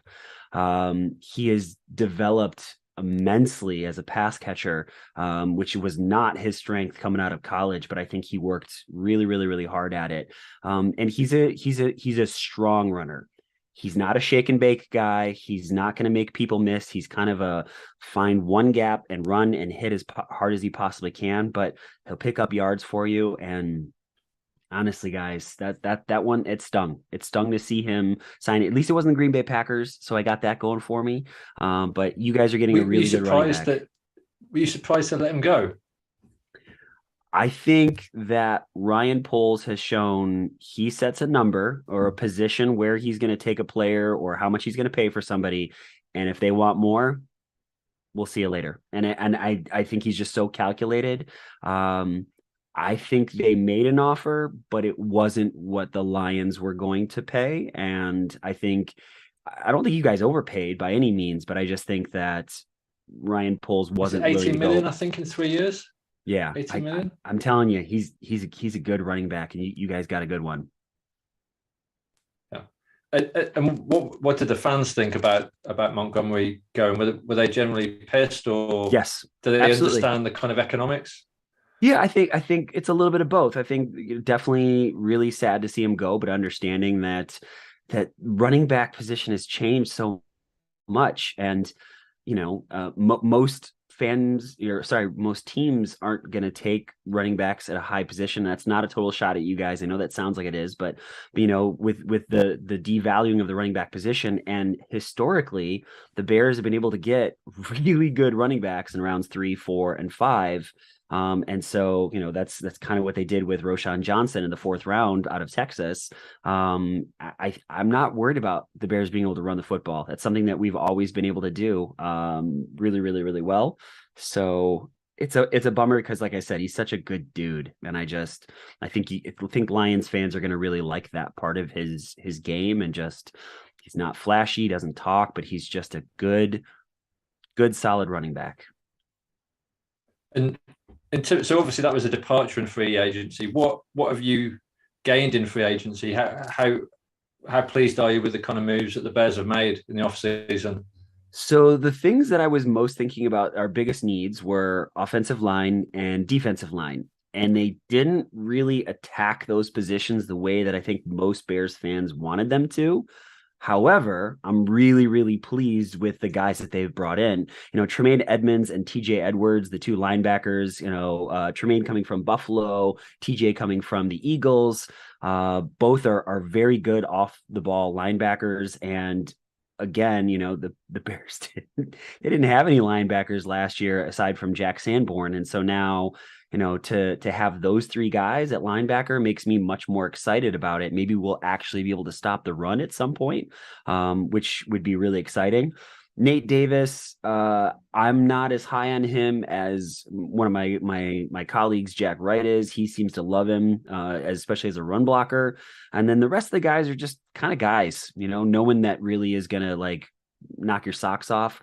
But I mean, obviously the thing that we're most excited about is DJ Moore, the trade with the Carolina Panthers, giving Justin Fields a legitimate weapon, with hoping that Chase Claypool, with, an actual off season of one team and not trying to learn 2 different offenses in a season. And then Darnell Mooney. And then again, this Tyler Scott kid who he's a burner, and excited to see what he could do. I couldn't quite get my head around, particularly with talking about the economics and Poles' attitude to pay. They didn't want to pay Roquan Smith, but then they've paid a huge amount for Tremaine Edmonds. I didn't understand that. it kind of seemed like an overpay, and I didn't understand how that's worked. So, to my understanding, it is with the deal that Roquan got was essentially what we paid for Tremaine Edmonds and TJ Edwards combined. And we maybe paid a little bit more than what his contract was, but we got two really good linebackers for what Roquan wanted. Roquan was a good linebacker. And I don't think you're going to hear many Chicago fans say otherwise. The two things was consistency.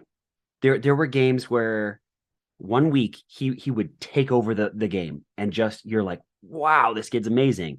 And the very next week you barely show up on the stat sheet. And a guy that wants 20+ mil a year, like, you need to see more consistency in that.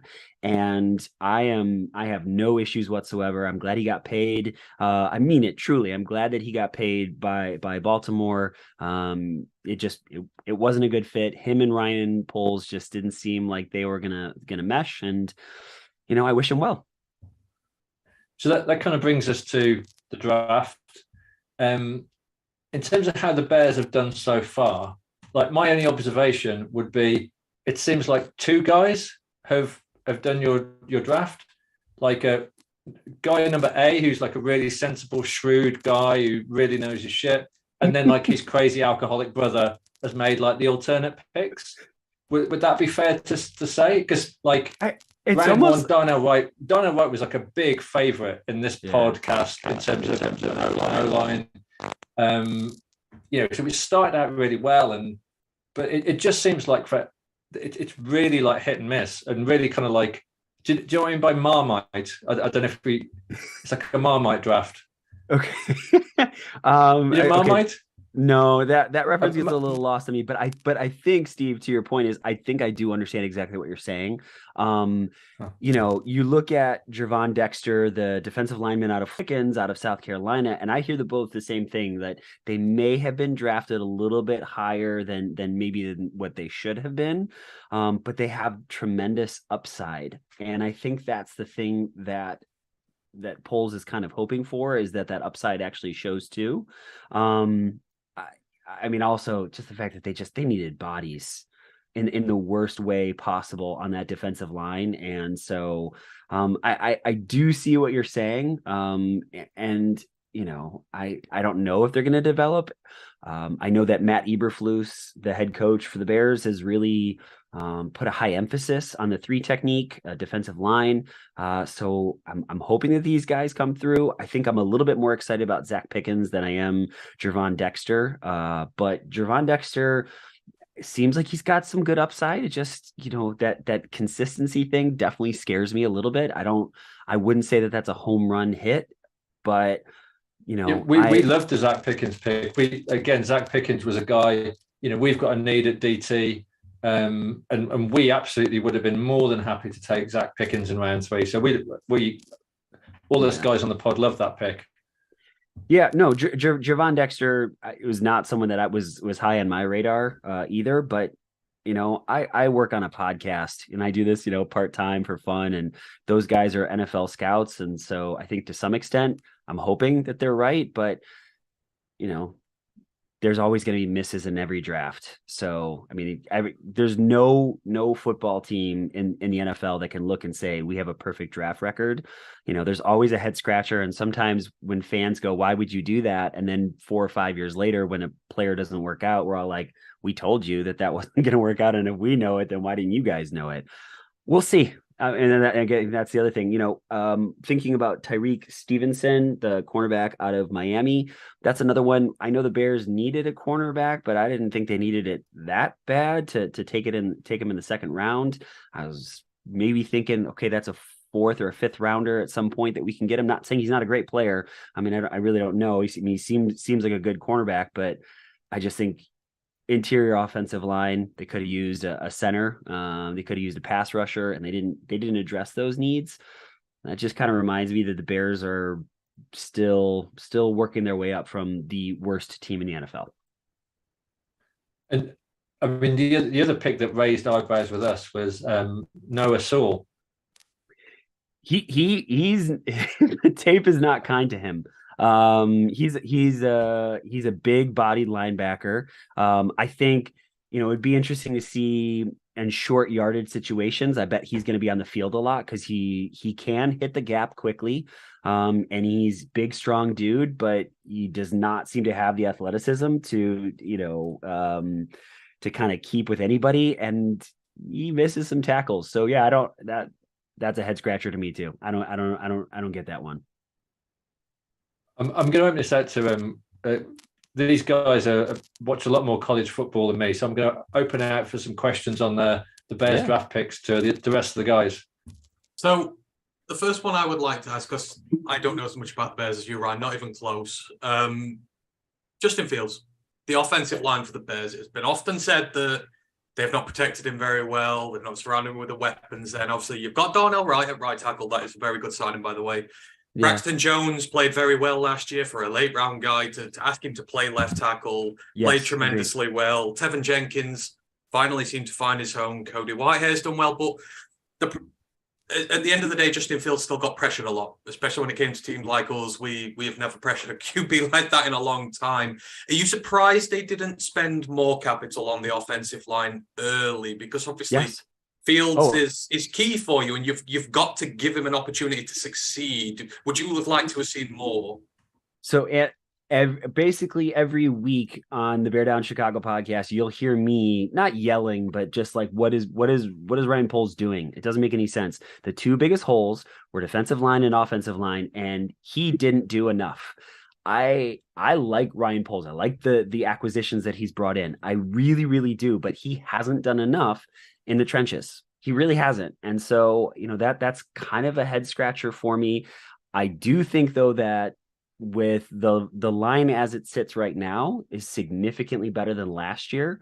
And I feel better about it, but also the fact that, DJ Moore might hopefully, knock on wood, be able to give Justin Fields a security blanket when it's like, hey, you're under pressure. You can find a guy that's going to get open. But no, they haven't done enough, plain and simple. This is a team that is still at least one more year into a rebuild.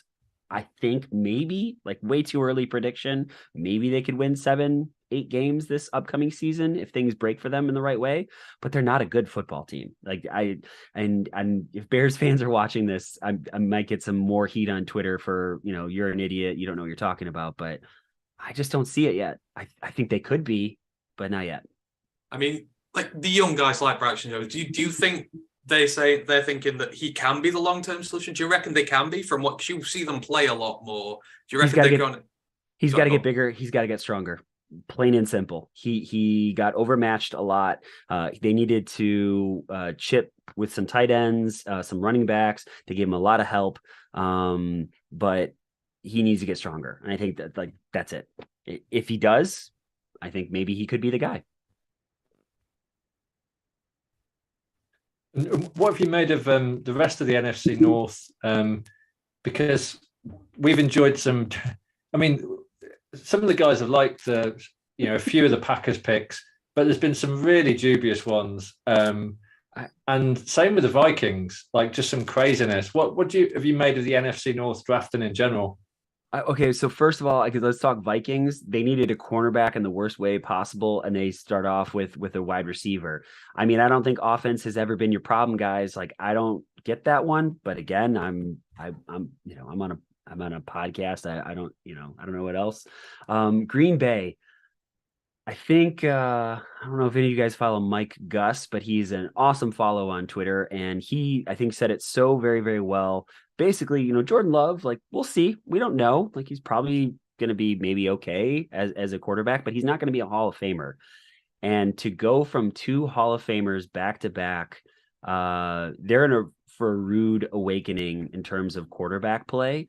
And why they don't like helping their quarterbacks with skill position players early on, I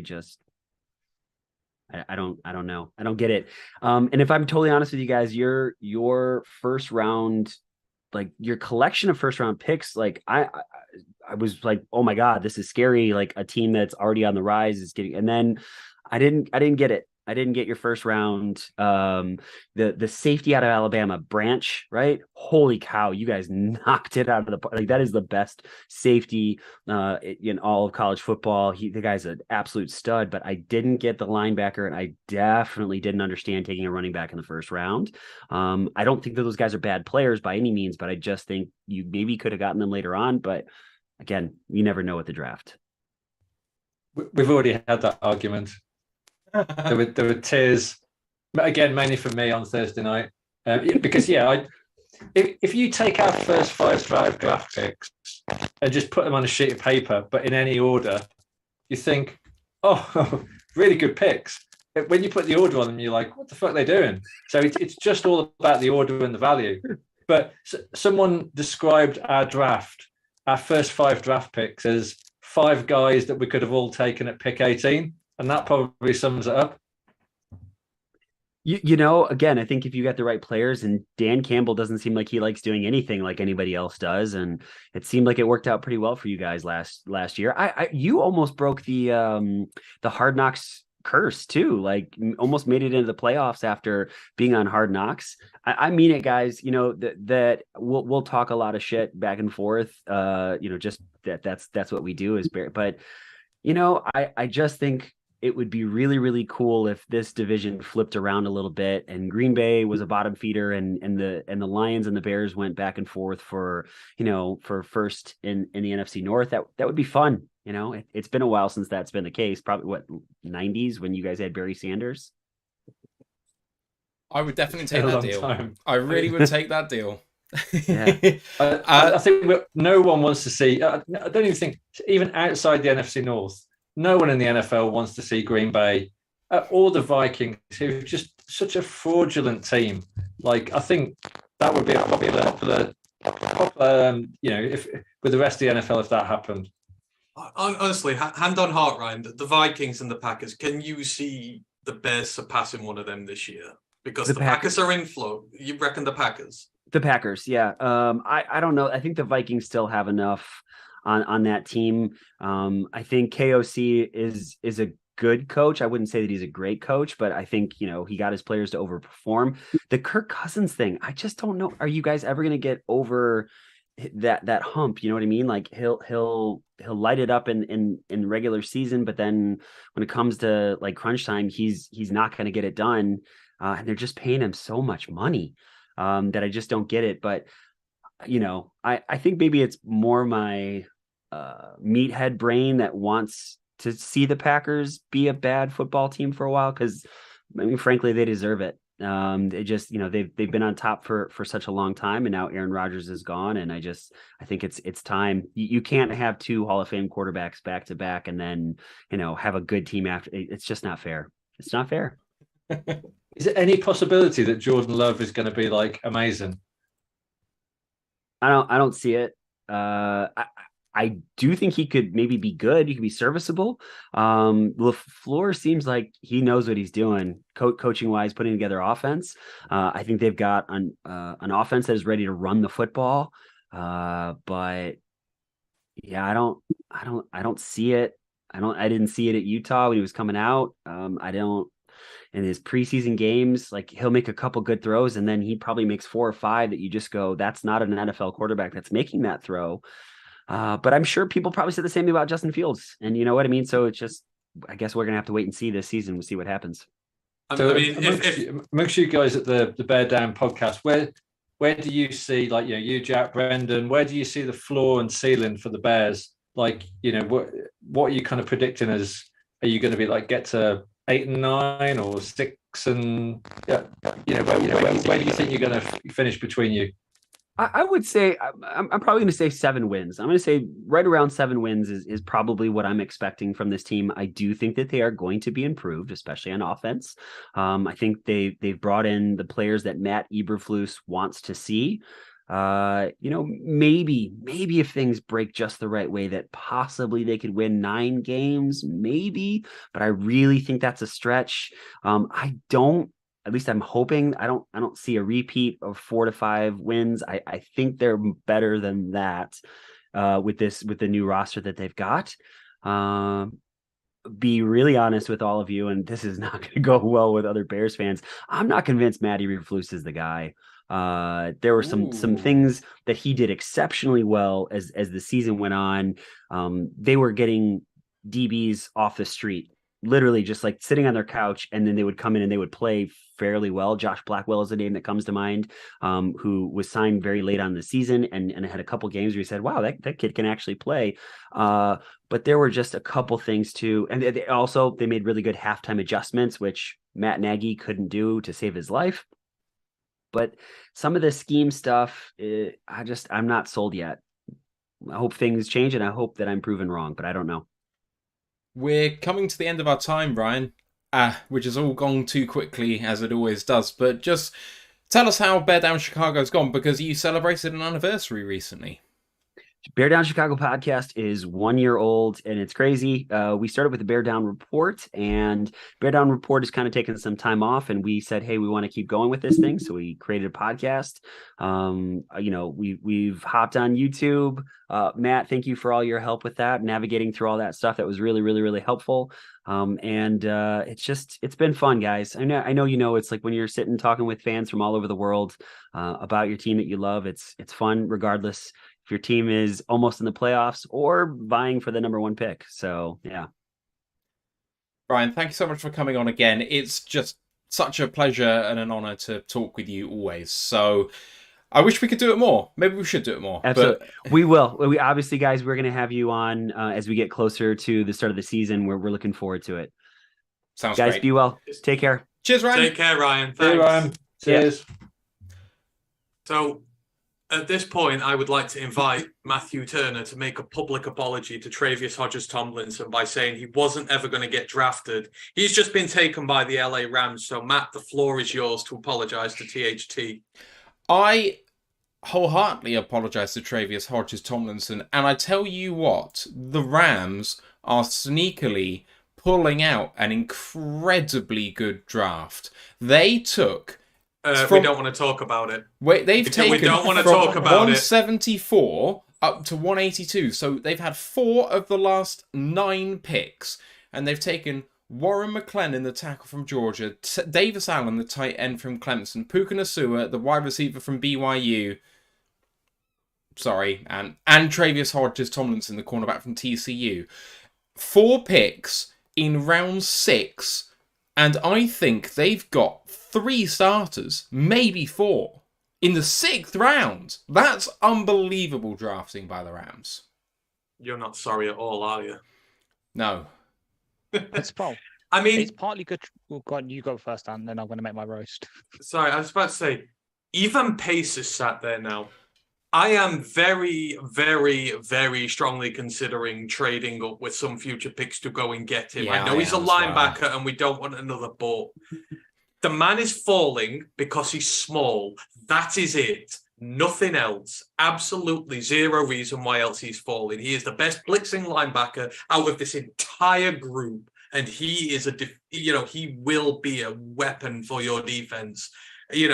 We've got our inside middle linebackers now, the ass kickers. We've got Barnes, but screw it. Let's put Barnes and Pace out there and really just say, screw you to opposing running backs and quarterbacks. Yeah. No, we do the deal, Brad. We really should. And Ash, 8 minutes time, UK Steelers. You good? Yeah. I'm just going to put my tea on, and then when the Steelers come in, I should have my tea ready to go. So I'll be back in 2 minutes. And Ash, you get a brownie point for every time you insult them about Keanu Benton. So take that in mind when doing this interview. The more insults you put in there about them drafting Keanu Benton, the more brownie points you get from me. So you are tempting me. You are tempting me. Just 20 times. Why did you take Keanu Benton? Why? Why did you do this to us? Why? Why did you? You know what? We the Steelers are there, but we also need to form a Carolina Panthers hate club as well, because they have drafted a lot of...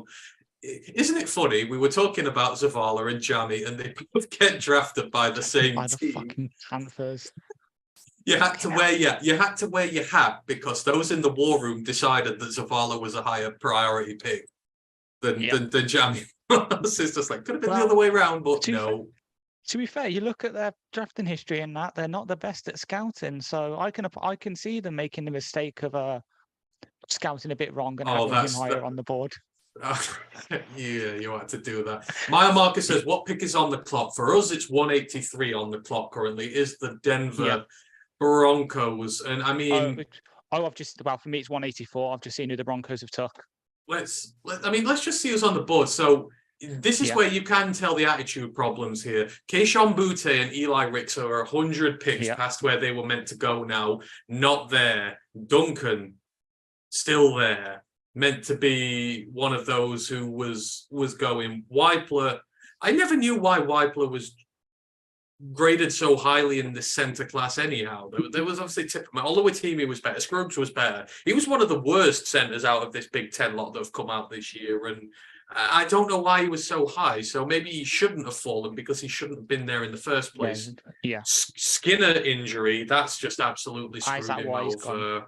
Yeah, I mean, Corey Trice is still there. Lions had a lot of love for Corey Trice. Corey Trice is also injury stuff. It's historic. It's obviously historic, but obviously it's a risky one. And then obviously, I know we don't need a tight end, but shut up, Alexa. Go on. Please, Alexa. Yeah, my Alexa just started. I'm like, what are you going on about? Oh, it's because I've got a flood warning. Oh. Great.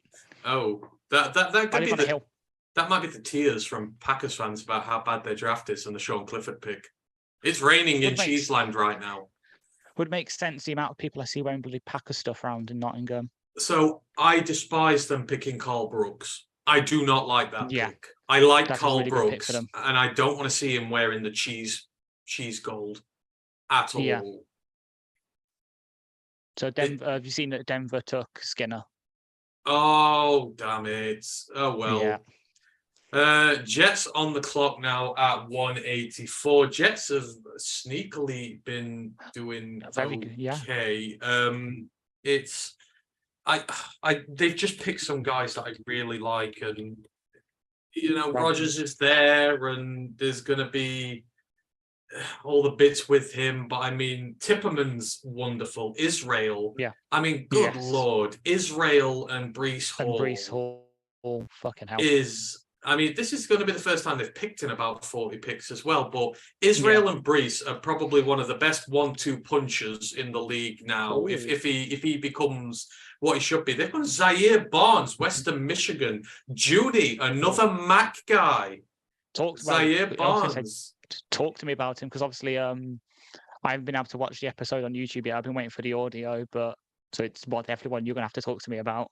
I mean, I would have to defer to Judy with that. Zaire Barnes was, I think, one of the last guys he mentioned when we were doing prospects there. So I'd ask Judy. Judy will tell you all about him. He wasn't one on my radar, not from Western Michigan. And I mean, like, Jose Ramirez. Is Jose Ramirez gone yet?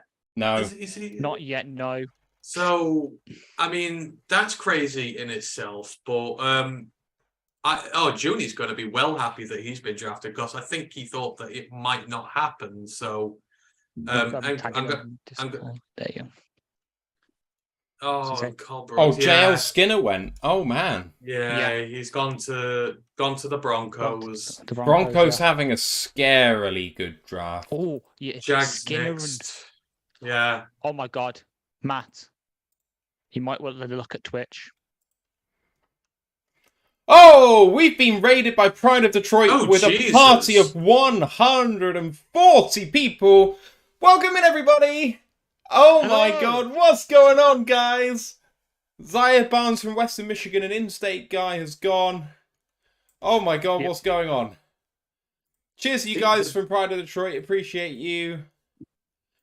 Yeah, Jags having some sneaky good picks here at this moment. I can't get over the Ventrell Miller, pick there, that they're gonna put him in there with Devin Lloyd, and it's like and Chad Moomer, and they've just got such a good young core of linebackers, which is going to be the future of that team. And they've got Abdullah, who's very good as well.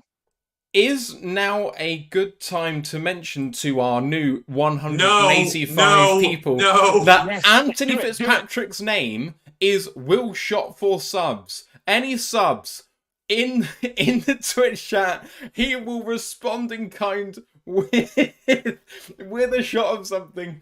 This could go very badly wrong. I'm gonna die. Parker Washington comes off the board for the Jacksonville Jaguars at 185, wide receiver, Penn State. That's a sneaky good pick as well. Wait, Really is. Tell me Xavier Hutchinson's gone. No, he's still there. Tell me A.T. Perry's gone. What? A.T. Perry's still there. Oh my days. A.T. Perry's still there. Andre Oshavas is still there. There's a whole crop. What's Xavier? This is unbelievable. Xavier's There's one X Lost Oceans X with a gifted tier 1 sub up to 46. There's 3 subscriptions. Cram 9030 subscribes with Prime. There's a 4th one. Yeah, Detroit subscribes with Prime as well. We're up to 47 now, and you got 3. Go for 3. Oh my days. I'm sorry, Simon. We just got raided on Twitch. I love that. How's it going, guys? It's going really well. Really Our good. counterparts at Pride of Detroit, who are the SB Nation guys, just raided us with 200 people. So Awesome. it's really Awesome. cool. Welcome, everyone. Simon from the UK Steelers, how are you doing, man? Yeah, good. Nice to join you again. I think this is the 3rd year I've jumped on here with you guys. I love that you guys do this all the way through the draft. That's awesome. We are nothing if not foolishly committed to this now. So there we go.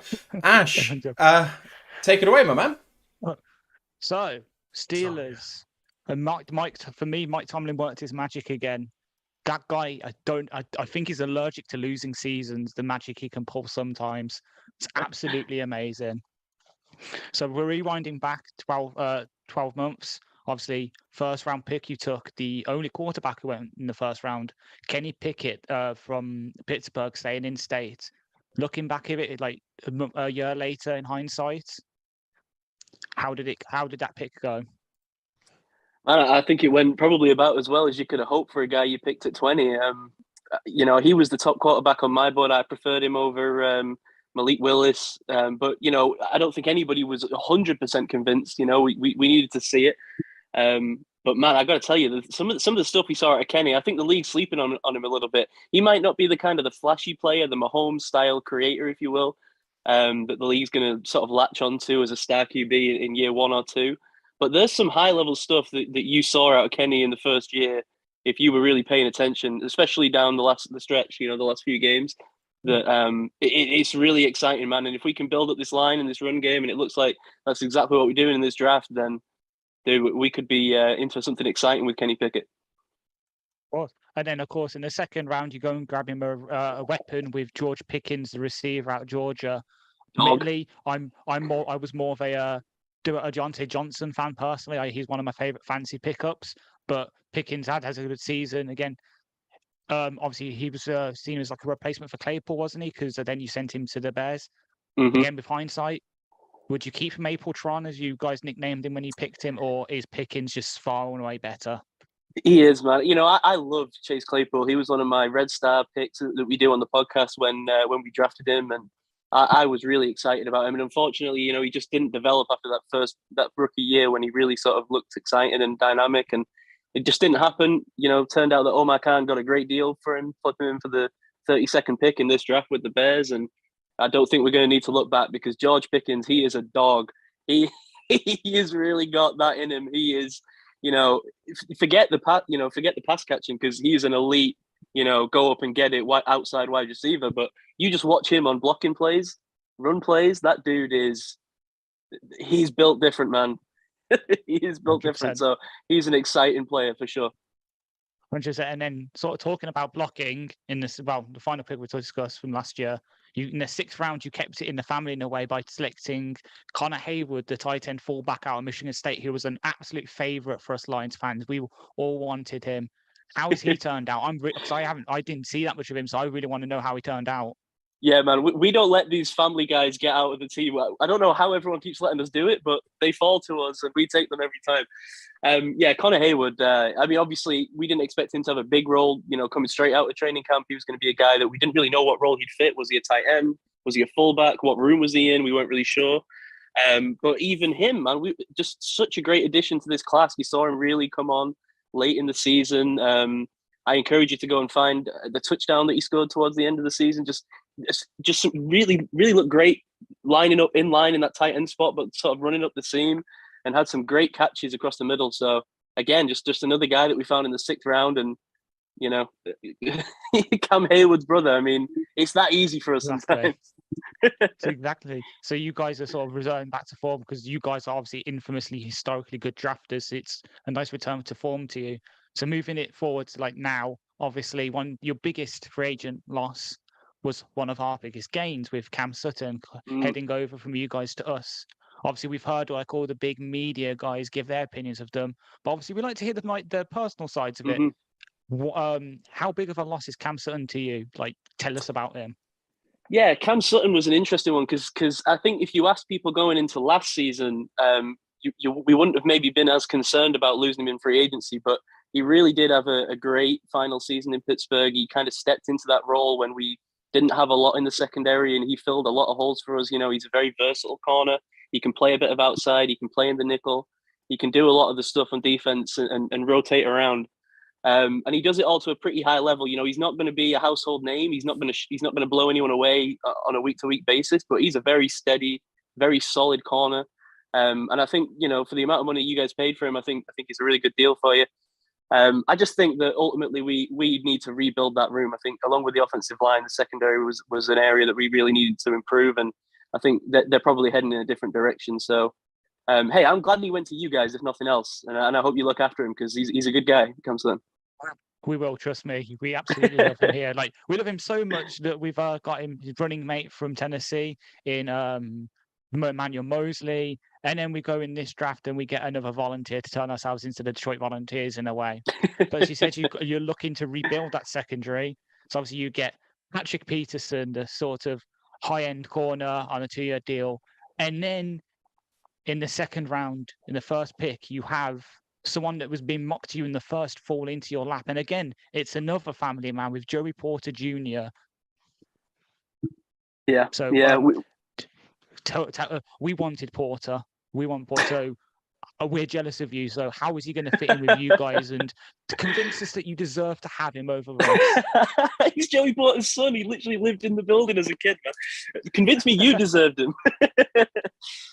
Yeah, I don't know, man. We're going to take him to a Super Bowl. Okay, I like that. Yeah, Joey Porter was one of those. It was kind of really awkward for the Steelers, right? Because the Steelers did a great job of kind of filling almost every need heading into the draft and free agency with kind of not too sexy signings, but it kind of left us in a best player available situation. But the one area where we really, really needed a high-end player was tackle, because we wanted to replace Dan Moore at left tackle. He just wasn't getting it done for us. And it was clear that was the direction the Steelers wanted to go in. So we were in this awkward situation where, you know, we obviously want Joey Porter, right? But we really need one of those top tackles. And those guys just started flying off the board. You know, there was none left by pick 15. We had to trade up just to get the tackle that we got, Broderick Jones, out of Georgia. So, you know, we were all just kind of resigned to the fact that Joey Porter, sadly, due to need, wasn't going to land with the Steelers. So to have him fall there to the top pick of the 2nd round, and, you know, there was a part of me where I thought, hey, you know, maybe the Steelers just really aren't that interested in Joey Porter. Maybe he's just you know, being that press man corner. I do think he's a guy who gets a little bit grabby at times on the end of his routes. Yeah. But man, that length, I mean, he can tie his shoes standing up, to quote my friend Mike on the podcast. He has got some insane length to him, and he should be a great press man corner. So I'm excited about what he can do.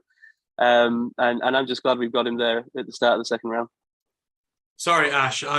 I'm loving the conversation. I just need to quickly interject here because we have just reached a new milestone on Twitch. Ooh. We have just had our 50th subscriber. We appreciate you, Cool Down Rat, who has gifted a tier 1 sub to EdMark24. We've gone from like 30 to 50. This is the 50 shot. I am very buzzed right now and enjoying this. Cool Down Rat. All of you 50 who have joined, this is to you.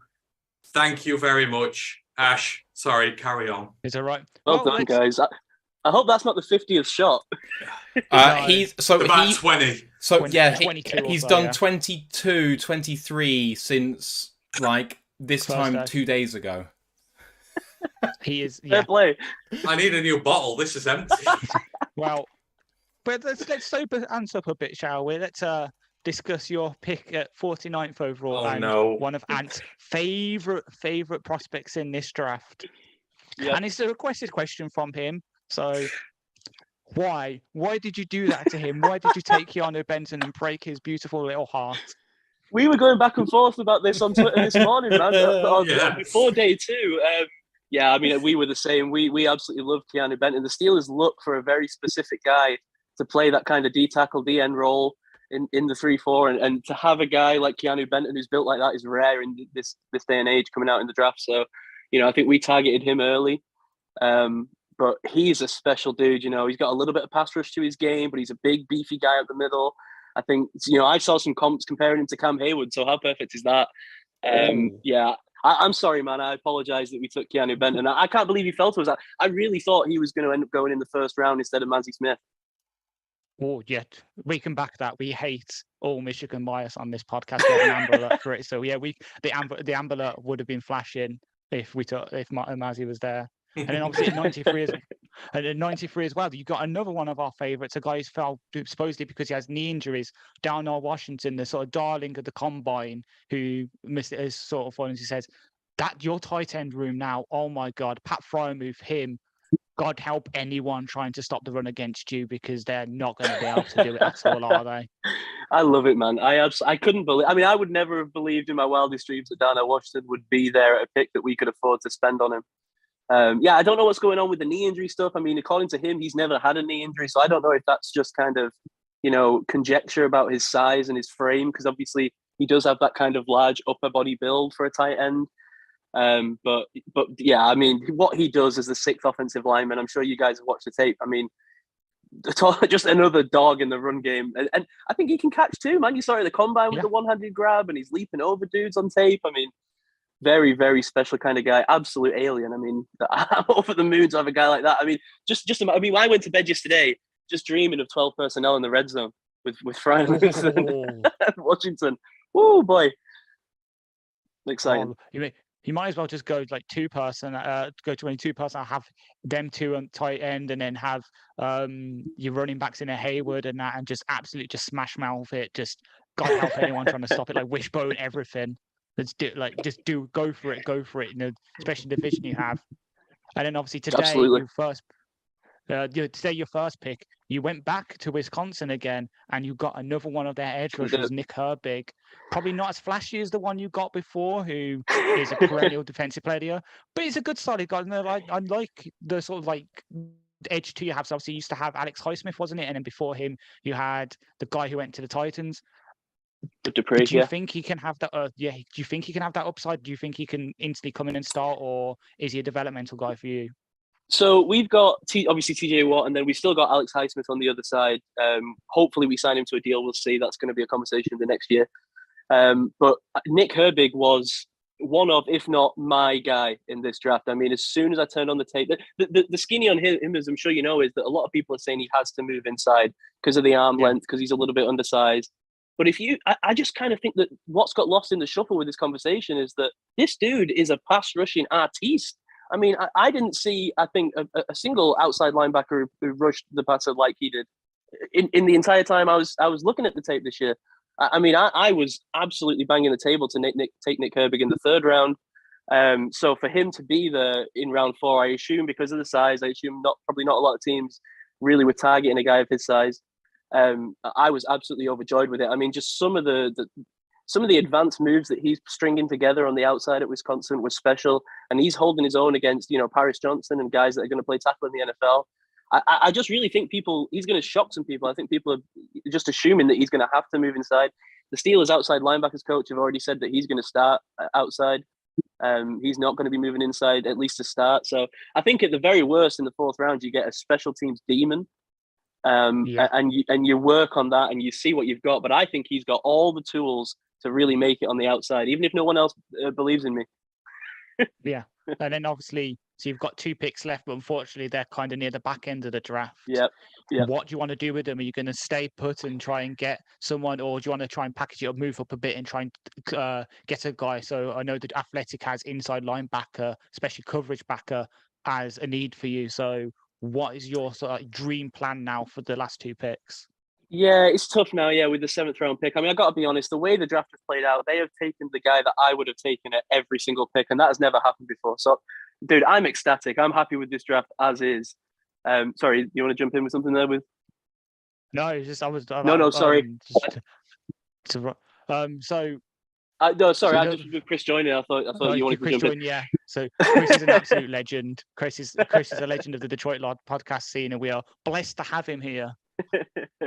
Welcome, Chris. Oh my God! Sorry, I didn't mean to interrupt. Nothing. Don't let the Yankee throw anything off for you guys here. Don't worry, man.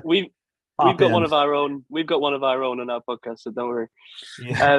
Yeah. What was I saying? Sorry. Yeah. So, what would we like to do? I would have liked a guy like Trenton Simpson. You're right. I think we do need a linebacker there, ideally.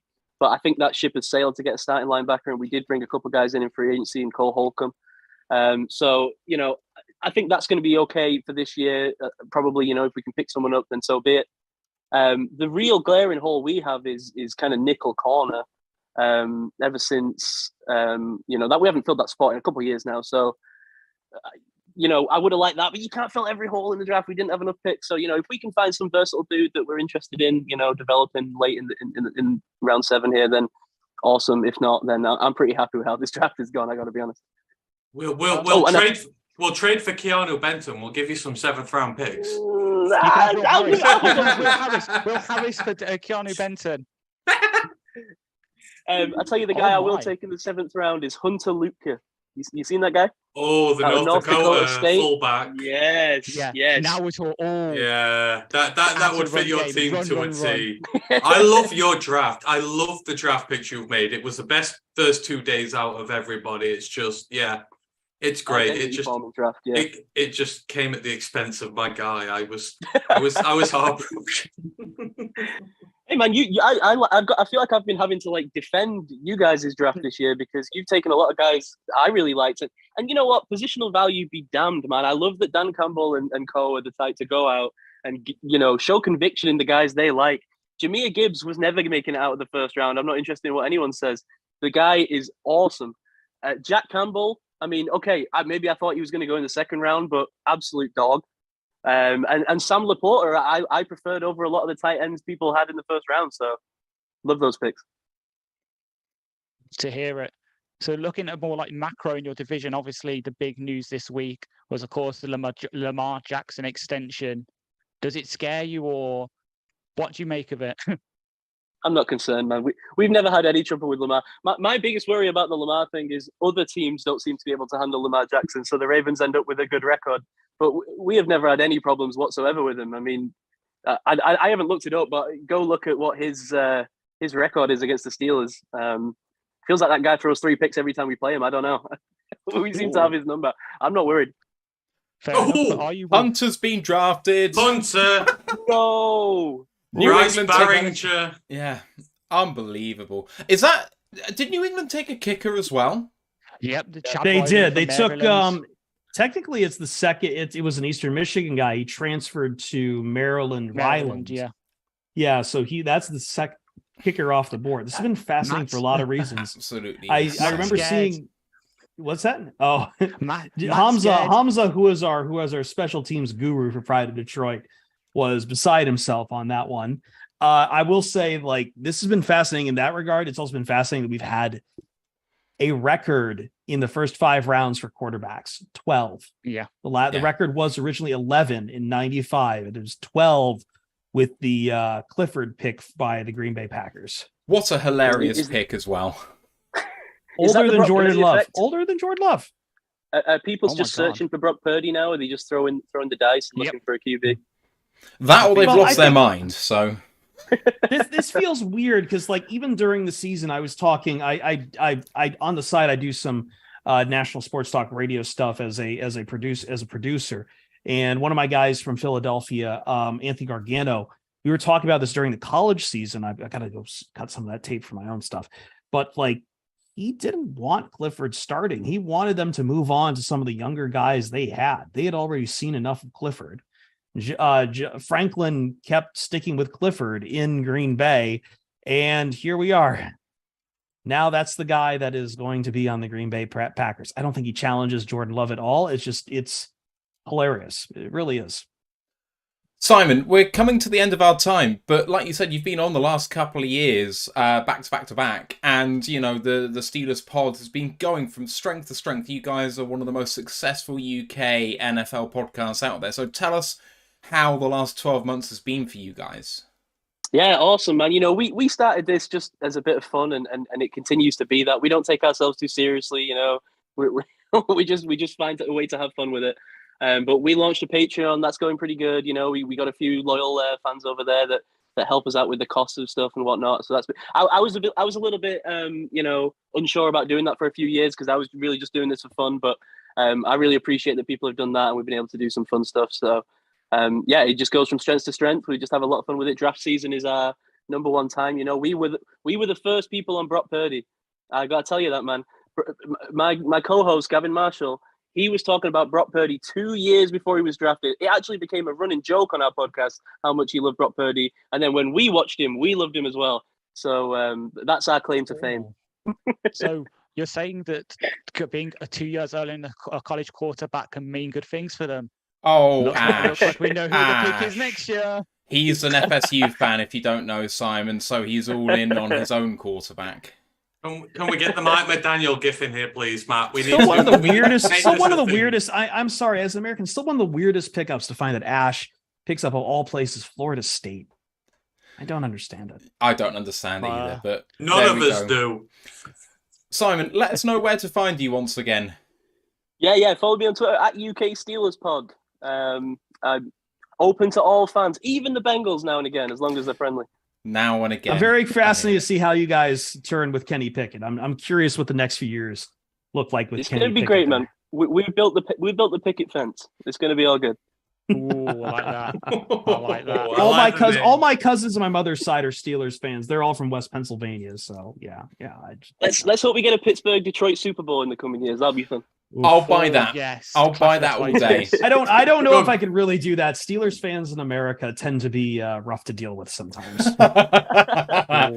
Could you imagine, like, there'd be a player getting carried off every 30 seconds, like just two teams who love to smack the hell out of someone else. It'd take about 10 hours. Imagine Dan Campbell and Mike Tomlin just glowering at each other, just having a tough off to start the night.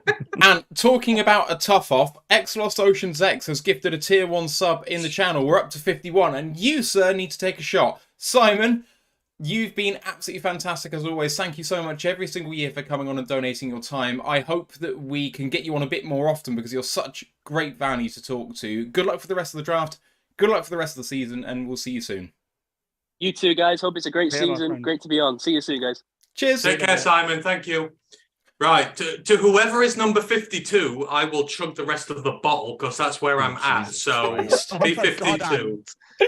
Oh my God! Right, Right. let me pull out my wallet.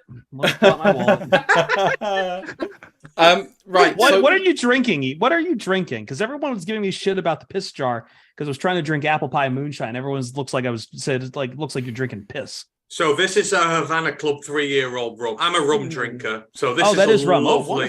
Wonderful. Yeah, my parents are both big on rum too. So I am. Guys who aren't Chris, because all of these guys know Chris, but with the raid, we have the majority of those viewers still here. We have at least 45, 50, 60. Since I forsake them, I told them I'm not doing round 7. I'm not. It's so we got 61 of those guys there. But just quickly, they said basically some of us haven't seen you before. Who are you? So I think that for the benefit of having a huge amount of people who've never seen us before, we kind of need to introduce ourselves. Yes, please introduce yourselves. So I think most people know the Roar of the Lions from our crew, but by all means. If I just very quickly want to say thank you to X Lost Oceans X, who says, "And you look thirsty," after he did that last gifted sub. So I appreciate that. I am now not thirsty. I am very hungry. There we go. So I'm Matthew Turner. I founded the Roar of the Lions UK blog 3 years ago now. So around draft time 3 years ago, it was the pandemic. We were allowed to go out the house for an hour a day for a walk, but we couldn't do anything else. And my girlfriend said, please shut up about the Lions and what they're doing in the draft. I don't care. So I started writing about it to save her. A few months later, in the Facebook group for Lions fans in the UK, someone said, does anyone want to do a podcast about this? A few of us all got together. We talked on Facebook chat for a few months, kind of just to figure out whether we liked each other, whether we wanted to talk online about this. We didn't jump straight into this.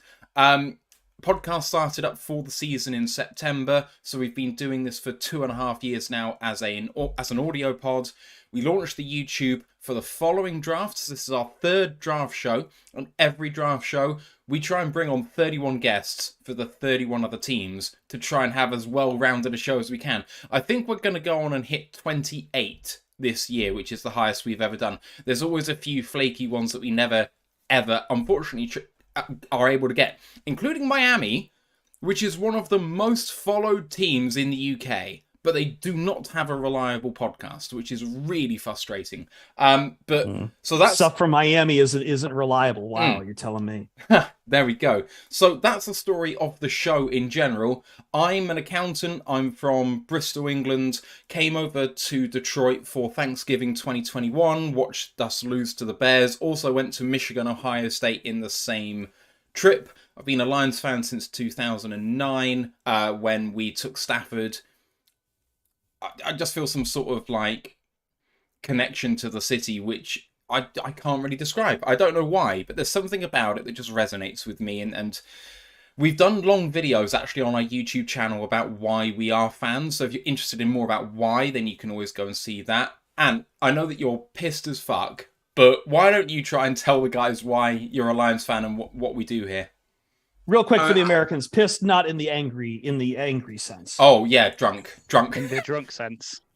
Yeah, no, I'm probably not the best person to come to at this moment in time, but all I would say is I love the Lions. They remind me of the local football or soccer team I support over here. We are a small team in the 5th division of English football. We don't compete for the Premier League. We don't compete for trophies, but what we have is a very close-knit community of people who are passionate about their football team, who love the game and just love to get together and chat about things. So, and when I supported the Detroit Lions, it was because I loved Motown when I was younger. I listened to it. I didn't know much about America at the time, so I kind of adopted Detroit as my city. And when I learned about the Lions, the hardship they'd been through, the lack of success, etc., I knew that the fan base would be passionate because my football team has been through the same. We don't win trophies very often. We've won one in my lifetime, but you do it for the love of the game. And it's a very passionate community who love to talk ball, and they're very inclusive, and the Lions have been everything I thought they would be. So it was fate. I made the right decision. I love it. This is why I'm here on draft day, 25 odd hours into streaming, and I love doing it. So appreciate you all who have joined us. What, Chris? A.T. Perry just went to the Saints. No. Ivan Pace is still there, though. I mean, Josh Shivas and Xavier Hutchinson are still there. I know we don't want another linebacker, but Pace is special, and he is falling just because of his height, like Malcolm Rodriguez. Also, apparently, the Eagles took Tanner McKee. Weird one, but I like it. But he's not a Georgia. Held up, but this is a combo breaker. He's not from Georgia. No, Stetson Bennett got taken way too early. Rams. Even the DeAndre Swift trade, he's from the University of Georgia. And I want to let people know Howie Roseman graduated from Florida. And he's picking Georgia players. Yes. Right and center. Ash, I want to give you the floor now as well, just to talk about your sort of origin story as a Lions fan. Yeah, so I'm Ash. I'm the annoying little brother of these guys. I annoyed them so much that they finally gave in and let me come on. So, for me, it's true though. So for me, goes way back 2014. Me and my friends at school, we get into Madden Mobile back when that was actually a good mobile game. Back when it was actually like proper ultimate team and not all this power up stuff they do now. So we had to sit there and pick our teams. Lions, as you can, Lions. My favorite soccer team over here, Aston Villa. Lion on the logo. Blue is one of the main colours, and it's Birmingham. The original Birmingham, industrial heartland, fallen on the hard times, a lot of history. Sound a bit familiar, Detroit? So for me, it was just a connection of things. Watch the draft. It was the time. It was Calvin Johnson's last season. We had Golden Tate, Matt Stafford, all these guys, and then the playoff game happened, and that's what sold me. And now I have become an addict, and I am never going to rehab for my Detroit Lions addiction. Apart from the fact that you're applying to FSU and you might be actually getting in this year. Yeah. Of all goddamn places, of all American universities to go to Florida State, a literal trash heap of a place. I'm sorry, and I say that as someone who was born in the South. Chris, I just want to say I love you right now. I am stone sober. I really should go make either another highball or get out the. You know what? I am going to get the quote unquote piss jar out, the apple pie moonshine. Yeah, you do that, Chris. Don't let them prejudge you. Oh man! So I'm just gonna have a shout out to all of the guys that have followed us from Pride of Detroit that have come and raided us, because it's a crazy number. Pride of Detroit raided with a party of 20. TJ Ferrer followed. Cram 9030 followed. Freak in Mohican followed. I love that name. Smack Daddy 82. Yeah, Detroit. Dragon Lion 67. Cram 1930 subscribed with Prime. We've covered that one off. Exos Oceans X gifted a sub. Yeah, Detroit subscribed as well at tier 1. The Josh T has followed. Cool Damn Rat gifted a sub. Yvol followed. Savior the Flavor. Kid 8200. Cool Damn Rat gifted a sub. Red Bull True followed. Beckett 1914. Moonshine. Oh wow, that looks like good stuff. Apple pie moonshine. I would completely drink the hell out of that. I've always wanted to try proper American 60 proof. Moonshine. This guy Firefly, they also make a sweet tea vodka that is really, really good.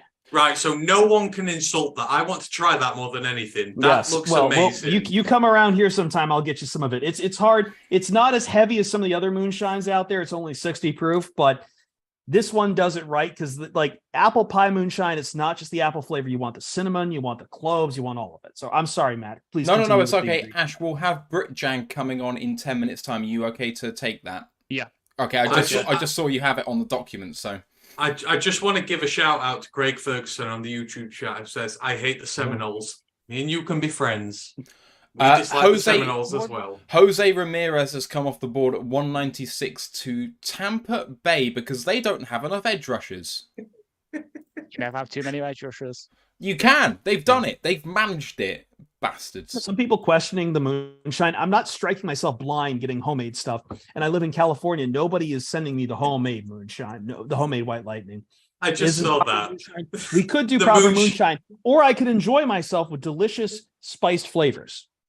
Yeah. I love that. The moonshine doesn't have a label and was made by some guy in the hills of West Virginia. No, that's absolutely true. It is Appalachian White Lightning. That is what we're supposed to do.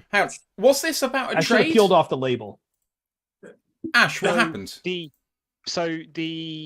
Saints sent Adam Troutman and their 7th for the Broncos 195, which they used to take Perry. I quite liked Troutman.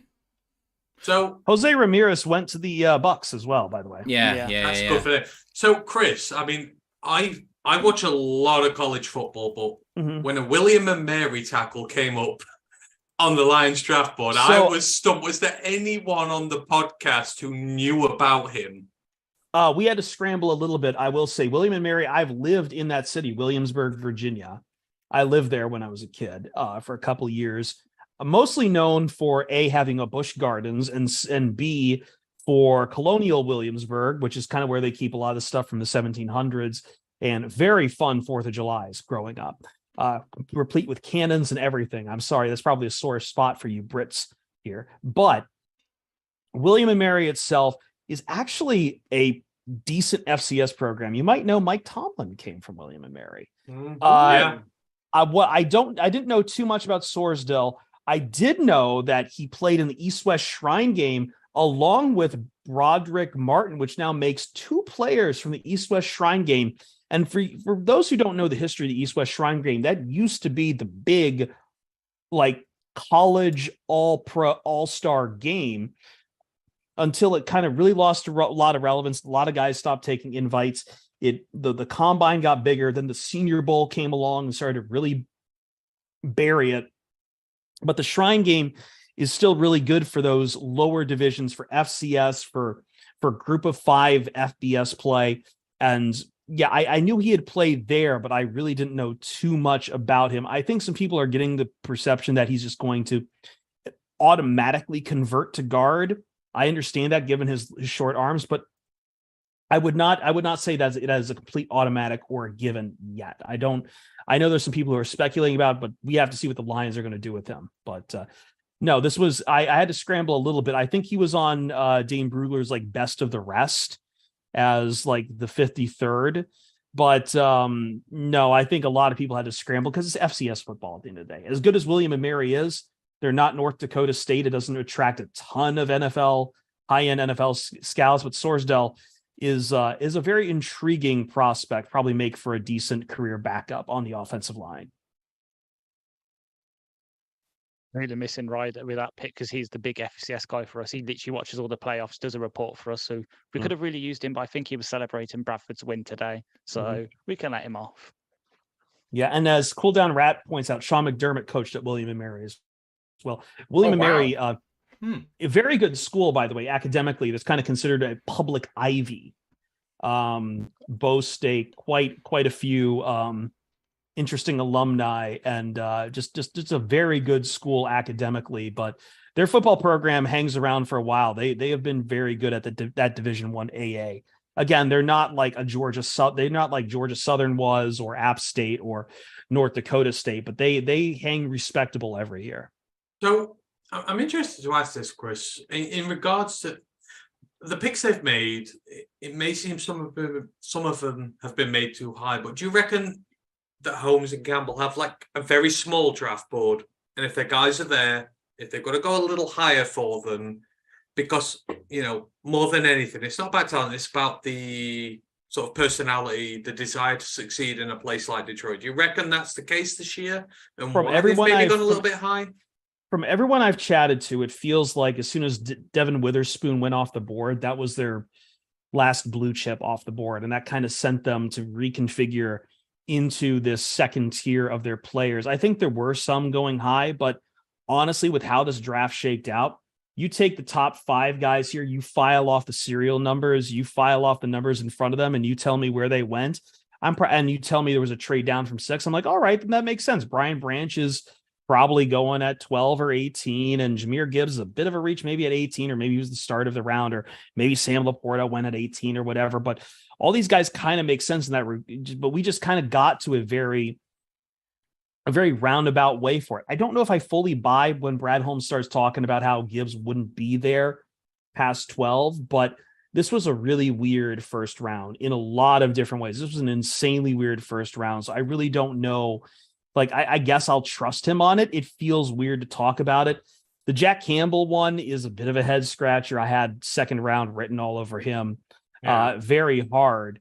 But again, like I really can't complain too much with them. We then flip it and see that you're getting Brian Branch and Sam Laporta in that same draft. And not only that, then striking and taking Hendon Hooker, who I almost feel like I have to go back and scrub some old stuff about Hendon Hooker, because my problem with Hendon Hooker has never been him playing in the NFL. It's been about the people who try to gas him up and talk about him as a day one guy, who talk about him as a automatic starter. That's not who he is, but he lands in a very good spot in Detroit. So yeah, their board was a little weird, but it started making more sense on day 2. It's just how they prioritized on day 1.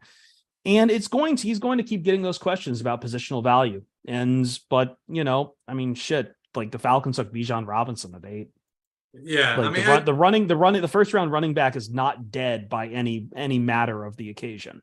I mean, I was about to say, it's like with Hooker, I guess it depends on your view of thinking. Some people view him as a round 1 pick and that he will be a starter. Some people, like me, I don't think he has been around 1, but he will be the high level backup we've asked for. Because for years we've gone to all these journeymen, these guys who can't throw a football, they just hold a clipboard. Is this, to you, is it like, and they've traded back twice. Jeremy is a big proponent of, if you like a quarterback and he's your franchise guy, you take him as high as you can. That is that. They've traded back twice and got him. So do you see this more as this is the QB2 role? This is the guy who can come in and win his games if Jared Goff goes down, rather than the replacement long term, and that's why they've done it. he can play. I would say that I just don't know what his ceiling is right now, and that's what's made Hooker intriguing.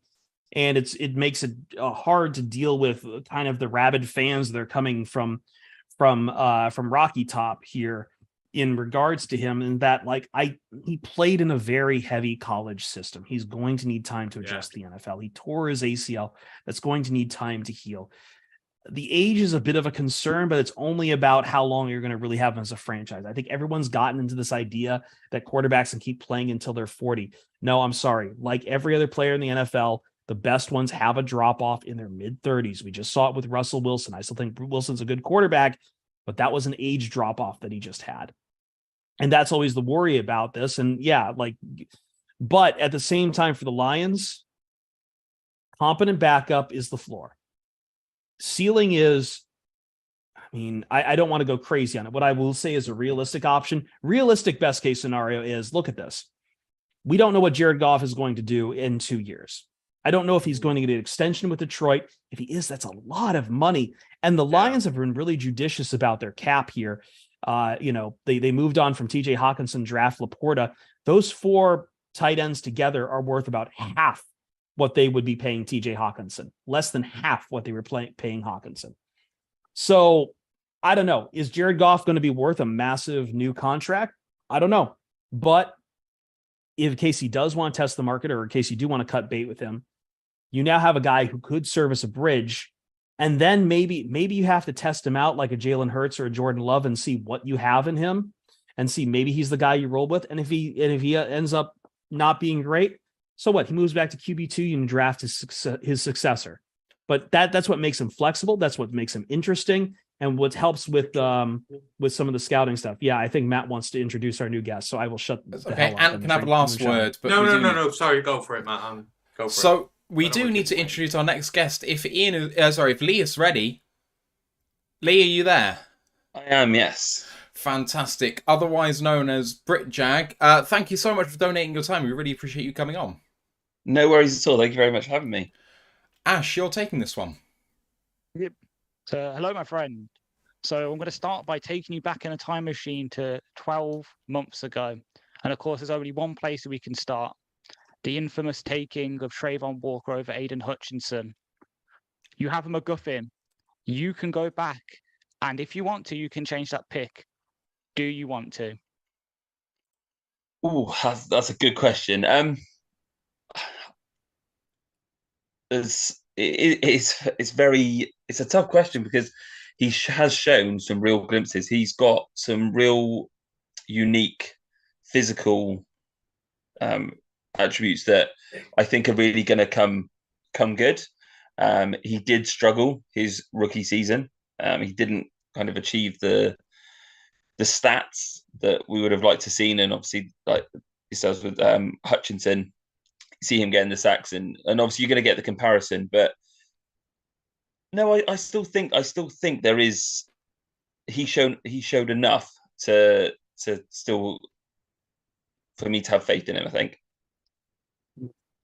I can back that. Obviously, we do love Hutch, but if it turns out at the end of their rookie contracts that Walker has hit and he's become even better than Hutch, fair enough. It's you betting on the traits, and I can back that.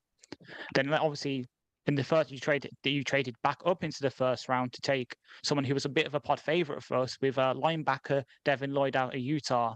How has he performed this in his rookie season? So he started really, really well. Really kind of came onto the scene. I believe after week 3, he was Bookie's favorite for Defensive Rookie of the Year. Got a couple of interceptions in his first couple of weeks and really was a standout player for us. He then proceeded to hit, I suppose, the infamous kind of rookie wall, if you like, and really kind of started to, I don't know, it just felt a step behind of the pace of the game, and it was still moving a bit too fast for him, I think. But again, as the season kind of came to a close, he did seem to kind of start making that next step up and not needing as much guidance from his more experienced teammates, and it just seemed to click with him. So I think we got over that hump, because he was actually benched at one point for another pick we made last year in Chad Muma. just to kind of get him off the field. And I think sitting back and kind of watching it really did benefit him. Yeah. So, well, you've brought me excellently onto my next. You've brought me excellently onto my next question, which is about Chad Muma. Obviously, having taken Lloyd in the first round, taking another linebacker in the third was a bit of a shock to us, especially since you had just signed former Falcons linebacker Christian Olukun, who has led the league in tackles the past 2 seasons beforehand. So, why did you have to target linebacker so heavily last year? It was a surprise. I'm not going to lie. It wasn't a position I expected us to go for again. We had lost Miles Jack the season before, who was a key player for us, but it always felt like he kind of never quite achieved his kind of top level that he could have. But yeah, it was just, I suppose it's just a depth position because we're paying Foye Oluokun quite handsomely, and obviously we've got a big contract coming up in the not too distant future with Trevor. And I think the thought process was, let's get them now and kind of let them learn and get them in now. But as I said, Chad Muma stepped in and also played well, not probably to the level of Lloyd, but he also showed glimpses and is another player I really enjoyed watching last year. Fair enough. And then my last question about last year's draft is about your 5th round pick, Snoop Connor, who, again, was a bit surprised to me considering you had taken Etten a year before and you had James Robinson, who obviously exploded onto the scene after you lost Leonard. You got rid of Leonard Fournette. So it was a bit of a surprise. How has he performed? Is he the reason why Robinson was traded to the Jets in season last year, or was that something else that caused that? No, so that was so Snoop Connor. He seemed to struggle in the preseason.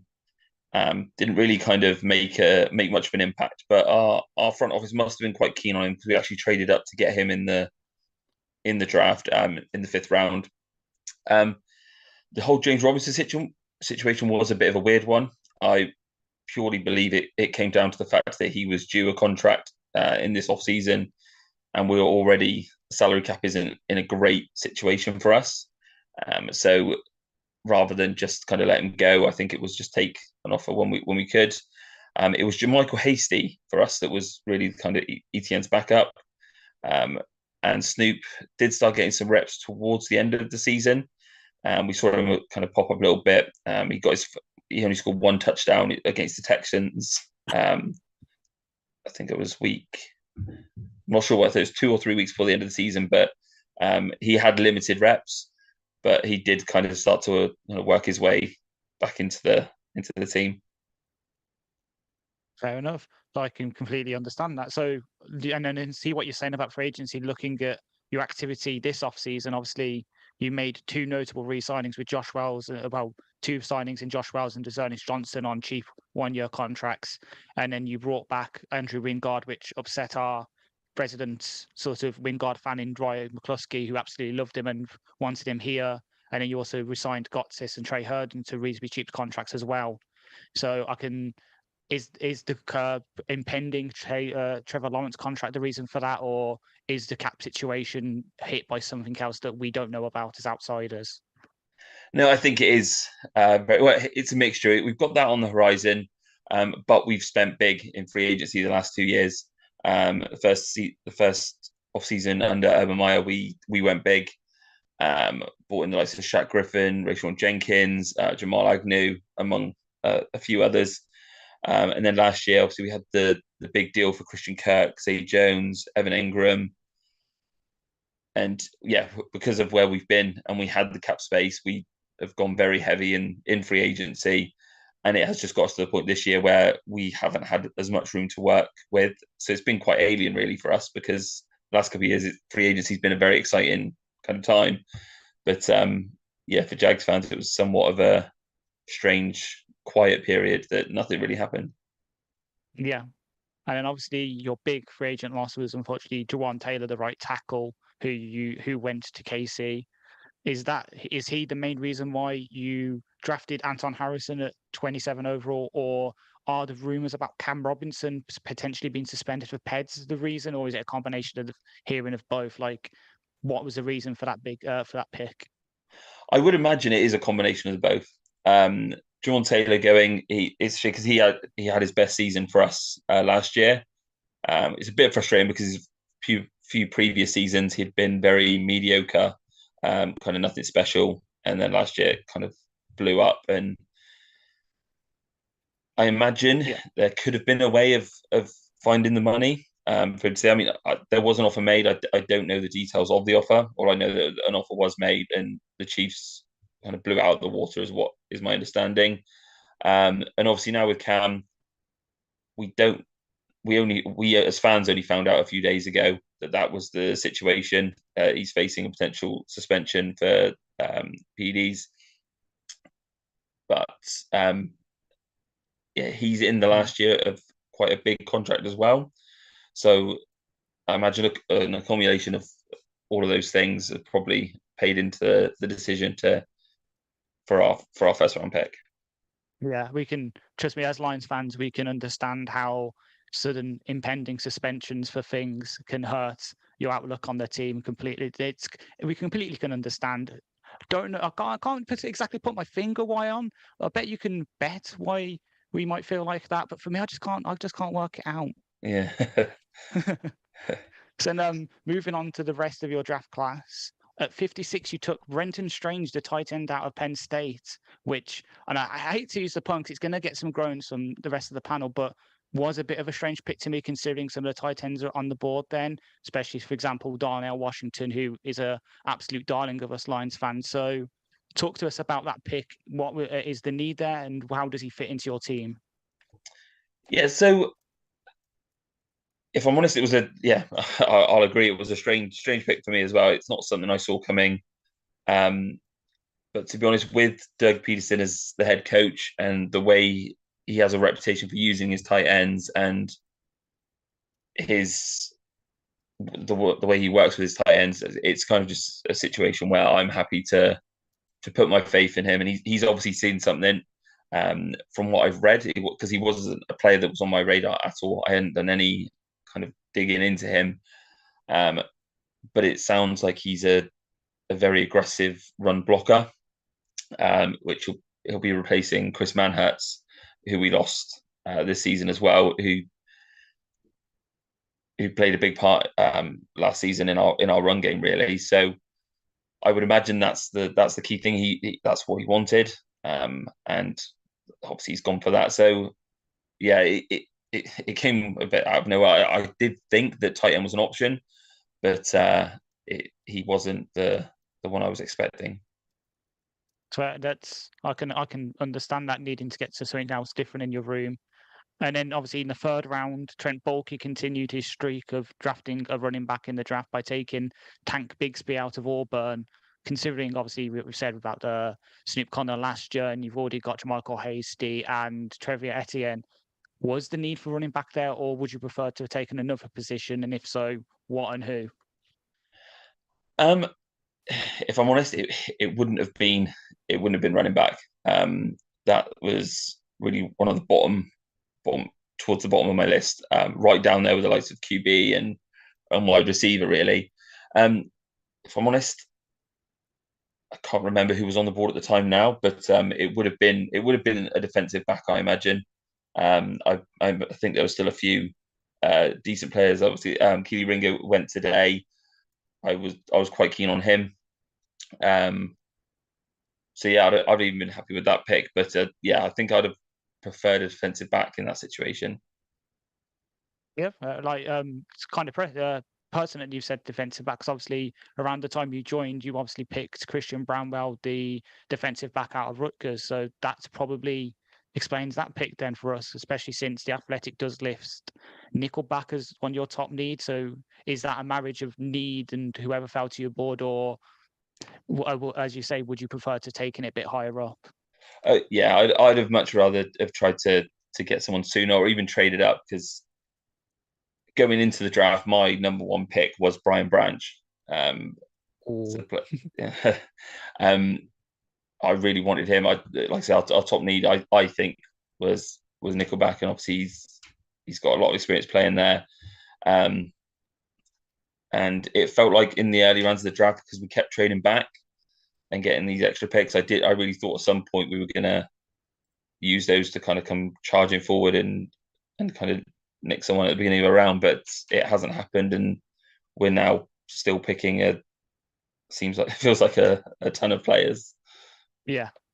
So if you really want to nickel back, I can offer you one for one of the 7th round picks. Have you ever heard of a guy called Will Harris?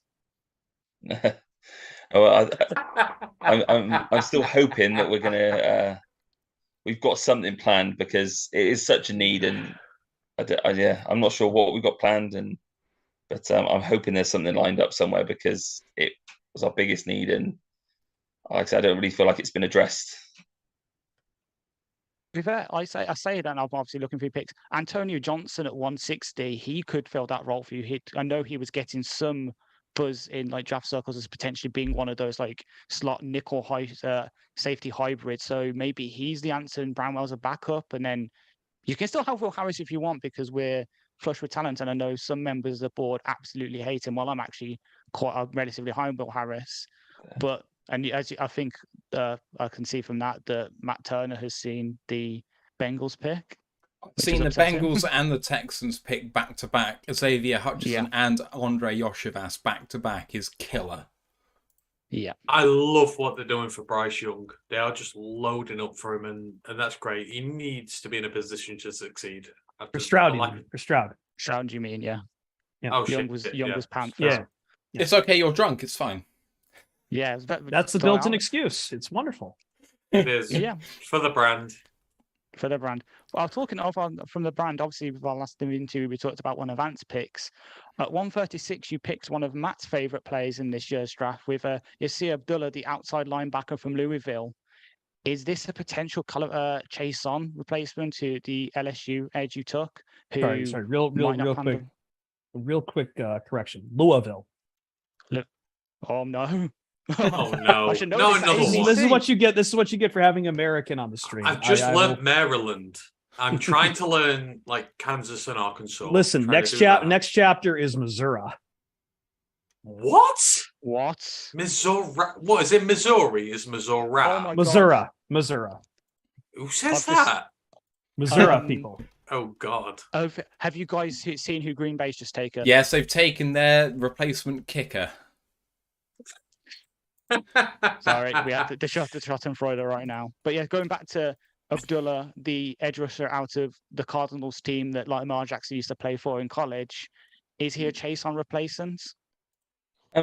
Yeah, I don't know if he's a replacement, because Chase on has been a very fringe player for us. He has been a disappointment, to be honest, especially for a first round pick. But to be perfectly honest, our whole edge rushing is we've struggled as a whole, because even Josh Allen really didn't look himself last year. He started quite strong, kind of really went quiet through the middle of the season and went through a bit of a drought with no sacks, and then kind of came good at the end. It wouldn't surprise me if there was some sort of niggling injury there. It never came up on any reports or anything like that, but he's now going to his 5th year. That's not a nailed on decision that he's going to be extended. So it could be just getting some players in to kind of give us some flexibility if we can't reach an agreement or he doesn't perform this season, potentially cover for him as well. So I open it up to the floor. Has anyone else got any questions? I mean, my starting point is really just about the future of the division. You obviously won the AFC South last year and looked pretty good for it. I think that your head coach in Doug Peterson is just doing wonders for you guys, and this draft looks like it's moving you forward. You've got one of the best quarterbacks to come out of college in the last 20 years. What do you project to be your record for the coming season? Is there anything else you guys need to do? Are there any, other massive gaping holes which are kind of preventing you from doing that? What do you think the other guys in your division have kind of done? What's stopping Jacksonville becoming a powerhouse in the AFC? If it's anything, it is just tweaking our defense, really. In regards to kind of the whole AFC situation, I think the only thing stopping us from becoming a real powerhouse is the strength of the quarterbacks in the AFC. it's scary. It is. It's just it. Don't get me wrong. I absolutely love Trevor, and I genuinely think he's got the potential to be one of the top couple of quarterbacks in the league. But when you've kind of got the likes of Mahomes and Burrow and we also like Herbert and Allen, and the kind of list just goes on and on and on, and it's a bit of a daunting task at the moment, and I think it's just going to be every year it's going to be tough because you're never going to avoid those teams, and it's going to be it's just the AFC as a whole is just quite daunting at the moment, and I don't think, other than the Chiefs, I don't think we're going to see a kind of a dynasty in the near future, but I definitely think we're capable of competing. I think realistically, I'm looking for a kind of 11 to 12 win season, and really wrap it up a bit earlier than last year, because last year's it was a bit tense coming down the kind of the straight at the end there, because we had such an awful middle of the season. If I could jump in and just ask him something here, I do think, to your point, that division is wide open. You've got two teams hard on the rebuild. I know the Colts are, let's be honest about Anthony Richardson. As much as I love him, he's not going to be ready for year one for what it is. The Titans seem to be on the southbound train in a bad way, and the Texans are just starting up a very obvious rebuild. So, they're trying to cap off a very obvious rebuild, but I don't like the Jaguars are really the most put together team in that AFC South. Yeah, I think so, and I don't realistically see any of them challenging us for a couple of years. I think the team that I would be most concerned is the Texans, and I think, as you said, I think that'll be a year or two down the line that they'll kind of come knocking at the door. But for the immediate future, you've got the Titans with Derrick Henry on his way out. He's not the player he was even 2 or 3 seasons ago. He's just not. Tannehill is average at best, and obviously they've drafted Will Levis and obviously Malik Willis last year. I don't really know what's going on there. That's a bit of a strange situation. I suppose it's just going to be competition, but none of those really kind of strike fear into me.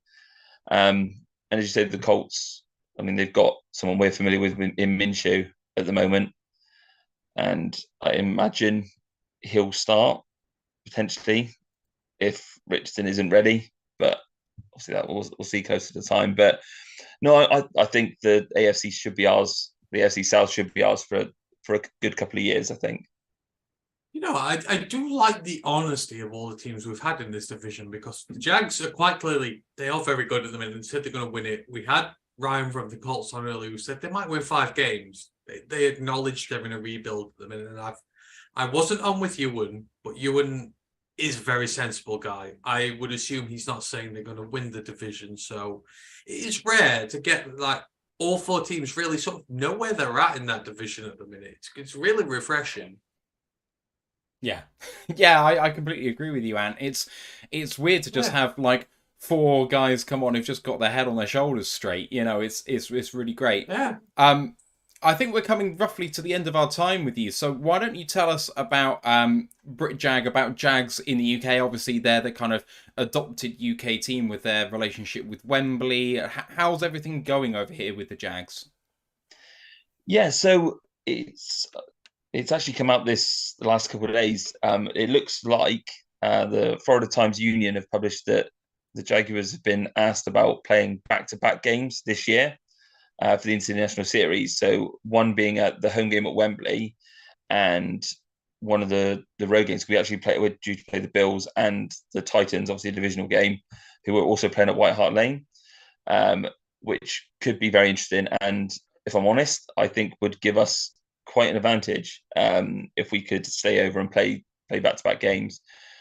Now, obviously, this is all talk. It's all kind of just in the media, nothing official as yet, and we won't know until the schedule's released. But no, and it sounds like our owner Shad Khan has intentions to extend our current deal. Our current deal with Wembley is until next year, so we'll definitely have at least one game next year. But he's been quite vocal that he wants to extend it, and it's a difficult situation because I feel for the Jaguars fans in Jacksonville because they hate it. They lose a game every year. But also I see it from the other perspective. It's somewhat of a smaller market. And that's not me diminishing the fan base. The fan base are amazing, and Jags Twitter is incredible. It's an incredible place to be. But the money the Wembley game brings in is the equivalent of like 2.5 normal home games, and that can't be ignored. So, and obviously for us UK Jags fans, which the fan base does seem to be growing year on year, I feel like I'm seeing more Jags fans at the games, and it is becoming more of a home game, whereas it used to just feel like an exhibition game. And obviously you're always going to get all 32 teams, but the Broncos game at Wembley this year, it did feel like there was a significant Jaguars presence, which I imagine that's kind of their goal, and that's what they want. So, and that was good to see. I know this year we had some people talking about a whole international division, talking about, it's always a question about whether the Jaguars move to London. I've never really been much of a believer in the logistics of it, and the fact that I don't think a lot of American-born players, it's already hard enough for American-born basketball players and baseball players to go up to Canada for the sports that we share with Toronto. I don't see how it worked with the UK, but I mean, clearly, you know, they are the quintessential Londoner and England American football team at this point. Yeah, it is. I don't personally see it ever happening. I don't see the Jaguars coming over here permanently. I just think it's a nice little kind of relationship that fills the pockets of the Jaguars. And I suppose in the UK market, we are one of the kind of the bigger fan bases, and I think that is purely because of the London games. And you've had neutrals coming for years and years. We've played over there for 10 years now. People coming to their first game have been, and they've seen the Jaguars each year, and I suppose it's kind of built that connection. But yeah, I agree. The logistics would just be an absolute nightmare. Just when you take into account like West Coast teams having to come over to London and vice versa, it would just be, the scheduling would be impossible, I imagine. Yeah, I think that would be really, really tough. Lee, we've come to the end of everything, but guys, do go and follow @BritJag on Twitter. Lee, you've been absolutely terrific, and hopefully we can bring you back very soon. Yeah, no worries at all. Thank you very much for having me, guys. Cheers, Lee. Cheers. Yeah, thank you. And if you are sober enough, we've got the Transatlantic Titans coming on in 15 minutes' time. I cannot make that promise. I really can't. Oh, no. Okay. Pride of Detroit's raid has been great for us, but it's not been great for me personally. That's fine. I can take it. In terms of a thing. So if you could, that would be great. Man, I'm getting hungry too. I want to stick around with you guys now because now I'm getting second wind. I said I would take a nap at some point, but now I busted out the apple pie with you guys. So also, I don't have to hold the weight now. I can like kick back and watch Rich Eisen hold pet puppies on NFL Network. No, I'm just really interested to ask Chris. I mean, obviously, with these guys, this, like I said, this seems like a very small draft board for the Lions. They went for DT in late third, and there weren't many round at the time. Just, is this what you expect from them at this point? It's year 3. This is a year we could go on and win the whole thing. Has it surprised you how they've done it, or is it just? Well, I don't think this is. I don't think this is the win the whole thing year, just because like. No, I mean, I like the NFC North. Sorry. Right. No. I know what you mean there, but like, I do think that fans also have to understand this is a team that wants to keep building in long-term terms. Yeah. Right. Like someone like Jack Campbell feels like a move that is made for a long term, regardless of what happens with Anzalone. This is fine. There is a POD cast. We did put out a POD cast just published on the DeAndre Swift trade. There wasn't much to talk about day 3. And to be honest, we were nearing day 4 and every one of us is very busy writing. So that's why we have that. And quite honestly, we're not equipped right now to talk about the day 3 guys. We were really scraping the barrel to make Sorsdale Sorsdahl takes. So we'll be back on Monday for that. I have no clue who's going to be taken in the 7th round. But yeah, like I didn't mind it. I've gotten a much better idea of who Brad Holmes is as a GM at this point. And the fact that they're not even really having much of a day 3 to really talk about as far as picks really indicates where they're at. They want the high talent guys. They don't mind making these aggressive moves to get into the top 100. They don't need development or long-term projects or whatever at this point. They want to go, and they have a competitive roster right now that I feel that they've kind of brought it all into focus. And with DeAndre Swift, the DeAndre Swift thing, we've really turned the page.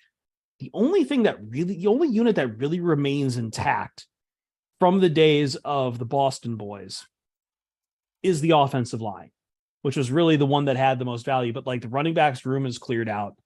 The tight ends room, TJ Hawkinson moved. Who else? Matthew Stafford was moved. Who else am I forgetting in there over the last? Jeff Okudah traded away. So like this has kind of been the new leaf. This is the final closing of that chapter, the final finish on this new leaf. This is all the Brad Holmes guys, which is what you usually expect in year 3 when you have a new GM. They've cleared out everyone. They've put their personal stamp on it, and they prioritize guys who they know will make that immediate impact.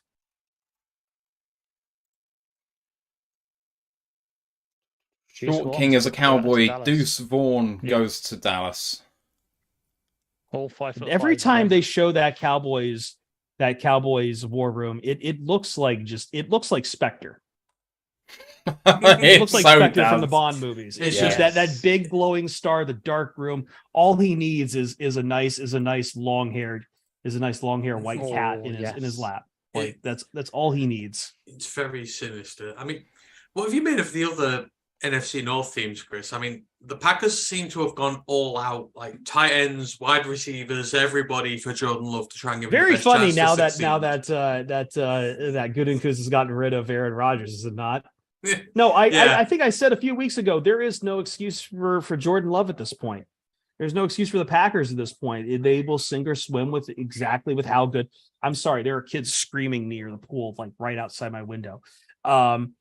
They will sink or swim with Jordan Love. I don't think they're going to be as bad as people think. I think we could honestly see like a 2nd or 3rd place finish in the NFC North for them, depending on what happens with the Vikings. I think the Bears fans have kind of told themselves they've had a really good draft and that the North is theirs, and it is the charge of the light brigade at this point. Bears media, as always, overreaching on everything. The Schadenfreude was very fun against the Lions, I'm sure, for them. But I mean, I think the Bears drafted very well this year, but these are all picks that are not going to. It's going to take time for a lot of these to matriculate. They put a lot into their offensive line. They put a lot into their defensive backfield with, or on their defense in general, Tyreek Stevenson and Gervon Dexter. But these are guys who are going to need a few years to develop. I think the Bears are on their way back. The Vikings were not satisfied with bleeding out. They were 12 win team last year that they want to keep. They understand they were a paper tiger. Everyone in the North is being competitive. It will put pressure on the Detroit Lions.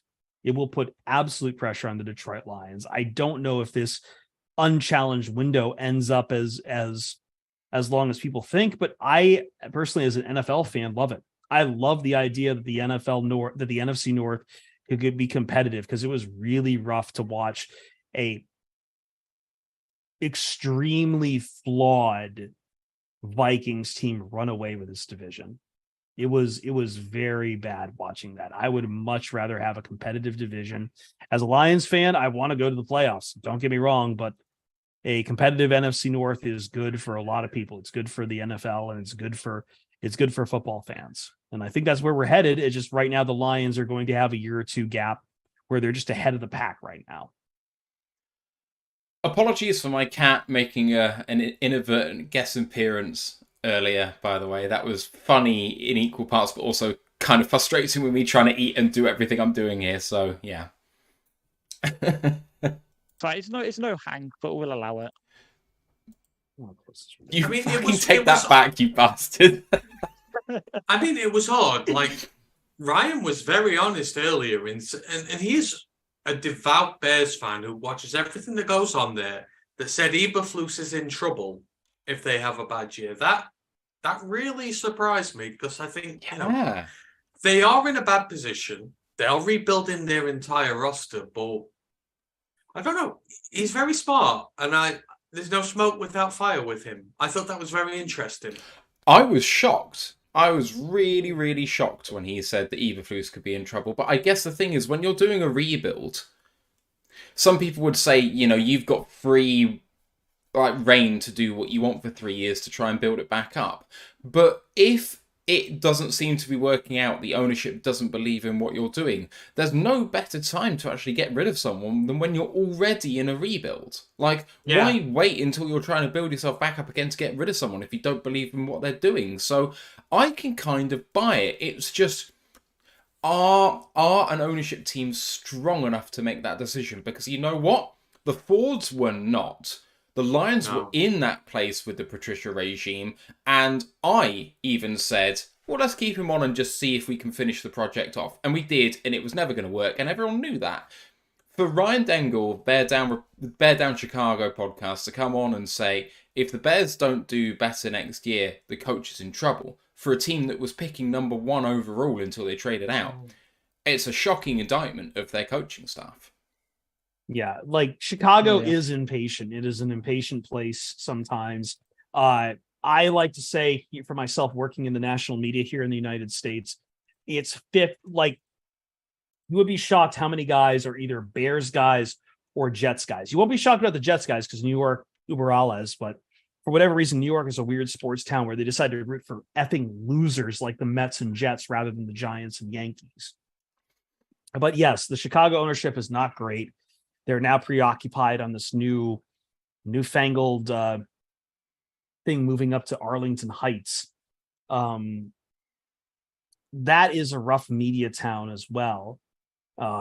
Those sports pages really, like, they were already calling for Justin Fields before they traded out number 1. They were calling for Justin Fields to be moved to an effing running back or traded so they could get Bryce Young. Like, I'm not saying that.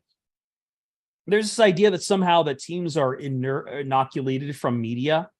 That's not the case. Like, people read this stuff. Like it happens. Like I'm not saying media has an outsized influence, but I love when I hear players say, like, I don't listen to the media. I don't listen to social media. Like, yes, you do. First Take is on somewhere. You've got a copy of the Free Press somewhere. You got a copy of the Chicago Tribune somewhere. Like, you can't avoid it, man. You just can't. And Chris, one of the shocking things I learned about America, once again, every time I go, there's a certain period of time in between that I forget that this is the case. America is the most sports-mad place in the world. Every single place you go to, even a bar, which appears to be a kind of posh, well-to-do bar, has 10 screens with all the sports going on. Like, you cannot go anywhere without being confronted about sports talk or the game that's on at the moment. It is so intrinsically part of the culture that avoiding conversation is much harder than just leaning into it. I will say, in the past 20 years growing up, it's become easier. Sports have lost some of that magic, have lost some of that power, especially as television products start to become more powerful, as the nerdification really takes place. There's a lot more people probably talking Star Wars than there are talking about the Minnesota Stars. I'm sorry, that was terrible. I was trying to do like a funny God, I hate myself for doing that. I should have said like, but like, yeah, like the Dallas Cowboys are still huge. But yeah, but like there is still it fits with American culture, which is so competition driven, which is so results first driven. It is, and the fact that we've got 3 major leagues. I'm sorry to the hockey fans, you're no longer one of those major leagues. But the big 3 is true between basketball, baseball, and football in a way that I don't think like the UK, as much as you have like, football, cricket, and rugby, it does not compare to what the big three is here. It's where, not yeah, even as you close. said, It's not even close at all. close. It's not close at all. Like it's just beyond fascinating that, like, even as, and it was ingrained for a long time in our DNA, even to the education. You know, we still have college football, but at the same time, like, high school sports in some places is still big. In other places kind of dropped off as budgets have gotten tight, but it remains part of a culture in a big way in the United States. It flavors everything. And yeah, like a lot of newspapers, like you have the sporting sections over there, but over here, one of my favorite shows I've watched recently, there's a cartoon called The Venture Brothers. One of the jokes they have in there is they're showing like a local news anchor crew, and it's like here's Turge McFarland with sports, and they read a couple other guys to the weather, and it's like and Samuel Turkinson with sports, with two guys. Like, that's, every broadcast has sports. It infuses everything. It's losing a little bit of luster because there was such a cultural backlash from the nerd culture against sports. But damn if it's not still around. Damn if it still doesn't ruin everything. And that's why I say, like, the Bears, other places, they can't avoid those sports papers. I don't believe it for a second. Anyone who says, I don't listen to social media, I don't listen to the TV. Yes, you do, because at some point you will betray yourself and explain exactly something you heard on there, and you will be ass red mad chapped about it. No one can resist. And it's time actually to introduce our penultimate guest of the evening. We've got Greg. I was going to say, Lions are on deck too. So yeah, Lions are going to be picking, and just a couple of picks. Greg from the Transatlantic Titans, you've come at a very opportune time for us. How are you doing? Yeah, really good, thank you. It's been quite a good day. My football/soccer team got promoted today, so it's been a long day, and my voice is just about hanging off dear life. I'm a Steelers fan, so we got promoted from League 2 to League 1. So yeah, it's been a long day, but my voice is clinging on for dear life. But no, it's great to be here. It's looking forward to talk some football. That's really great, man. Congratulations. I'm really happy for you. It's been a much more successful weekend than the Titans draft has been, I think. But we'll get into that, I'm sure. We will get into that. And I mean, so the sort of way that we've been doing this is we've kind of been going from then till now. So if I take you back to 12 months ago, just want to talk about the season you've had with your draft picks from last year. And last year, let me just remind you of the class. Treylon Burks, wide receiver from Arkansas, to replace an unnamed wide receiver that we can't talk about. Roger McCreary, the cornerback from Auburn. Nicholas Petit-Frere, the tackle from Ohio State. Malik Willis, quarterback, Liberty. Hassan Haskins, the darling of Michigan at running back. Okonkwo, the tight ends. Carl Phillips, the wide receiver. Theo Jackson, cornerback. And Chance Campbell, linebacker. I know that Burks maybe had a little bit of injury troubles, I think, last year. But how did the class fare as a whole? I know that Petit-Frere, given that he was a kind of third-round pick, actually had a really good season, all told. Yeah, it wasn't the worst draft class. I think that it was a bit of a mixed bag. I think Petit-Frere stepped in at right tackle, and even though the O-line as a whole struggled for the Titans last year, I don't think he was a reason behind that. Having Dennis Kelly on the other side certainly was a bigger reason behind that, if I'm being brutally honest. But yeah, he did a great job for a third-round pick. I was pretty happy with how he performed. Same with Roger McCreary at corner. A bit of an undersized corner, but someone who made some big plays. The one at the Colts on the road, I think it was the Colts, might be wrong when I say that, where he kind of made the play, which was turned into an interception where he kind of threw it down to his teammate, was pretty incredible. But Treylon Burks, yeah, look, injury problems definitely last year, but the guy is a monster. I think he will. Next year has to be a bit of a breakout year for Treylon. He was very, very good at times. But unfortunately, injuries definitely kind of scuppered a little bit of his rookie season. But yeah, look, Malik Willis. I mean, we'll quickly talk about Malik. Obviously, with what we've done in this draft just gone, it's not looking good for Malik. But he was a bit of a third-round fighter, and I don't mind that. I think it was a case of, he was highly tipped to be certainly a first-round pick, potentially even a top 10 pick in the draft last year. And when he dropped down to 3.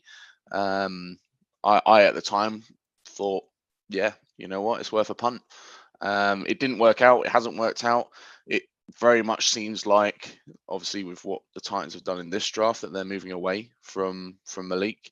And Will Levis looks like he could be the man of the future. But maybe in a year's time, I'll be on this on this stream talking about who we're going to be drafting next at quarterback. You just don't know. But yeah, Malik Willis was a bit of a disappointment. Unfortunately, he just didn't look. He was a bit of a cat in the headlights to a certain extent at times last year. Not helped by what was a pretty poor O-line in front of him. But you never know. He could go on elsewhere and make a good career for himself at least. And looking at how you did last year in general, finished 7-10 behind the Jags. Obviously, came in as favourites of the division, having won it a couple of times in a row, I think. And Tannehill and Henry kind of just ruled the division by themselves. And people at the time were talking about Tannehill like, oh well, in Miami he wasn't quite all that, but he's turned it around, and he's this high tier guy. The mood's kind of turned on him a lot. He's obviously on a big contract. He's now apparently on the block. What's happened to Tannehill where the narrative has kind of gone from he's revived his career to people are ready to dump him again? Because I don't think that much has really changed from my perspective. I don't think it's changed for Ryan himself. I think it's what's been around him a little bit. So I mentioned the O-line earlier and the problems we had there. That definitely didn't help. He was playing hurt for quite a lot of last year as well. I'll be honest, he's one of those quarterbacks, he's not gonna set the world alight. He's not the sort of quarterback that is, he's not your Patrick Mahomes. We all know that. But he's a steady quarterback who can win you games, and if you put the right people around him. And I don't think last year the Titans did that with the not only from an O-line perspective, as I mentioned earlier, but also didn't have enough weapons. We brought in Bobby Woods last year, didn't really work out. He couldn't get separation. Traylon Burks ended up getting injured and missed time. So I think one man I didn't mention out of the draft class last year who really came in and did, in my opinion, have a really good breakout season is Chigo Okonkwo at tight end. The guy is an absolute stud. And for me, we lost Jonnu Smith, what was it, 2 years ago? Yeah. And he's kind of come in that same mold, very athletic. He's not the best blocking tight end, but you're not, as a receiver, for me, he's definitely one of the best picks that we've had in recent years. Last year was a solid start. We looked pretty good, but the last 7-8 games after we fired John Robertson, the GM, there was definitely something not right in the camp. And in the end, we lost, was it 7 or 8 games straight at the end of last season, and it was a pretty sad end or a depressing end to what looked to be at one point. We looked absolute shoo-in to win the division. It was almost a foregone conclusion in many people's eyes. But we let the Jags come back in, and it was one of those ones at the end of last season with the injuries we had. Tannehill was down. We ended up with Josh Dobbs, obviously, as at quarterback for the last couple of games.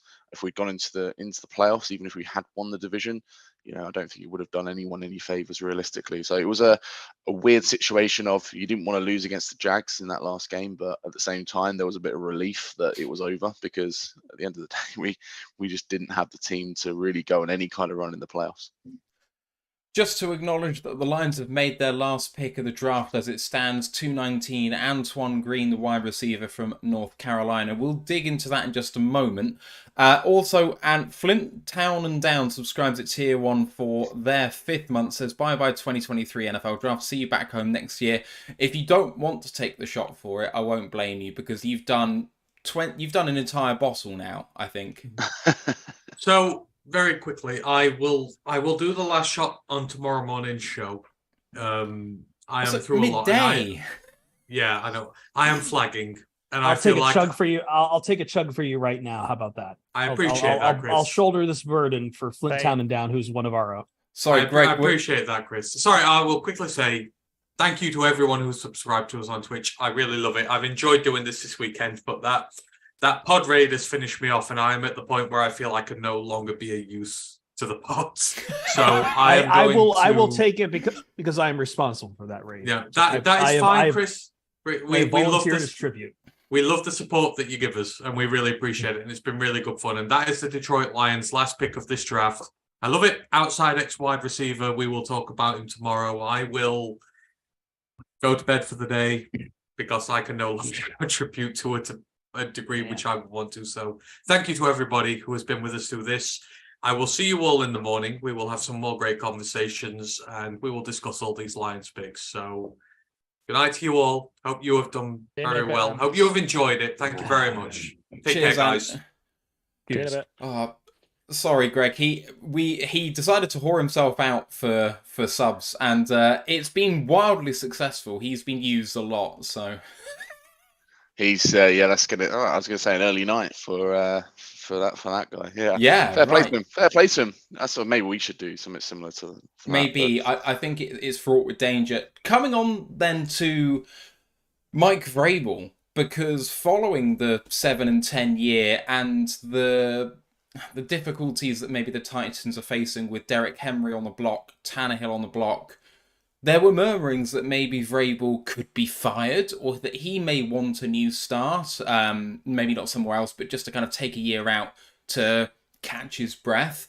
What do you make of Henry being on the block and Vrabel? I mean, he's still here. He's seeing through this draft cycle, so it looks like he's going to be sticking around. But it seems fairly serious for a time. I didn't see. I mean, unless there was some kind of disagreement or falling out. I mean, obviously the Robinson debacle, for want of a better phrase, didn't particularly go down well last year. I never saw Mike Vrabel walking away, whether it was to have a break or take a college job or take another job in the NFL. I didn't see that happening realistically. I think we're in a period of transition now. Having, you say Tannehill and Henry on the block. We don't know that officially. I think they've definitely been touting around the possibility of certainly Tannehill. I think Henry, I'm not sure I buy into that. I don't think we're going to get the value realistically that we would want as a franchise. He's not going to be worth that. If you look at what you guys have just let Swift go for, in my head, even though Henry is obviously, in my opinion, Henry's a much better back. Oh, not just in your opinion, in our opinion as well. But he hasn't got the time on his side like Swift has got. Yes. So he's about to turn 30, and who realistically, how many franchises are going to give up anything for what is a guy who's coming towards the end of his career realistically? So even though if you look at him in his Instagram gym shots, etc., I mean, I think that guy will go on forever. But he's just a monster, an absolute monster. But I think he's worth more to this franchise than someone giving us a 5th round pick for him. Realistically, Tannehill, I mean, to get out of the contract, I think there's a possibility of that happening.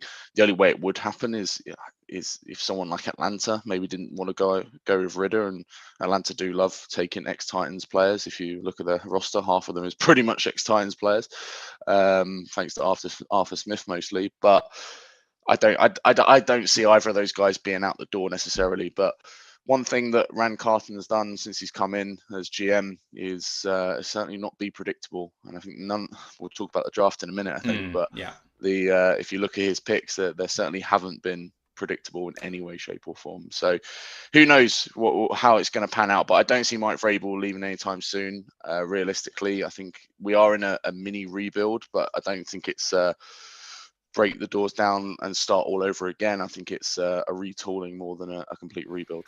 Oh, we're very aware of the retooling, Gag. Don't you worry about that. Let's just talk about free agency before we go to the draft. You guys have invested some money, actually, which I didn't expect you to. You've let go of some significant talent, but also some has come in. So Nate Davis, the guard, left to go to Chicago, as did DeMarcus Walker. 3 years for both, $30 million and $21 million, respectively. Robert Woods has moved on to Houston, and David Long to Miami. But you've re-signed Nick Westbrook. You've also brought in Andre Dillard, Arden Key, Daniel Bruzkill, and Aziz Al-Shahir. That's not an insignificant amount of investment for a team that you say isn't a retool rather than a rebuild. This team, I think, looks at itself and says, yeah, maybe we're not as good as we could be, but in an AFC South that has never been the most competitive in the last few years, it's probably not beyond the realm of possibilities that the Jags just jag, and then you're the ones to pick up the pieces. it's going to be a competitive AFC South this year, which is for the last few years we've not seen that. But I think our free agent business has been on the whole pretty good. I was quite surprised we lost David Long to Miami. I was kind of expecting him to come back, and the deal that he got, I think it wasn't a crazy deal. But picking up kind of Alshire is worked. I think that's a great pickup for us. He's someone who for the 49ers was very, very highly rated. There was concerns around David Long and him getting some injuries, and he certainly missed time over the last couple of years. And I think that was pretty much, if you look at the Titans over the last 2 years, we've had the most players playing in a season in the last 2 years, each of the last 2 seasons, that is. So there's some good business we've done. I think Alshire is a great bit of business. Brunskill, similar story. I think that's a great pickup for us. The O-line has been a problem for a while, and for me, I think he'll bring some good experience. But also, I think he's just a great pickup. Losing Ben Jones for us as our centre for I mean, the guy barely missed the game until this season, and him leaving was a rough one for me. I found that one quite difficult. Nate Davis, unfortunate. I mean, we drafted him in, I think it was 2018, 2019, something like that. Great player, but that O-line just didn't perform to the level they wanted, and they wanted to refresh it, so it worked well. DeMarcus Walker, I think, got a great deal for him, and the money he's earning there, I think, fair play to him. I don't think we would have been able to pay that realistically. We're very tight against the cap, so even though we have spent, to your point, I think we're certainly not blessed with cap space this year. That's not so much the case next year. I think next year we've got $900 million sitting in cap space, which will be great. But yeah, look, I think overall it's going to be, as I say, a bit of a retooling, and with the rookies that we bring in, I'd still think the fact that we haven't drafted we'll get to this, I know, but the fact we haven't drafted a wide receiver makes you think there's another move to come. If we go in with the wide receivers that we've got to this season, I think it'd be a massive failure on the team side of things, which makes you think, and I don't know who that's going to be. I'm not going to throw out odd names here and there everywhere, but surely to go into the season with the wide receivers we currently have, which realistically someone like Westbrook-Akina or Moore, both of those guys are not sort of second choice wide receivers realistically behind Burks, so they're going to need to go in and get someone, and I can see a big move coming, whether it's via trade or someone in free agency. I don't know yet, but I think there's business to be done. You mentioned your need at wide receiver, and let's get on to the draft. Your needs appeared to be potentially a quarterback if you moved on from Tannehill, or potentially just to have a successor in place, but also offensive line needed work. That's kind of why Henry was getting beaten up so much. DBs and wide receivers. And then your draft so far, Skoronski at 11 seemed like great value to me when people thought he was maybe the best O-lineman in the draft and was potentially going to go higher. Will Levis at 41 seemed unpalatable to me to take him in the first round. I had him as a day 2 pick, and I think that's really good value for you guys. Tajay Spears, I think a lot of people's favourite running back, just because of where he was going to go, had a great Senior Bowl. And, you know, it was just an injury concern from him, but otherwise potentially one of the best running backs in the draft. And then Josh Whyle from Cincy, the tight end, and offensive tackle Jalen Duncan, who fell a long way, I think, based on character concerns. But, I mean, you'll find out soon enough whether those fears are justified or not, I guess, because he is meant to be a supremely good offensive tackle. You said it wasn't predictable. I think OT and quarterback at the top was predictable. Running back, if Henry moves on, makes sense, I guess, especially since you lost your backup running back behind Henry. But, like you say, kind of wide receiver appeared to be a gaping hole that hasn't been filled. But what do you make of the guys that you've drafted so far? Because you've still got 1 pick to come in 3 picks' time. Yeah, I was keeping a close eye on it. Skoronski, I think, to your point, great value. A lot of people had him as the top tackle in the class. Again, getting him at 11, I think it is a great pick. It's not sexy. It's not, if you look at what the Colts and the Texans did, obviously going and getting their sort of quarterbacks of the future. There was a lot of talk about us, trying to trade up to 3. A lot of talk about Stroud potentially as well. I think Houston ended up jumping the queue. They're using what they got for Deshaun Watson to make their move. I'm glad, if I'm honest with you, and this is nothing on Stroud at all, but I think us giving up, we don't have the capital this year realistically to really. We'd have to give up picks next year, and I didn't really want to do that necessarily. So trading up into the first round didn't ever make sense to me. So I was happy to go with Skoronski. And then Will Levis, trading up to get Will Levis at 33 from 41. I think I don't hate it. I don't know. A bit like last year when we had Malik, it was a bit of a, you know what, this guy, we feel like this is going to be value, and that's exactly how they've seen it. I think they, by the sounds of it, had a great meeting with him when he came in and met the team, and I think Vrabel automatically bonded well with him. I don't think that's been the case with Willis. So I don't hate that pick at all. I'm not excited by it in the same way as I think I'd be if it was, you know, us trading up to get maybe a Stroud or whoever, but it could work out. It might not. We'll have to wait and see. But the surprising one for me was Spears. Spears, not because of his talent. I think more that injury concern. The fact that he's done 2 ACLs in 2 years, supposedly doesn't have an ACL in that knee now, and has arthritis in that knee. You have to ask realistically, like, how much longevity is he going to have? He's not coming in to replace, realistically, I don't think he's coming in to replace Henry this year. He's going to be there as almost a supplement to our running game that we already have. But, 2-3 years down the line, is that knee going to be, this is a tough league. We all know what it's, there's a lot of running backs who come in with injury concerns on 2-3 years later, they're out of the league because they just can't stay healthy. And that is my biggest concern with him. I would have gone wide receiver at that point. Us doing the trade up for Levis meant we dropped back, I think it was 9 or 10 picks in the third round from, we had obviously swapped picks with Arizona, which meant that Downs, Tillman, and Hyatt, all three that I would have absolutely loved, any one of them, they all got taken in those 10 picks that we sort of dropped back on. And they also didn't feel comfortable with who was left on the board and what value was there. So, but not having a wide receiver in this class so far, unless we get one in the next few picks, does feel like an issue, because we are really, really lacking at receiver, like we were last year, in fairness. Yeah, absolutely. It does really feel like a weakness for you guys. Let's just take what we've got so far, the draft picks, and project forward for the 2023 season. What are your expectations? It's a really tough one to answer, because I think it feels like it's a different team almost, even though there's a lot of similar parts in there. I think defensively we're very, very strong, and the fact that we haven't drafted a single defensive player says that. Even though we've lost players, we lost Bud Dupree, let's not forget, and I mean we all know how talented Dupree is, but we lost him. So, but I still think defensively we're going to be strong. Offensively, we've got a new offensive coordinator in Tim Kelly, and I think it will be a different looking offense to a certain extent. Still think that we're still going to run the ball. We've always been very run heavy, even pre-Henry days with CeeJay, 2K, etc. So yeah, I'm fully expecting there to be. I think we'll have some pain this year. It wouldn't surprise me if we ended up being in a probably similar situation to where we were last year, probably 6-7 wins. I'm certainly not expecting us to blow the doors down and win the division this year. I think this is a much more competitive AFC South.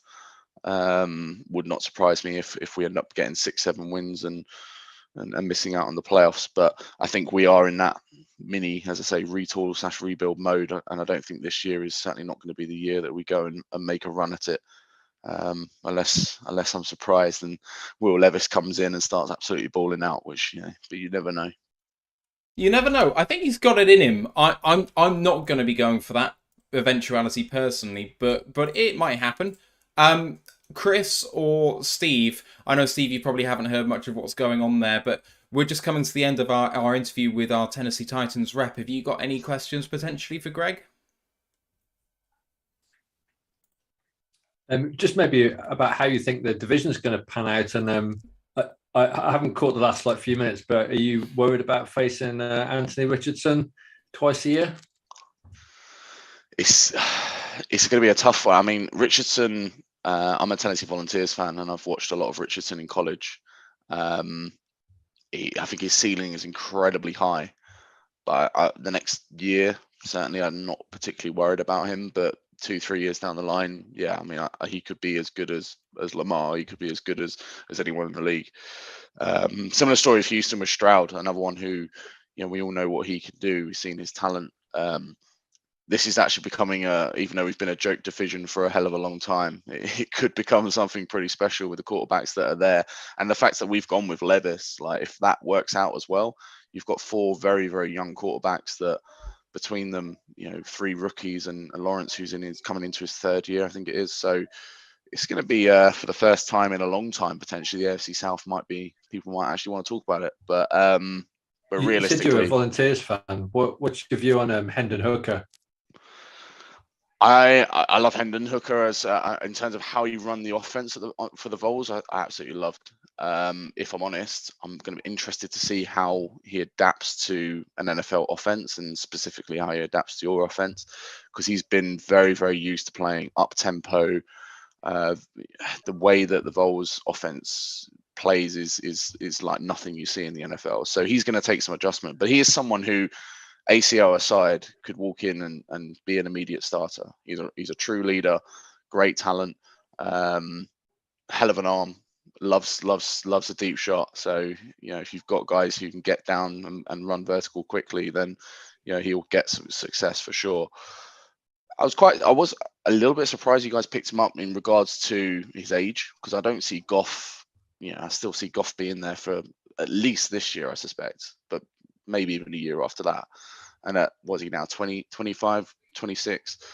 He hasn't exactly got time on his side. It's not like a Richardson who's 20, 21 years old, and you can go and sit him behind Goff for 2 years and he's still got years ahead of him. So it'd be interesting to see how you guys end up using him, whether you bring him in sooner than maybe I'm anticipating. But yeah, hell of a talent, hell of a player, but more than anything, hell of a leader. And I think that's what you have got in Hendon Hooker. Good.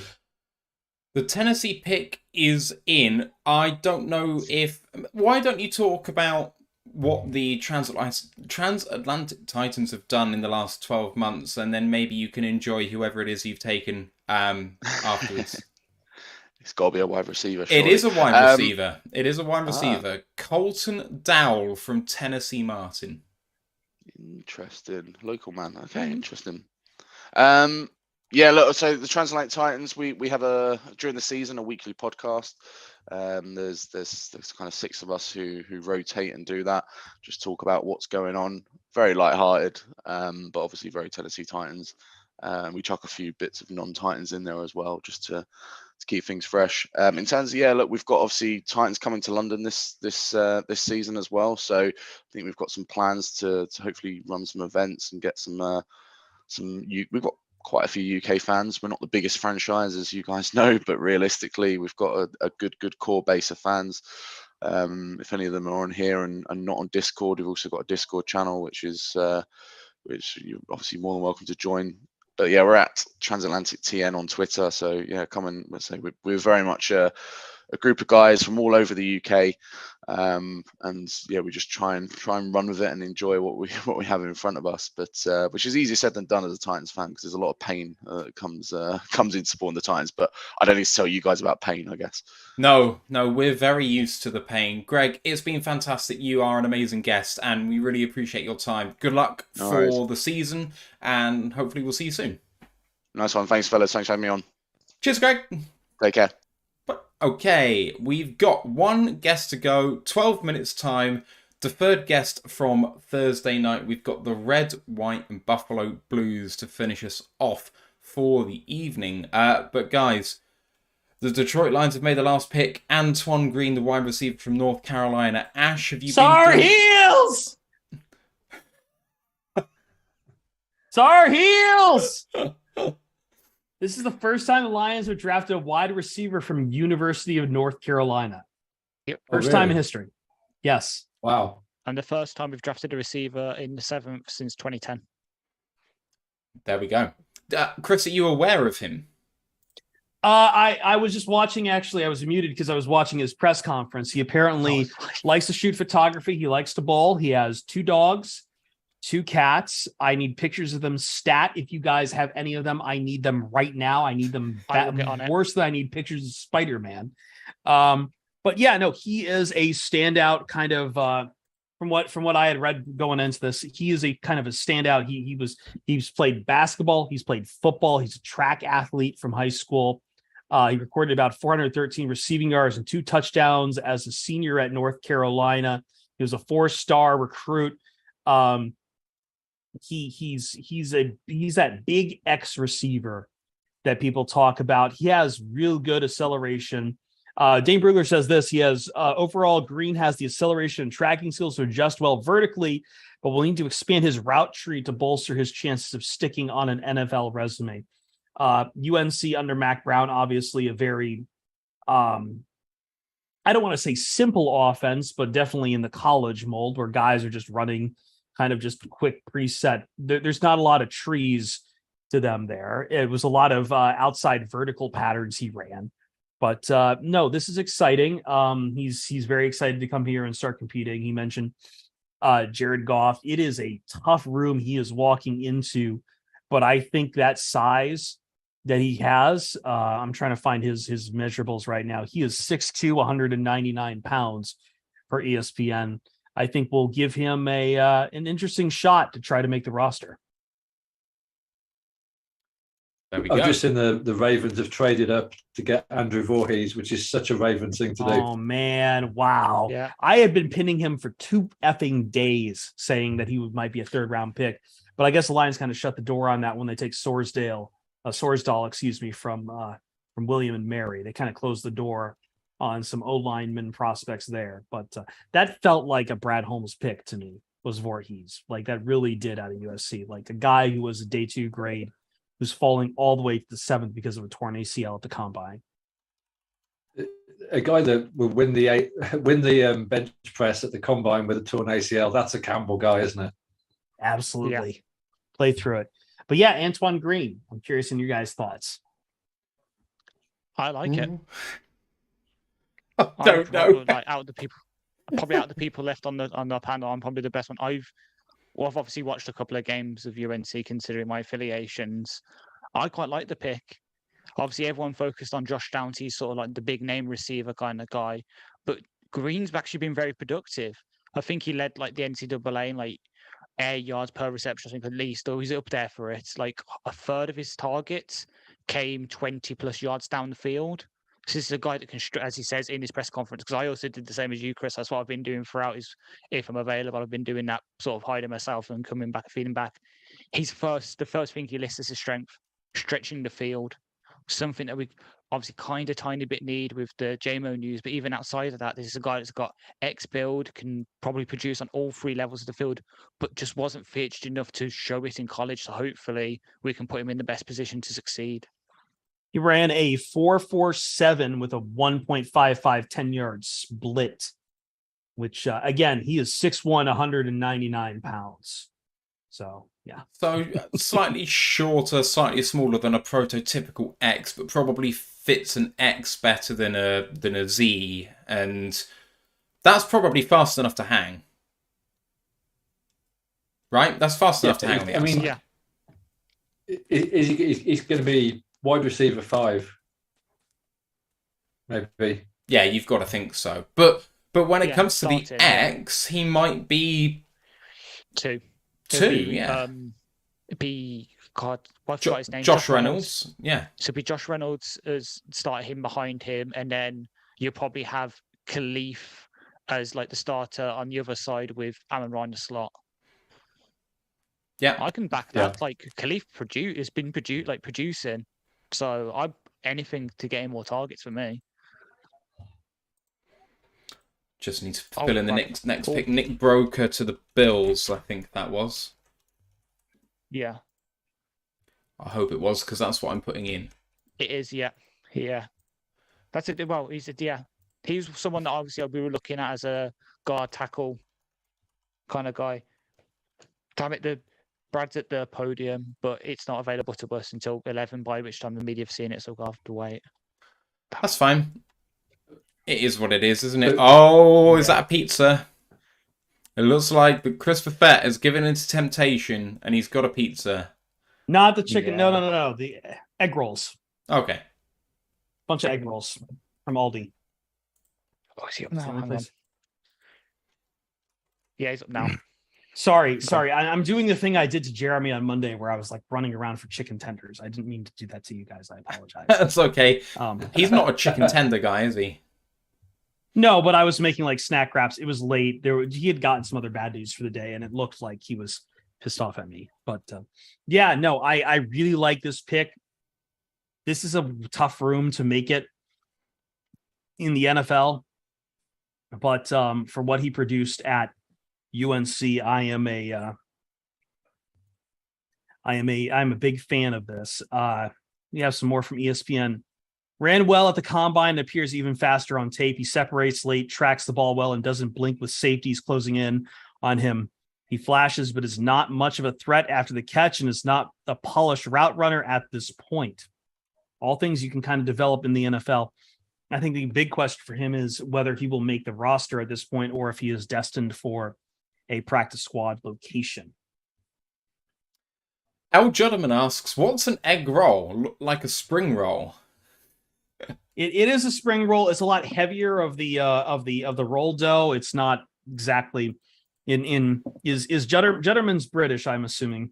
Egg roll is what we tend to do here in the United States, and it's definitely, there has been spring rolls, but it's a lot heavier because it's the same filling as a spring roll, usually with some pork or chicken. But I do love a vegetable spring roll. Yeah, these are pork, cabbage, and onion. So yeah, there's some meat thrown in there because we're Americans. So it very much looks like with about 27 picks to go, 28 picks to go, that Eli Ricks may fall out of the draft altogether, which is just crazy to me because I know that he has massive character issues, but the guy is such a talent. Like, someone's going to get a great UDFA in there if he doesn't completely wreck the locker room while he's doing it. What's his character issues? He transferred from LSU. Thank you. He wanted to test himself on the biggest stage, so transferred to Alabama. He didn't make it straight away. I think he might have got slightly injured and then didn't make it. He threw a hissy fit. Bama weren't standing for it, so he basically said mid-season, well, screw that, I'm going back in the portal, but ended up not leaving. I think he came back into the lineup later on in the year, but the way that he handled himself through the whole process just has really turned a lot of people off. And I mean, the reason he didn't make it was through poor play in training camp, as far as I'm aware, as well as injury issues. So, like, he felt entitled from what he did at LSU, which was really good tape. Like, he was a projected first-round pick this time last year. And that talent hasn't gone anywhere. And if you have a look at cornerbacks who were taken in previous years, I can't remember, Houston quarterback taken at 4 last year. Davis Mills? Derek Stingley Jr. Stingley Jr. So Stingley Jr. had his freshman year where he played exceptionally well. And then he had 2, like, poor years. But because he put it on tape in 1 year, people thought, well, he's still the next best thing. He's the best thing since sliced bread. He's a generational cornerback talent. Like, the next one since Okuda. Well, this guy has that tape. But because he was like a cancer at Alabama at the start of this year, people don't want to touch him. That's roughly the backstory, I think. Sorry. Can I make one more note on Antoine Green? Because I just realized this here. This has been a really fascinating trend for the Detroit Lions. This makes the 3rd player from the East-West Shrine Bowl game that the Lions have drafted now. 3rd straight. Broderick Martin, Colby Sorsdale, and Antoine Green all played in the East-West Shrine game. And for those who don't know the East-West Shrine game, it used to be the really big college football all-star game at the end of the season, and attracted a lot of attention. Over the years, it's really lost a lot of its luster, especially with the rise of the NFL Combine overwhelming things, especially with the Senior Bowl coming into the front. But a lot of guys who are not going to be in that day one tend to show up at the East-West Shrine game. I know the Lions had scouts out there. This is now 3 in a row that they have drafted of guys who have participated in that game. And it from what I read from Tar Heels Times too, he upped his stock playing at the at the Shrine game as well. It's very good game, and the Lions seem to put a lot of stock into it. It is remarkable what the All-Star games do for a prospect, because whether it's the Senior Bowl, the East-West Shrine, or the NFLPA game, just the ability for these teams to get one-on-one with these players takes 3 years of tape and almost chucks it out the window. We know what these guys are made of now because we've managed to speak to them. And that makes all the difference. Like, can you imagine what this draft process would be like without them? They're so impactful now. I mean, proof of that is obviously us being so close with Hooker at the Senior Bowl, and now he's our QB, potential QB2 going forward. And then obviously going back to last year, my favourite player from last year, JJ2, absolutely rose his stock at the Senior Bowl. He went from mid-day 2 pick to obviously being a first-round pick for the New York Jets. Yeah. Brad Holmes has just said at press conference, I think this is a win-win for all parties involved about the DeAndre Swift trade. Yeah. He's also, I'll turn down. He said about the O-line when we drafted, it's good that we can trust him at right tackle, but we're going to see how he goes at guard. So it looks like he's going to be at guard first, and if we need him at tackle, move him out. So Vitae, basically. He said that, yes, Green has some similar things to JMO, but JMO's took responsibility and accountability for the mistake. It's good we'll have him here for the off-season training thing, and then we'll obviously have to miss him for the first few games, but at least it's not as bad as last year. And then I missed a bit, so but I'll dip in and out. But yeah, so far it's going. His jumper's really good as well. I want the Dan Campbell hoodie. I thought I'd wear my DeAndre Swift jersey for the last time. Andre Jones from Louisiana. I should have put my Swift jersey on as well. I should have known it would have been the last time I could have worn it with him as a Lion, but hey. I wore the Barry one instead. Why I can't do jerseys, man? It's why I can't do jerseys anymore. Safford was my last one. I feel like as much as I would like jerseys, I can't guarantee who's going to be around forever. They're cursed. Jeremy's the one who has the curse, not me. I'm just relaxed about whether they come or go. My jerseys are always about how I feel in a fraction of time. And they commemorate how I felt when I bought it. And that's what it's all about. Like, when I bought the Swift jersey, it was kind of just after he was breaking out. And I remember that guy just making me feel like we were going to go places with him. And I'm not going to lie, I also don't have a ton of expendable money that I want to spend on jerseys either. So that's fair. That's very fair. I don't either, but I did for this one, which is just the best thing I own.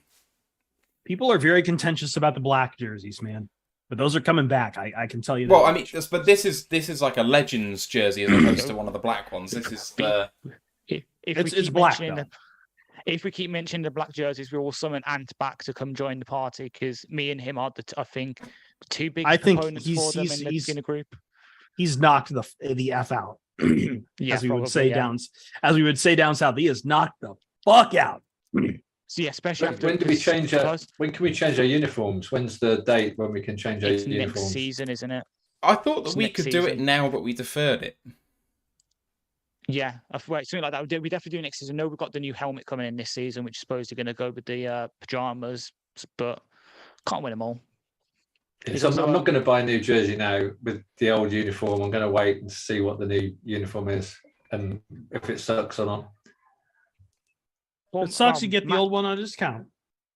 Yeah, exactly, Matt. You can finally get that Scott Daly jersey you've always wanted.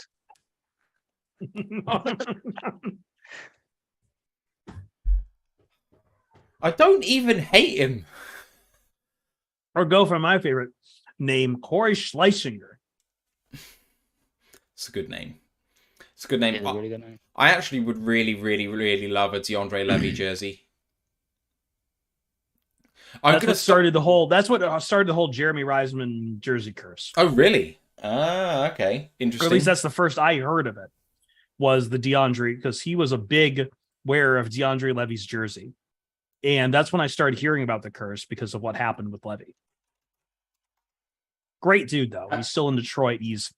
And Morgan was telling me he still sees him around the neighborhood.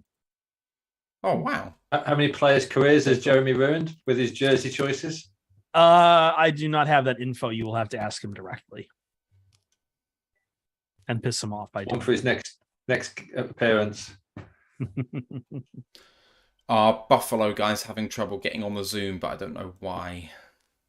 Yeah, unfortunately, here he is. I do like the green pick a lot. I just want to re-emphasize that it's a 7th round pick, but I don't want to make too much of it being a 7th rounder. It's a question even if they make the team, but I don't know. Maybe as long as Williams' suspension is going to last, he might have a chance to pop in just for a little bit. We all said this morning that we wanted an O-lineman and a wide receiver with the last 2 picks, so we can't complain.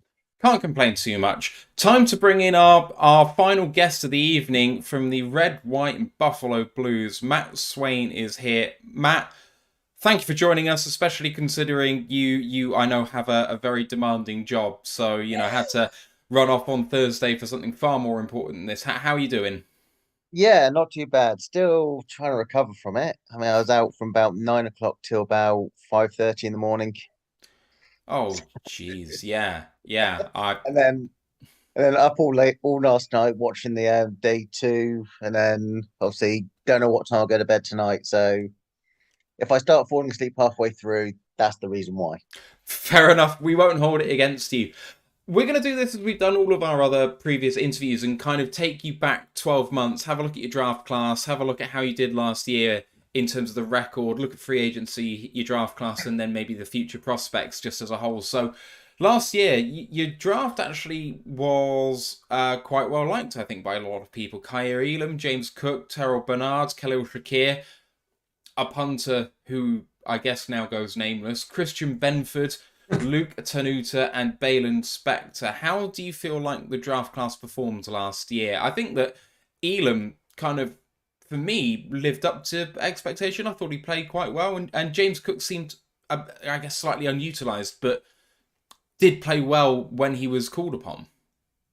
Yeah, I think our draft class was good. I mean, obviously the punter and Luke Tueta actually obviously no longer on the team and all that. The one thing that I think kind of frustrated the Bills fans was the fact that with Elam, it was a case that they actually decided to actually drip feed him in almost. He didn't really start making headway until like the second half of the season. Because of Christian Benford as a 6th round pick actually coming in and playing quite well, but obviously you've got Dane Jackson on one side, Christian Benford on the other. Elam should have got a start earlier, but he's got potential. Now with the healthy Trey White back, I think we've got 2 really good lockdown corners, and James Cook this year is going to probably be 1A on the running back chart, and he's got similar tendencies to his brother. He can catch out the backfield. He's got that elusiveness and explosive pace, and it's just looking like it's going to be a good selection. Hopefully, with what we're actually doing this year and obviously what they want to plan to do, actually be a lot better and actually have a more well-rounded offense, to say. And looking at your season last year, it was such a weird one because you guys were overpowering and dominant. I mean, until you came up against the plucky Detroit Lions team that really gave you a run for your money on Thanksgiving. And then obviously the Damar Hamlin thing happened and it kind of derailed your season just a touch. And then you end up having to... Did you have to travel to the Bengals? I can't remember where that game was, but in the divisional round, you came up against a juggernaut. Yeah, so the divisional round, I think was played in a neutral venue, if I remember rightly. Yeah, Superdome. On there.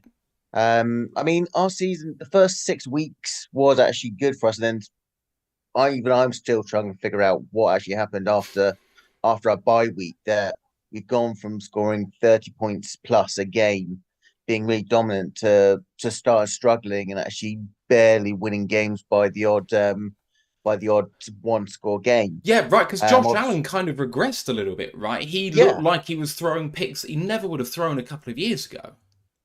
Yeah, I think I don't know if it was a mental thing with it, or he did have the elbow injury, which they say didn't affect him, but when you're throwing and you've got your elbow, you've got ligaments in your elbows actually hurting, I could see why they're doing it, but I don't know whether it's a case that they actually focused solely on Diggs as the output and the other guys just couldn't get open, or in case of Davis, he had a few good games, but he had a habit of dropping a fair few easy balls. So there was something on there, whether it be play calling or anything like that really halted us. But hopefully, Dorsey's in his second year.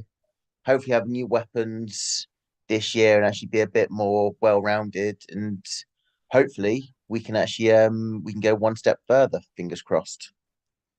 I mean, you can't count out a Buffalo team with Sean McDermott at the helm and Josh Allen as quarterback. It's just a fool would do that. So let's have a look at your off season. And you guys obviously had Tremaine Edmonds go, which seems to leave a really big hole. Devin Singletary, the running back, Jamison Crowder, Isaiah McKenzie also leaving. Maybe wide receiver 3 then becomes an issue, but you really surprisingly managed to re-sign Jordan Poyer when it looked like he was moving on. You also brought in Connor McGovern from Dallas, the guard, Deontay Harty, the wide receiver from New Orleans. You also got Taylor Rapp, the safety, for a frighteningly low amount of money. But also Damian Harris. Damian Harris, the running back for the Patriots, who for my money was the best running back they've had in a long, long time. Just seemed to be uber productive. And you got him for $1.8 million. Your off-season business, considering the restrictions in the cap that you were working against, has blown away all expectations for me. Like, how do you feel the free agency period went?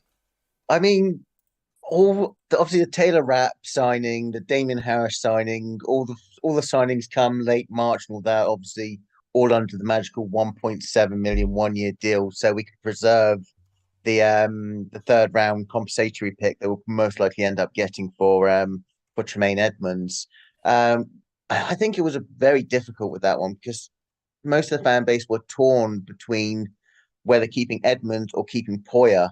Both of them, especially this year or last year, Edmonds had started to come in a bit more and start being a bit more dominant than we knew he could be. But with Poyer, you've got a guy at the back who was pretty much the biggest name in there, the biggest leader in the team. And him and Hyde together, you see when you took one of them out, how badly over the top the Bills start to struggle. Now you've got both of them back. And I think, me personally, I wasn't all in for the Poyer over Edmonds. It does leave us a bit short, but it seems like McDermott has a plan. He's got Balin Spector, he's got Tyrell Dodson, AJ Klein, Tyler Matakevich as their middle linebackers. But at the end of the day, I think what you're looking at in the NFL, we're looking at these linebackers starting to get a lot more faster in there. And obviously, that is where McDermott's looking to go. And in Carolina, I think he had always linebackers who were in the 225 to about 230, 232 range. So he knows what he's doing. I mean, it's going to be it's a bit of a downer that Leslie Frazier's taken a year out, but McDermott has that play calling ability, and we know he's going to be aggressive. And with majority of that defense coming back, then it's all looking good for the up and coming season. Yeah, I'm still stunned really at the business that you've done, and like you say, there's not every gap that you've managed to fill. You've had to make decisions on which guys you want to bring back, and that linebacker room did seem a little short. But then in this draft, you came in with not a huge amount of picks, being honest, but you've managed to pull off a succession of trades to get some more capital for this year and for next. And you took Dalton Kincaid at 25, moving up just slightly to get him. You took the fallen guard Osiris Torrance from Florida, rumoured to be a first-round pick. He was heavily mocked to the Lions at 18. You get him at 59. Then you fill that linebacker hole with Dorian Williams from Tulane. Take the wide receiver Justin Shorter from Florida at 150. And then a succession of trade back sees you at 230 and 252. So you're going to be picking in about 13 picks time. And at 230, you got the guard Nick Broker from Ole Miss, who was another guy who fell quite a long way. So what do you make of the draft class so far? And Max Duggan is off the board. What the hell are the Chargers doing? Sorry, Matt. Draft class 2023. I mean, it's divided opinion. I think majority of the Bills Mafia wanted a linebacker with one of the first two picks. Obviously, at the time, Jack Campbell had gone before our first pick, but you had Trenton Simpson. You had with the other one, who's the one that was at Wisconsin? Drew Sanders was still there. Both of those, when we took a Torrance, who has a first-round grade and was always mocked to the Bills earlier on this season at 27, is good value. But could we have done with a linebacker, or are we trusting what McDermott thinks he can do when he's going to give Tyrell Dodson the main start?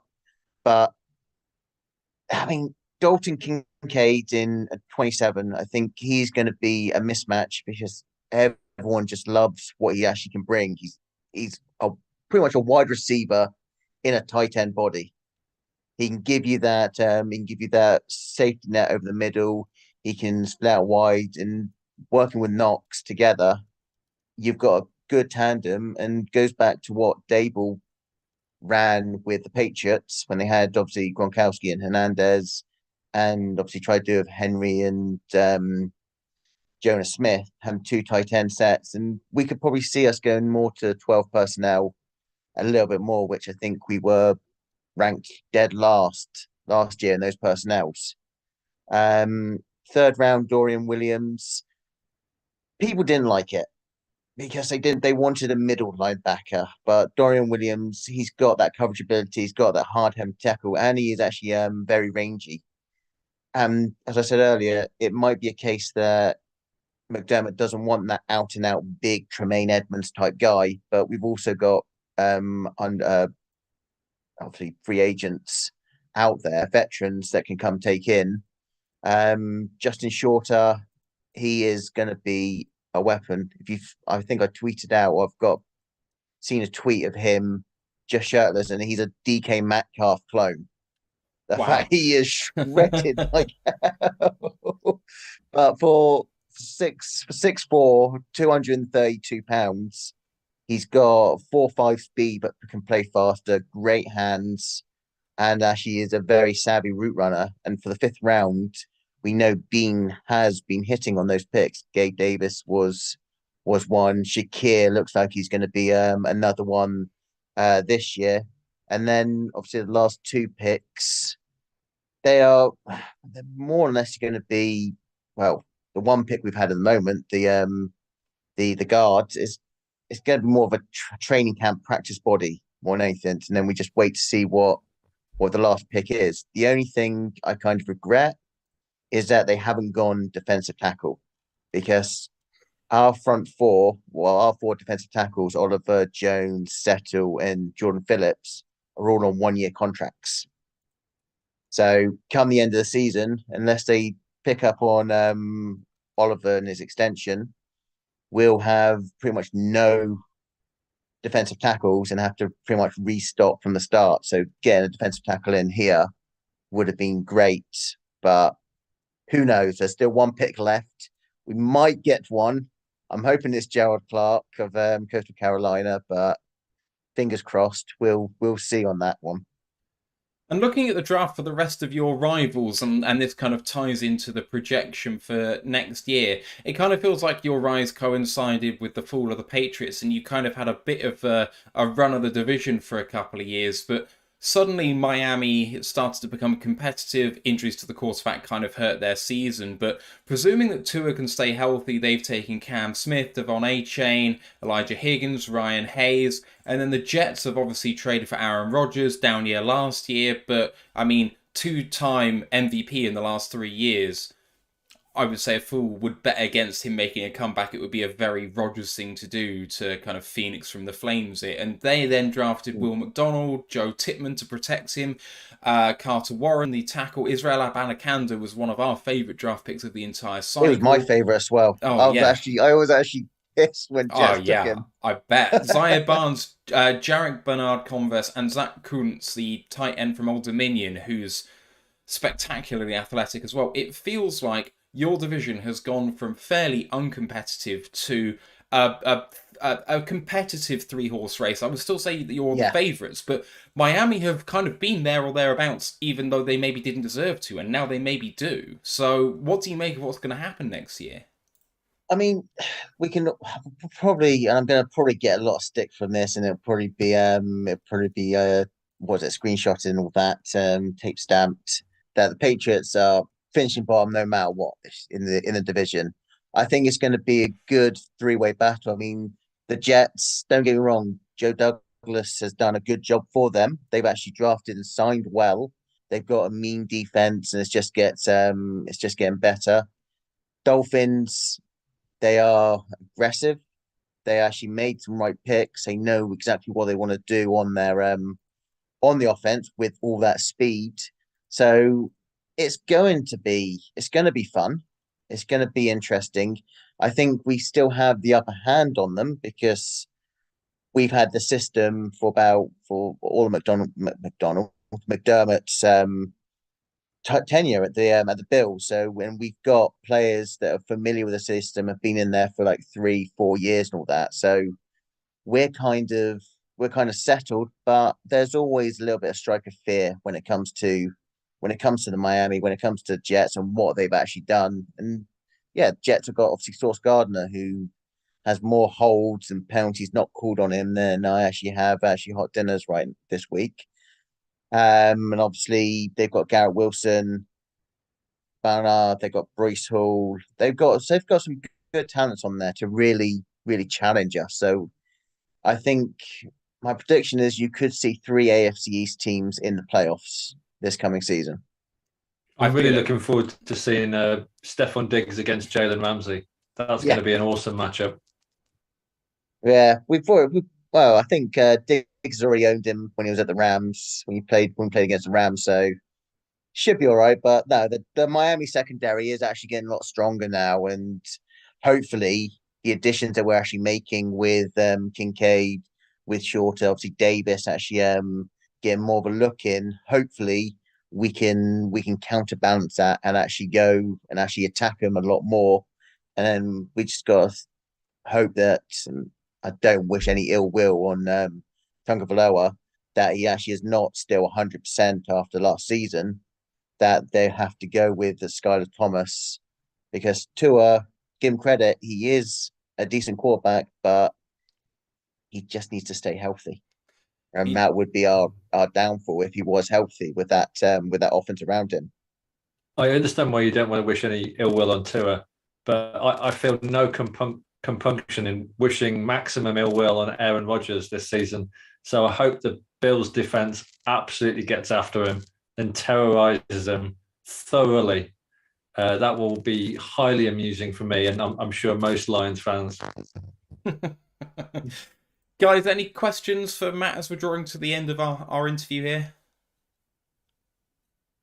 Chris or Ash or Steve?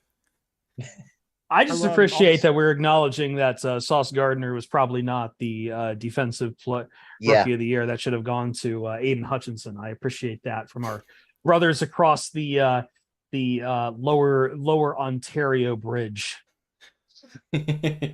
So obviously we played each other at Thanksgiving, and it was an exciting end. Talk us through the emotions in that last quarter and a bit, where it was almost like back and forth between who could win. I mean, I think that was probably one of the games that I was actually excited about and not excited about during the last quarter and all that, because we actually had Sky Sports come on that day, actually in the pub. So I was actually hoping, saying, I just want to win on there, because it'll look bad having Sky come into our pub and actually then having us being beaten. But it was kind of nerve wracking because all the 3 times I've been up there, we've only just won in the last 2 minutes. So when the Lions start coming back, I was thinking, oh dear God, here we go again. But I think it's a close game, and that's what I like to see. I'd rather see close games, not so often, but I'd love to see close games where you don't get quite to that nail biting stage. If you get to that nail biting stage, then I'm done. I can't stand it. I'll hide under my shirt or something like that. But it was a good game. I mean, the Lions, you guys have actually really impressed me last season with what you actually achieved, and obviously the moves you've made this year. Really, I could see you guys actually really challenging in that in the NFC. So you have done well with what it is, and I'm looking forward to seeing what you guys actually do next season. Yeah, you and me both, but not counting any chickens. Sorry. Off topic, are West Ham staying up? Maybe. We've got, if we can get points off of Leicester and Leeds in the last couple of games, then yeah, we'll stay up. That's a cruel note to finish on, Steve. I have confidence West Ham can stay up. I think that there's some real stinkers that are about to getting flushed. Yeah, don't say that. We'll stay. I'm not even saying Nottingham. I just know Everton and Southampton, Jordan. Oh my God! I live in Nottingham and I'm a Villa fan, so I'm stuck in the middle here. I went to college in East London, Matt. So I can spot a West Ham shirt at the corner of my 100 yards in semi-darkness. I'm tuned to spot them. I'm an East London boy. I was born in Newham, so I was born just pretty much a mile from the ground. So it's in the blood, and it's in the family blood as well. Matt, you get transfusions, you know. That's true. Matt, we're coming to the end of our time, but just talk to us about the Red, White, and Buffalo Blues in the last 12 months for you guys. The podcast's been going for about 5 years now. I think the last episode we did was about our 252nd episode, and to be honest, I did not expect it to get beyond 20. I thought, we'll get to episode 20, not much interest in it, and then kaput, we'll actually put on the back burner. But it's grown in popularity, and the amount of fun I've had. I've got new co-hosts from last season, and it's like I've never lost my original guy, Alex.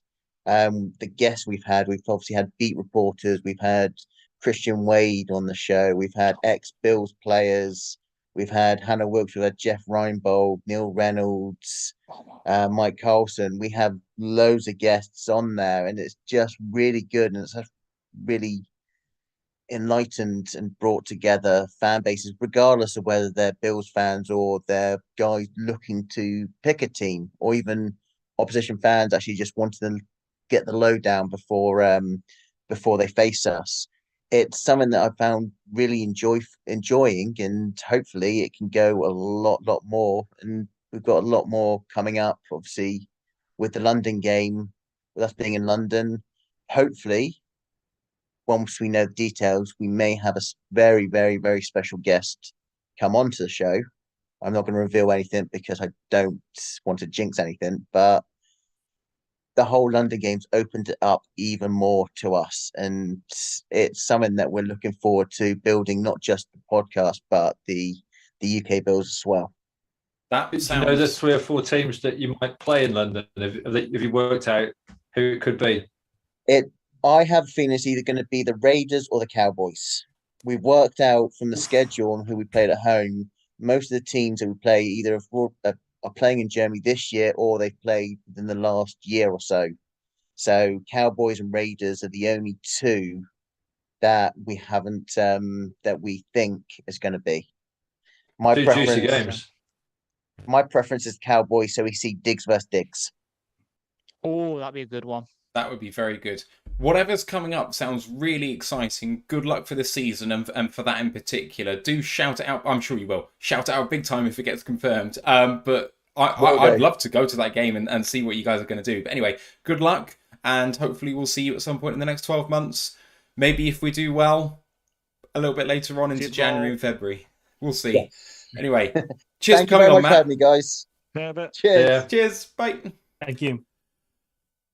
Oh, right. 10 interviews done. Jeremy. 10 interviews done today. You guys are troopers more than me. I'm just here so I can kick back. I got tired of hosting, so that's why I'm here, and I can't sleep yet because I had to take over the drinking from Anthony. I can't believe as celebratory it will be for teams in the UK not getting relegated.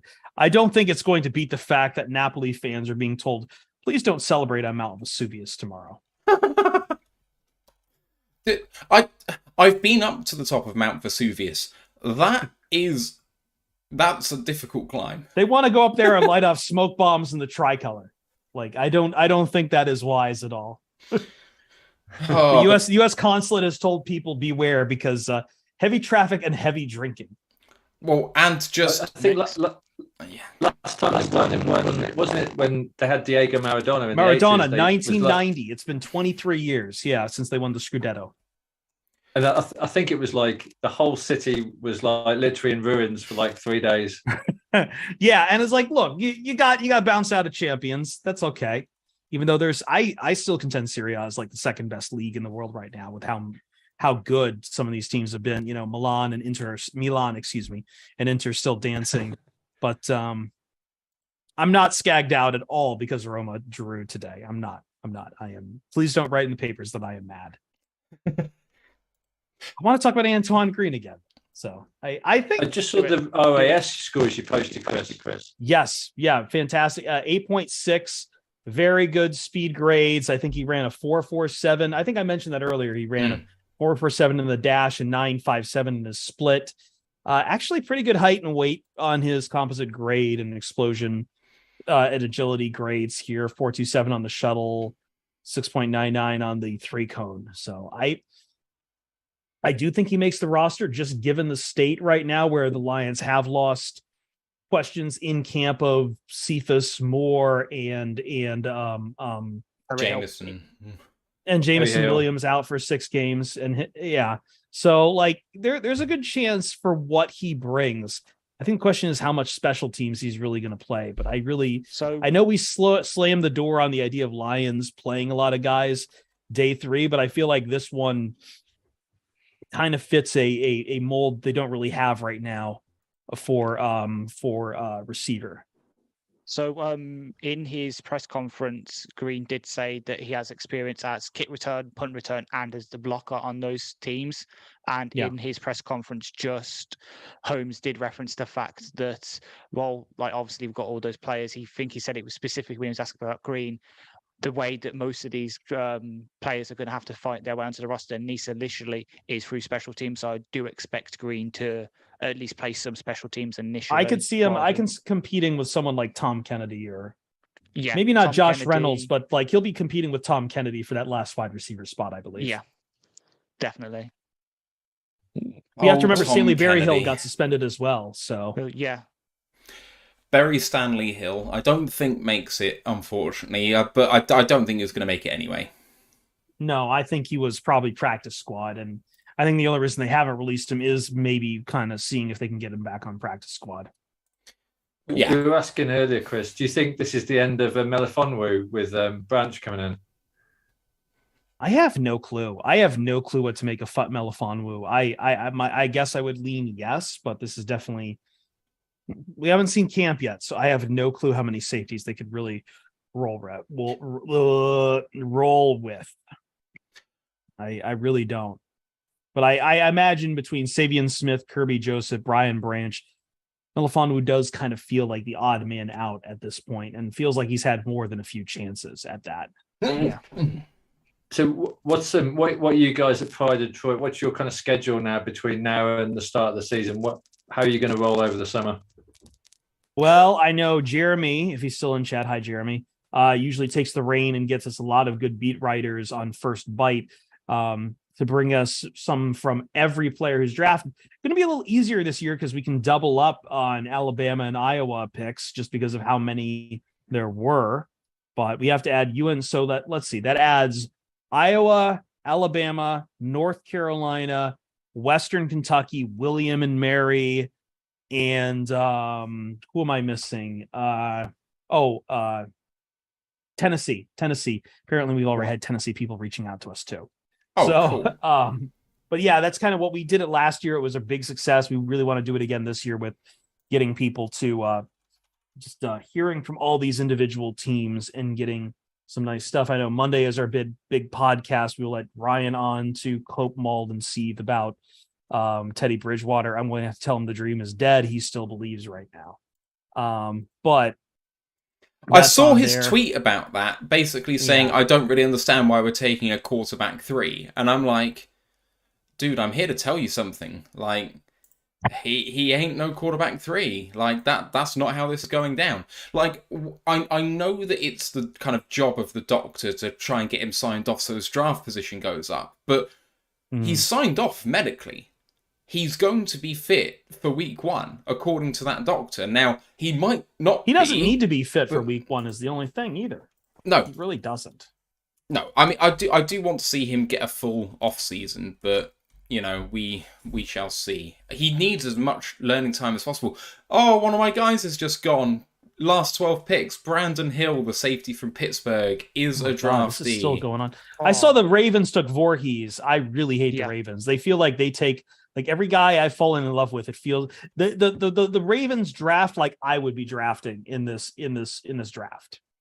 They've already come out and said they're basically going to medically redshirt him this for his rookie season, basically. Really? So yeah.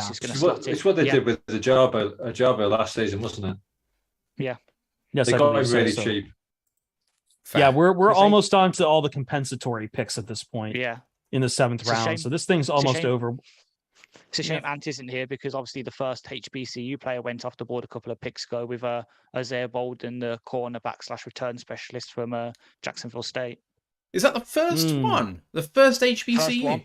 They thought that 5 was going to go. We're in the last 12 picks. Have we had any? No one's gone from Jackson State. Nobody's really gone from... that was the first Jackson State one. There's Mark but you said Jacksonville State. I just want to make sure you meant Jackson State. Yeah, Jackson State. Yeah, because I saw Jackson State. Because there is a Jacksonville State. It's just not an HBCU. Yeah. You don't need to remind me about Jacksonville State as an FSU fan. I don't know who Travis Bell is, Kennesaw State. He wasn't on my board, so he was outside the top 1,100. Yeah, but he is Chris. Sorry. I was going to ask Chris, what William and Mary? I had to Google it.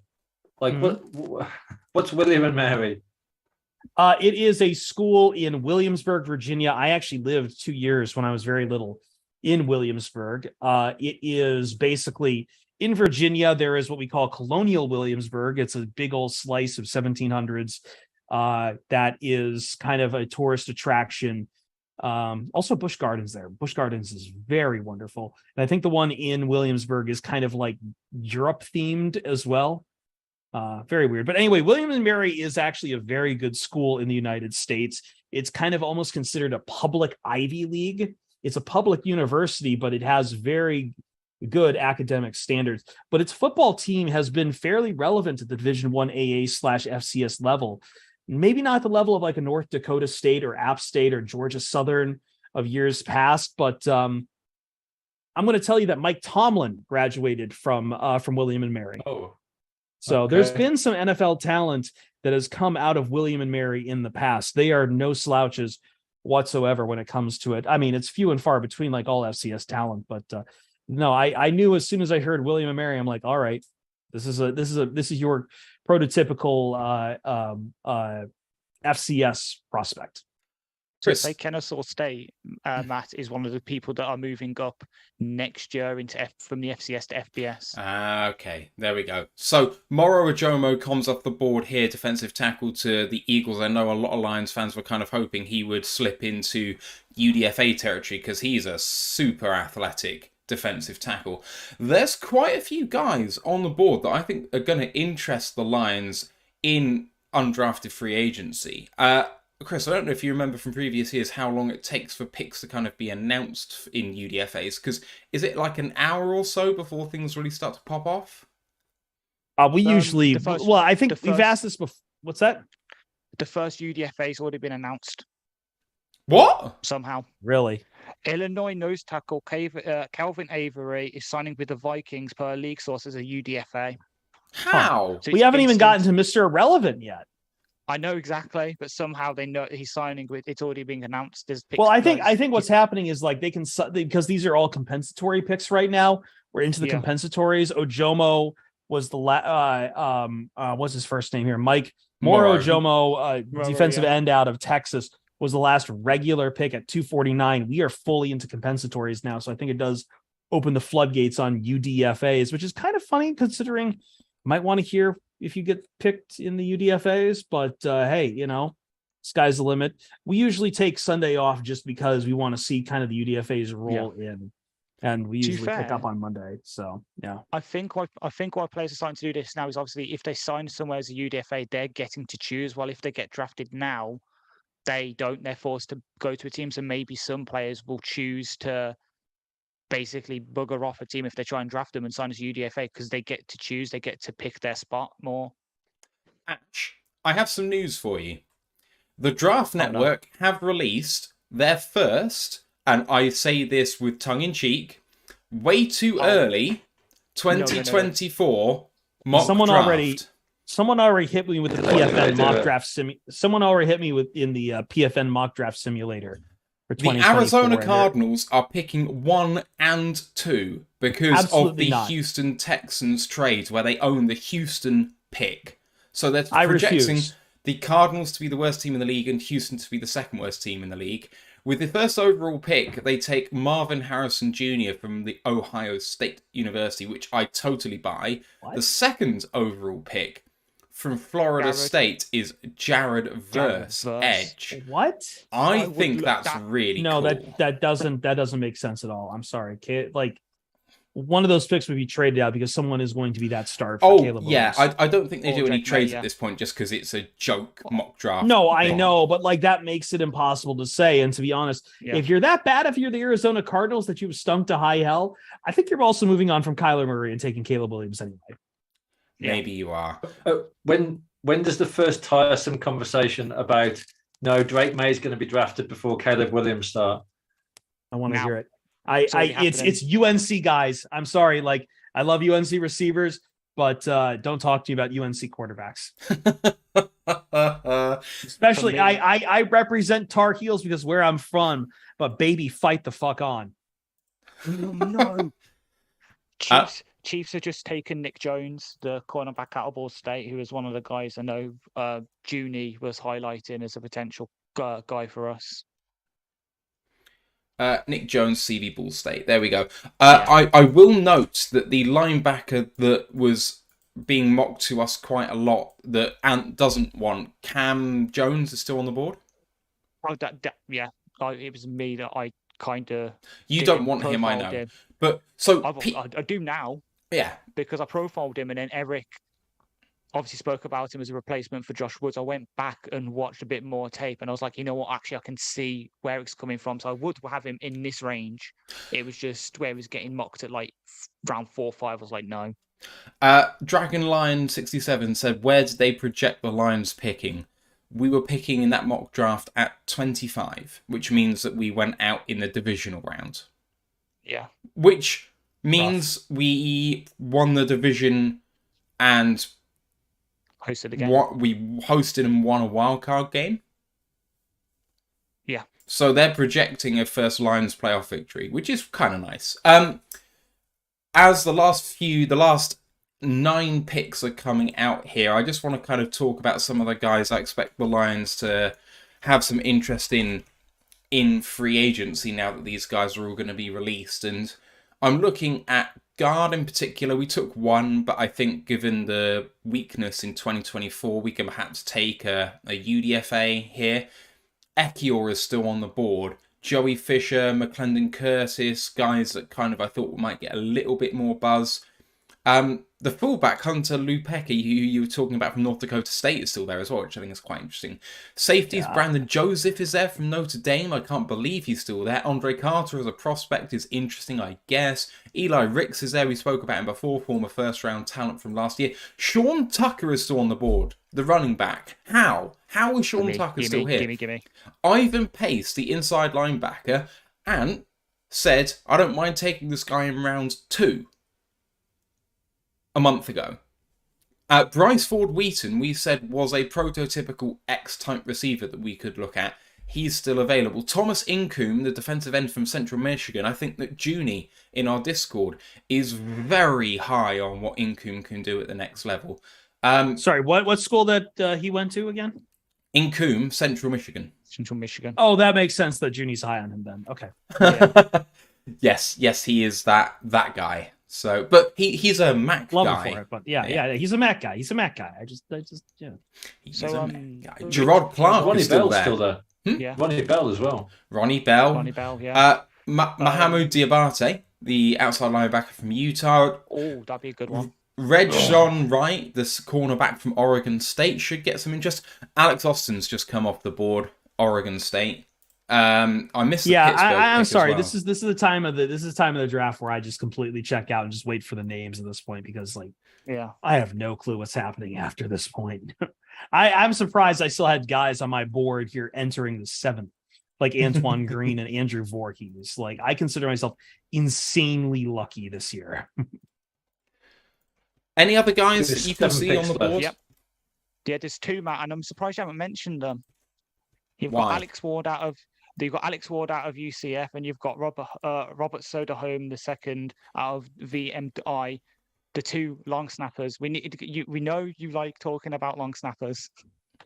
Or if there hasn't been quite a few special teams players taken, multiple punters, multiple kickers. Can we just give our flowers to the New England Patriots who traded up for a kicker and drafted a punter in the same draft? Like, not enough to draft 1 special teamer, but 2, and trading up for 1. It's just By the way, awful. With Cincinnati taking Brad Robbins, this is from Adam Schefter, Michigan becomes the 2nd school in the past 40 years to have a kicker and punter taken in the same draft.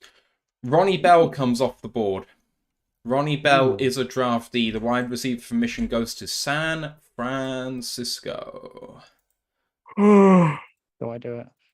That Patriots punter's picture was absolutely wild. So Loved the it. Rams hold Mr. Irrelevant then with their compensatory pick. Yeah. Be curious to see who that is. I always love the Mr. Irrelevant, although it's never really amounts to much. Just kind of a small celebration thing. I did love the tweet from who's a fan? From Amon Ra earlier today, where it's like, it doesn't matter where you're taking the cream, always rises to the top. Yeah, that was great. You would know. I if you guys hadn't seen his Instagram story from draft night when he announced Hendon Hooker. Just clowning on several Bears fans as well. That was being great. like, oh, this is what it's like to be here. Yeah. Keaton Mitchell is still on the board, the running back, by the way. He's like the 4.3 guy, right? It's super short, but super fast. ESU, isn't he? Yeah. Yeah, and Isaiah Land, who I know that Ant was really high on the defensive ends from Florida A&M. Kayvon Merriweather, the safety from Iowa. I know that Ryan was super high on what he could do late. Yeah, and who else is there? There's also it's a valid day for him. Trying to look. Mohamed Ibrahim hasn't come off the board, has he? Mo Ibrahim hasn't come off the board. Habakkuk Baldonado, the defensive end from Pittsburgh, is still there. Cameron Peoples, the running back from Appalachian State. That quarterback from the Senior Bowl, who looked like the best quarterback at the Senior Bowl, is still on the board. Tyson Bagent from Shepherd. Yeah. If we wanted a quarterback to be a practice squad guy, he'd be a great one to try and take. Jake Bobo's still there. He's an outside the 300s player for me, having profiled him. I mean, he's 6'5", but he's a stick and he's not very fast. So yeah, One guy, well, another guy that I'm going to mention, and it's the guy. He will probably have to be a guy with red shirt and maybe look at next year. But I'd love to have him, sitting watching him. Is the Louisiana wide receiver Michael Jefferson, who obviously been between the combine and now unfortunately got into traffic accidents and had some horrific injuries. But he's going to be fit supposedly. So, and he's a big motherfucker on the outside. So if you want that kind of guy, and if you don't want to wait for the guy who's going to be wide receiver 1 next year, then he's someone to look at. I want Harrison so much. Wide receiver 2 then. I want Harrison so much. There's so many people in college right now who are just so fucking good. Good, yeah. The 2 quarterbacks, I think... I will never say next year's quarterbacks are better than this year's quarterbacks, because I think you're on a hiding to nothing. I will say this. I think that the 2 quarterbacks now and the 2 quarterbacks 12 months ago being drafted today, the 2 quarterbacks today are better, but they got 12 months of growth to go through. That's how I always frame that. But everyone loves the 2 quarterbacks. Oh, shit. I'm sorry. I just had a massive delayed reaction. I just remembered Mo Ibrahim is that guy from Minnesota. Yeah. Was running extremely well. And then immediately in that same game had that horrific injury. I feel like 10 seconds after I sent out a tweet gushing about him. So, yeah. That's... Yeah. Back drafted. What's going on? What's going on? Someone in chat is saying that a fullback has been drafted. It will be that NDSU guy. It has to be. Yeah. Xavier Gibson's still there? It might be Braden Willis, the classing as that, because some places are listing him as a fullback. So it'd be the guy that 49ers took at 247. I'm just looking on Twitter, and someone's given the Pride of Detroit crew some love, and he's put, "You guys killed it. Chris blocked me, which I deserved several years ago, so I appreciate it if you don't block me." I had a pretty itchy trigger finger with the block for a while, just because people just say like the weirdest, meanest shit about me, because I am not the most put together person in the world. Like, all it takes is a couple mistakes, and suddenly it's Chris doesn't know anything about the Detroit Lions. And like, quite honestly, I didn't want to deal with it. I didn't want to deal with it. But I gave I very rarely give second chances. I retweeted him on that just to let people know I am a generous God. You're a lovely man.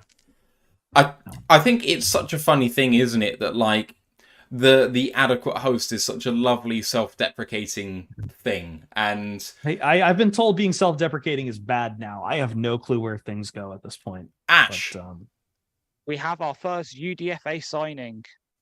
Baylor offensive tackle Connor Galvin is signing with the Detroit Lions as a UDFA per source. Or looks like Brian Fowler from the Draft Network. So yeah, I will wait to see some more confirmation from that. But hey, if it's any consolation, Chris, one of my highlights this year was someone randomly asked in the YouTube chat, "Is Steve a bender?" What?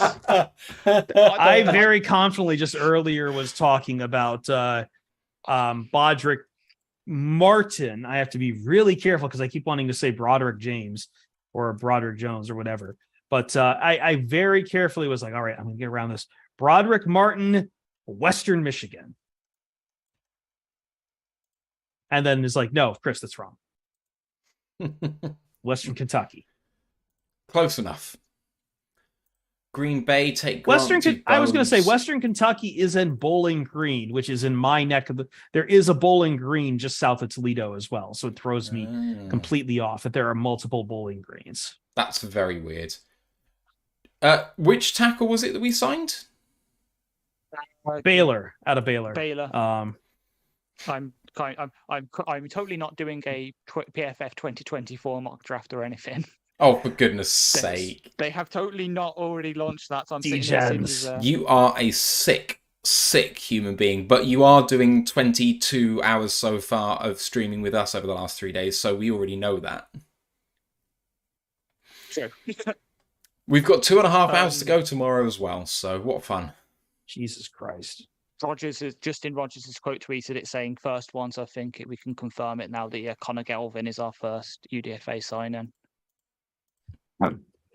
Just want to thank everyone for sticking with us as these last few picks go in. I don't think we're going to have a look at the UDFAs. I think we'll wait until tomorrow to have a look at that. But I just want to tell you guys about what we're going to have coming up. And if I planned it, it would be great, but I haven't actually planned the show for tomorrow. So give me a second while I bring up what the hell we're doing tomorrow. Surely we haven't got a show tomorrow. Surely not. 7 a.m. 7 a.m. Eastern Time, midday tomorrow. We're looking back at Draft Day 3. We've got Bucks UK, which is everyone's favourite guest of the weekend. That's at 7:20 Eastern Time. We've also got the man that runs Locked On Patriots at 8 a.m. ET, and then Jets UK podcast rounds it off at 8:40 a.m. Eastern Time. So we'll have a look back with those three guests at the drafts about their teams, and we'll have a look at ourselves as well. And then that'll finish off this marathon. Thank you so much, you guys, for sticking with us this whole time. If you've enjoyed... Oh my God, finally, I was just about to crash too before you started doing that. If you've enjoyed all this content that we've put out there, if you feel so inclined, there's a donate link in the YouTube description for PayPal and Streamlabs. Anything you guys can do is absolutely great, or subscriptions or bits on Twitch, absolutely fantastic. James A. McClure has just said, might want to check this out, guys, and has put a link up to the addiction support Getting Help, which I think is about doing this, but never mind.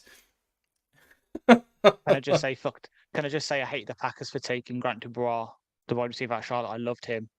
If we got him as a UDFA, I would have been really happy. He's another tall, speedy guy on the outside. Two picks to go. We're nearly there. Alex Forsyth. I want to see Mr. Irrelevant. I want to see Mr. Irrelevant before I just put my head directly onto either my pillow or take a blanket and use Ruby's very big belly over here as a. You can see him right there. He is sprawled out. I kept on the AC for him just because I can't. It's getting warmer here in LA, so. Although I guess I realize I'm talking with Brits. I don't know if you guys even know what an AC is. What is, sorry? AC. AC. Yes, An air conditioner. You guys don't have those. We have some. You guys would rather take a dip in the bin, in a bin pool. Oh yes, that's one of my favorite videos of all time. That is. It's a hot day. We do have warm days here. We're normally the second week of July is quite warm.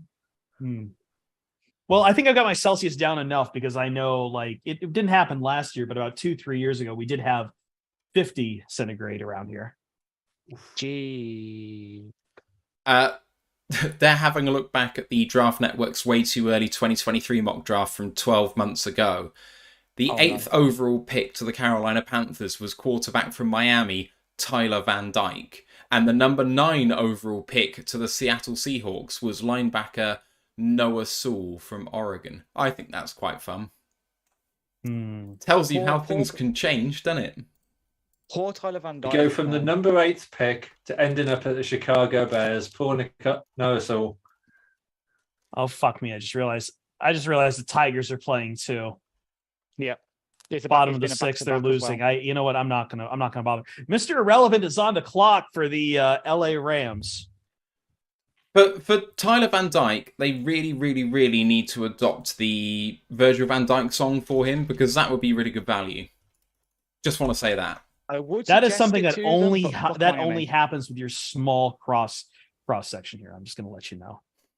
I trust me. If I do get into FSU, I'm teaching them. They're knowing all the good chants.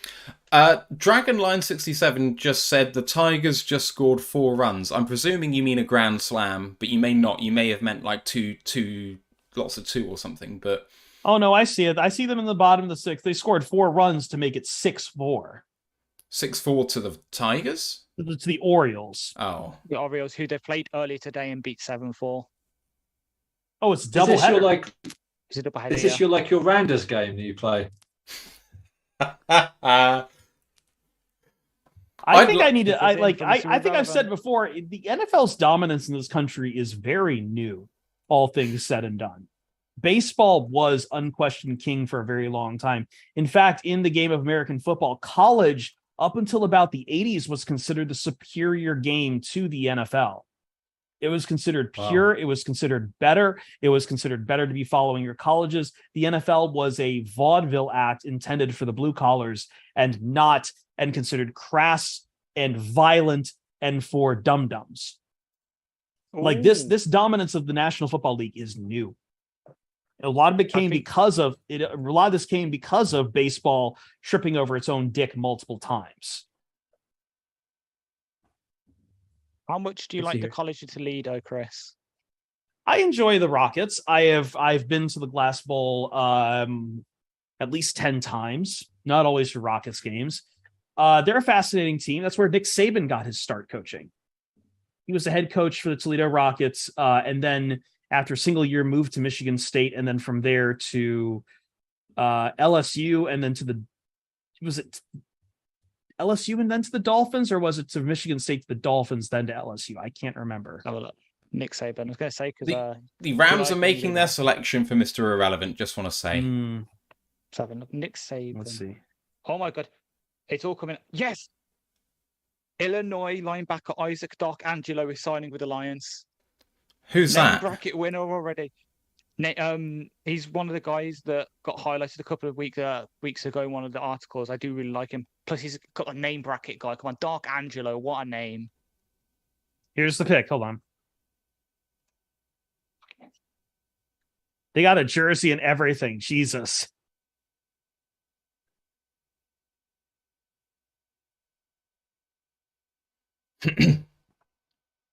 Toledo. Speaking of Toledo, he is Mr. Irrelevant, Jaswan Johnson. Wow. Is Toledo in Michigan or Ohio? It's Ohio. It's right on the border. In fact, Michigan and Ohio fought a war over the city back in the 1800s during the westward expansion.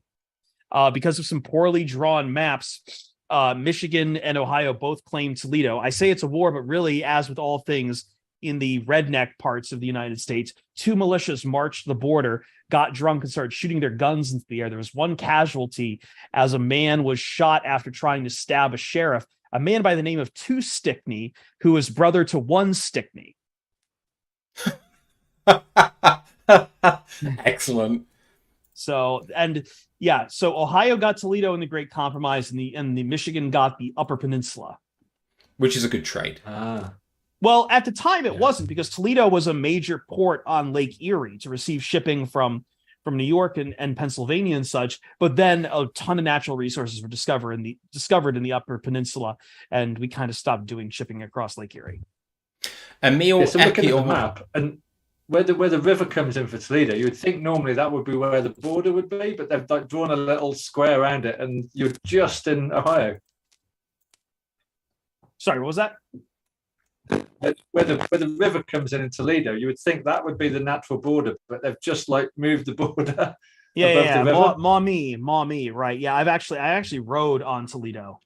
I'm not Toledo. I've rode on the Maumee River. I was doing rowing in high school. I've rode on there. It is a filthy, disgusting river. It's actually funny because I know in Apocalypse Now, one of my favorite movies, Martin Sheen's character talks about how is asked by Marlon Brando, are you from Ohio? It's like, yeah, Toledo, sir. It's like, how far to the river? And Sheen asks him if he means the Ohio River, which seems very weird because if you say the river to anyone in Toledo, they think you're talking about the Maumee, not the Ohio River. Right, boys, I just want to get a quick word on this just before we sign off. The Lions, obviously, today in the 5th round took Kobe Sorsdal, the tackle from William & Mary, and the wide receiver Antoine Green from North Carolina. Just some quick takeaways before we sign off, and then we'll recap all of day 3 with our guests tomorrow. What do you make of it?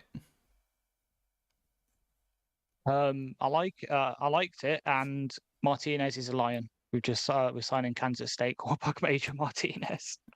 We did have a pre-draft visit with him and an all-30 visit with him, so that's not surprising to me. Chris, did you enjoy the 2 picks that we had? Sure. Yeah, okay. Sure. Well, I enjoy Antoine Green. I know it's kind of a folly to talk about 7th rounders, but what I am familiar of his game does make me very excited to talk about him on Monday. We did spend a lot of time today, really just kind of talking about. Here's something fascinating. The Lions are apparently signing Adrian Martinez, quarterback out of Kansas State. Yes, it's late, Chris. Oh, did you guys say that already? Ash literally just said it. Oh, I'm sorry, Ash. I think that just kind of skipped over my head because I had a Toledo fever in my head. I apologize. No. I got tagged in the POD Slack, so my brain just immediately just shat and emptied itself. But it was fun. I've had a lot, thanks to you guys for keeping this going too, because I know we've been following along with what you guys are doing, and I know that Jeremy pushed you guys to when you guys started a bit earlier than we do. So I know it's late there for you guys to do all of this. So thank you guys very much. It keeps this community insanely fun. And I want to come on here because I feel like I've now bookmarked my draft weekend. Bookended, excuse me, with you guys. So, started and ended it with us. Steve, what did he make of it? Yeah, I mean, the most exciting out of the 3 days, but we needed a O-lineman, we needed a wide receiver, we got both, and I think also, today's the day where we've kind of looked back over the day 1 and day 2, and I think we've all kind of relaxed a bit because we've looked at the draft rather than as individual picks, but as a package. And I'm absolutely good with it. Absolutely delighted with what we've done in the last 3 days. Like I said, as a package, it's a fantastic draft. I said a couple of days ago, it's all the right notes, not necessarily in the right order, and that's how it's turned out. Quite. We have one more show to go. The draft is over, but the recap is still to come. 12 hours time, 3 excellent guests to finish us off. I think that will take our total up to 28 for this cycle, which is the best we've ever done. It's been one of the better drafts I can remember, certainly one of the more exciting ones. People may be down on the Lions draft class, but when Gibbs runs over them, they won't be laughing anymore. That's all I'll say. But for everyone in the chat who's been sticking with us for the majority of the last 24 hours, for the guys from Pride of Detroit who raided and have stuck with us for this time as well, really appreciate all you guys for doing this. It makes it an excellent part of what we do. We can't do it without people watching us, really, because, that's what it's for. So appreciate it very much. And also, thanks to the Twitch chat for utterly ruining Anthony Fitzpatrick, because nothing could top the weekend off better than that. I mean, actually forcing the guy to go to bed because he's too drunk to stay on. I'm glad I had a excellent. hand in that. I'm so glad I had a hand in that. I'm so glad I had a hand in that. Chris, thanks for coming on. It's been absolutely great to have you back. Thanks for keeping me up way past when I thought I would take a nap. Go take a nap. Guys, we'll see you soon, but it's a new dawn in full field at Allen Park. Let's go, Lions. One Pride! One Pride. See you, Starside.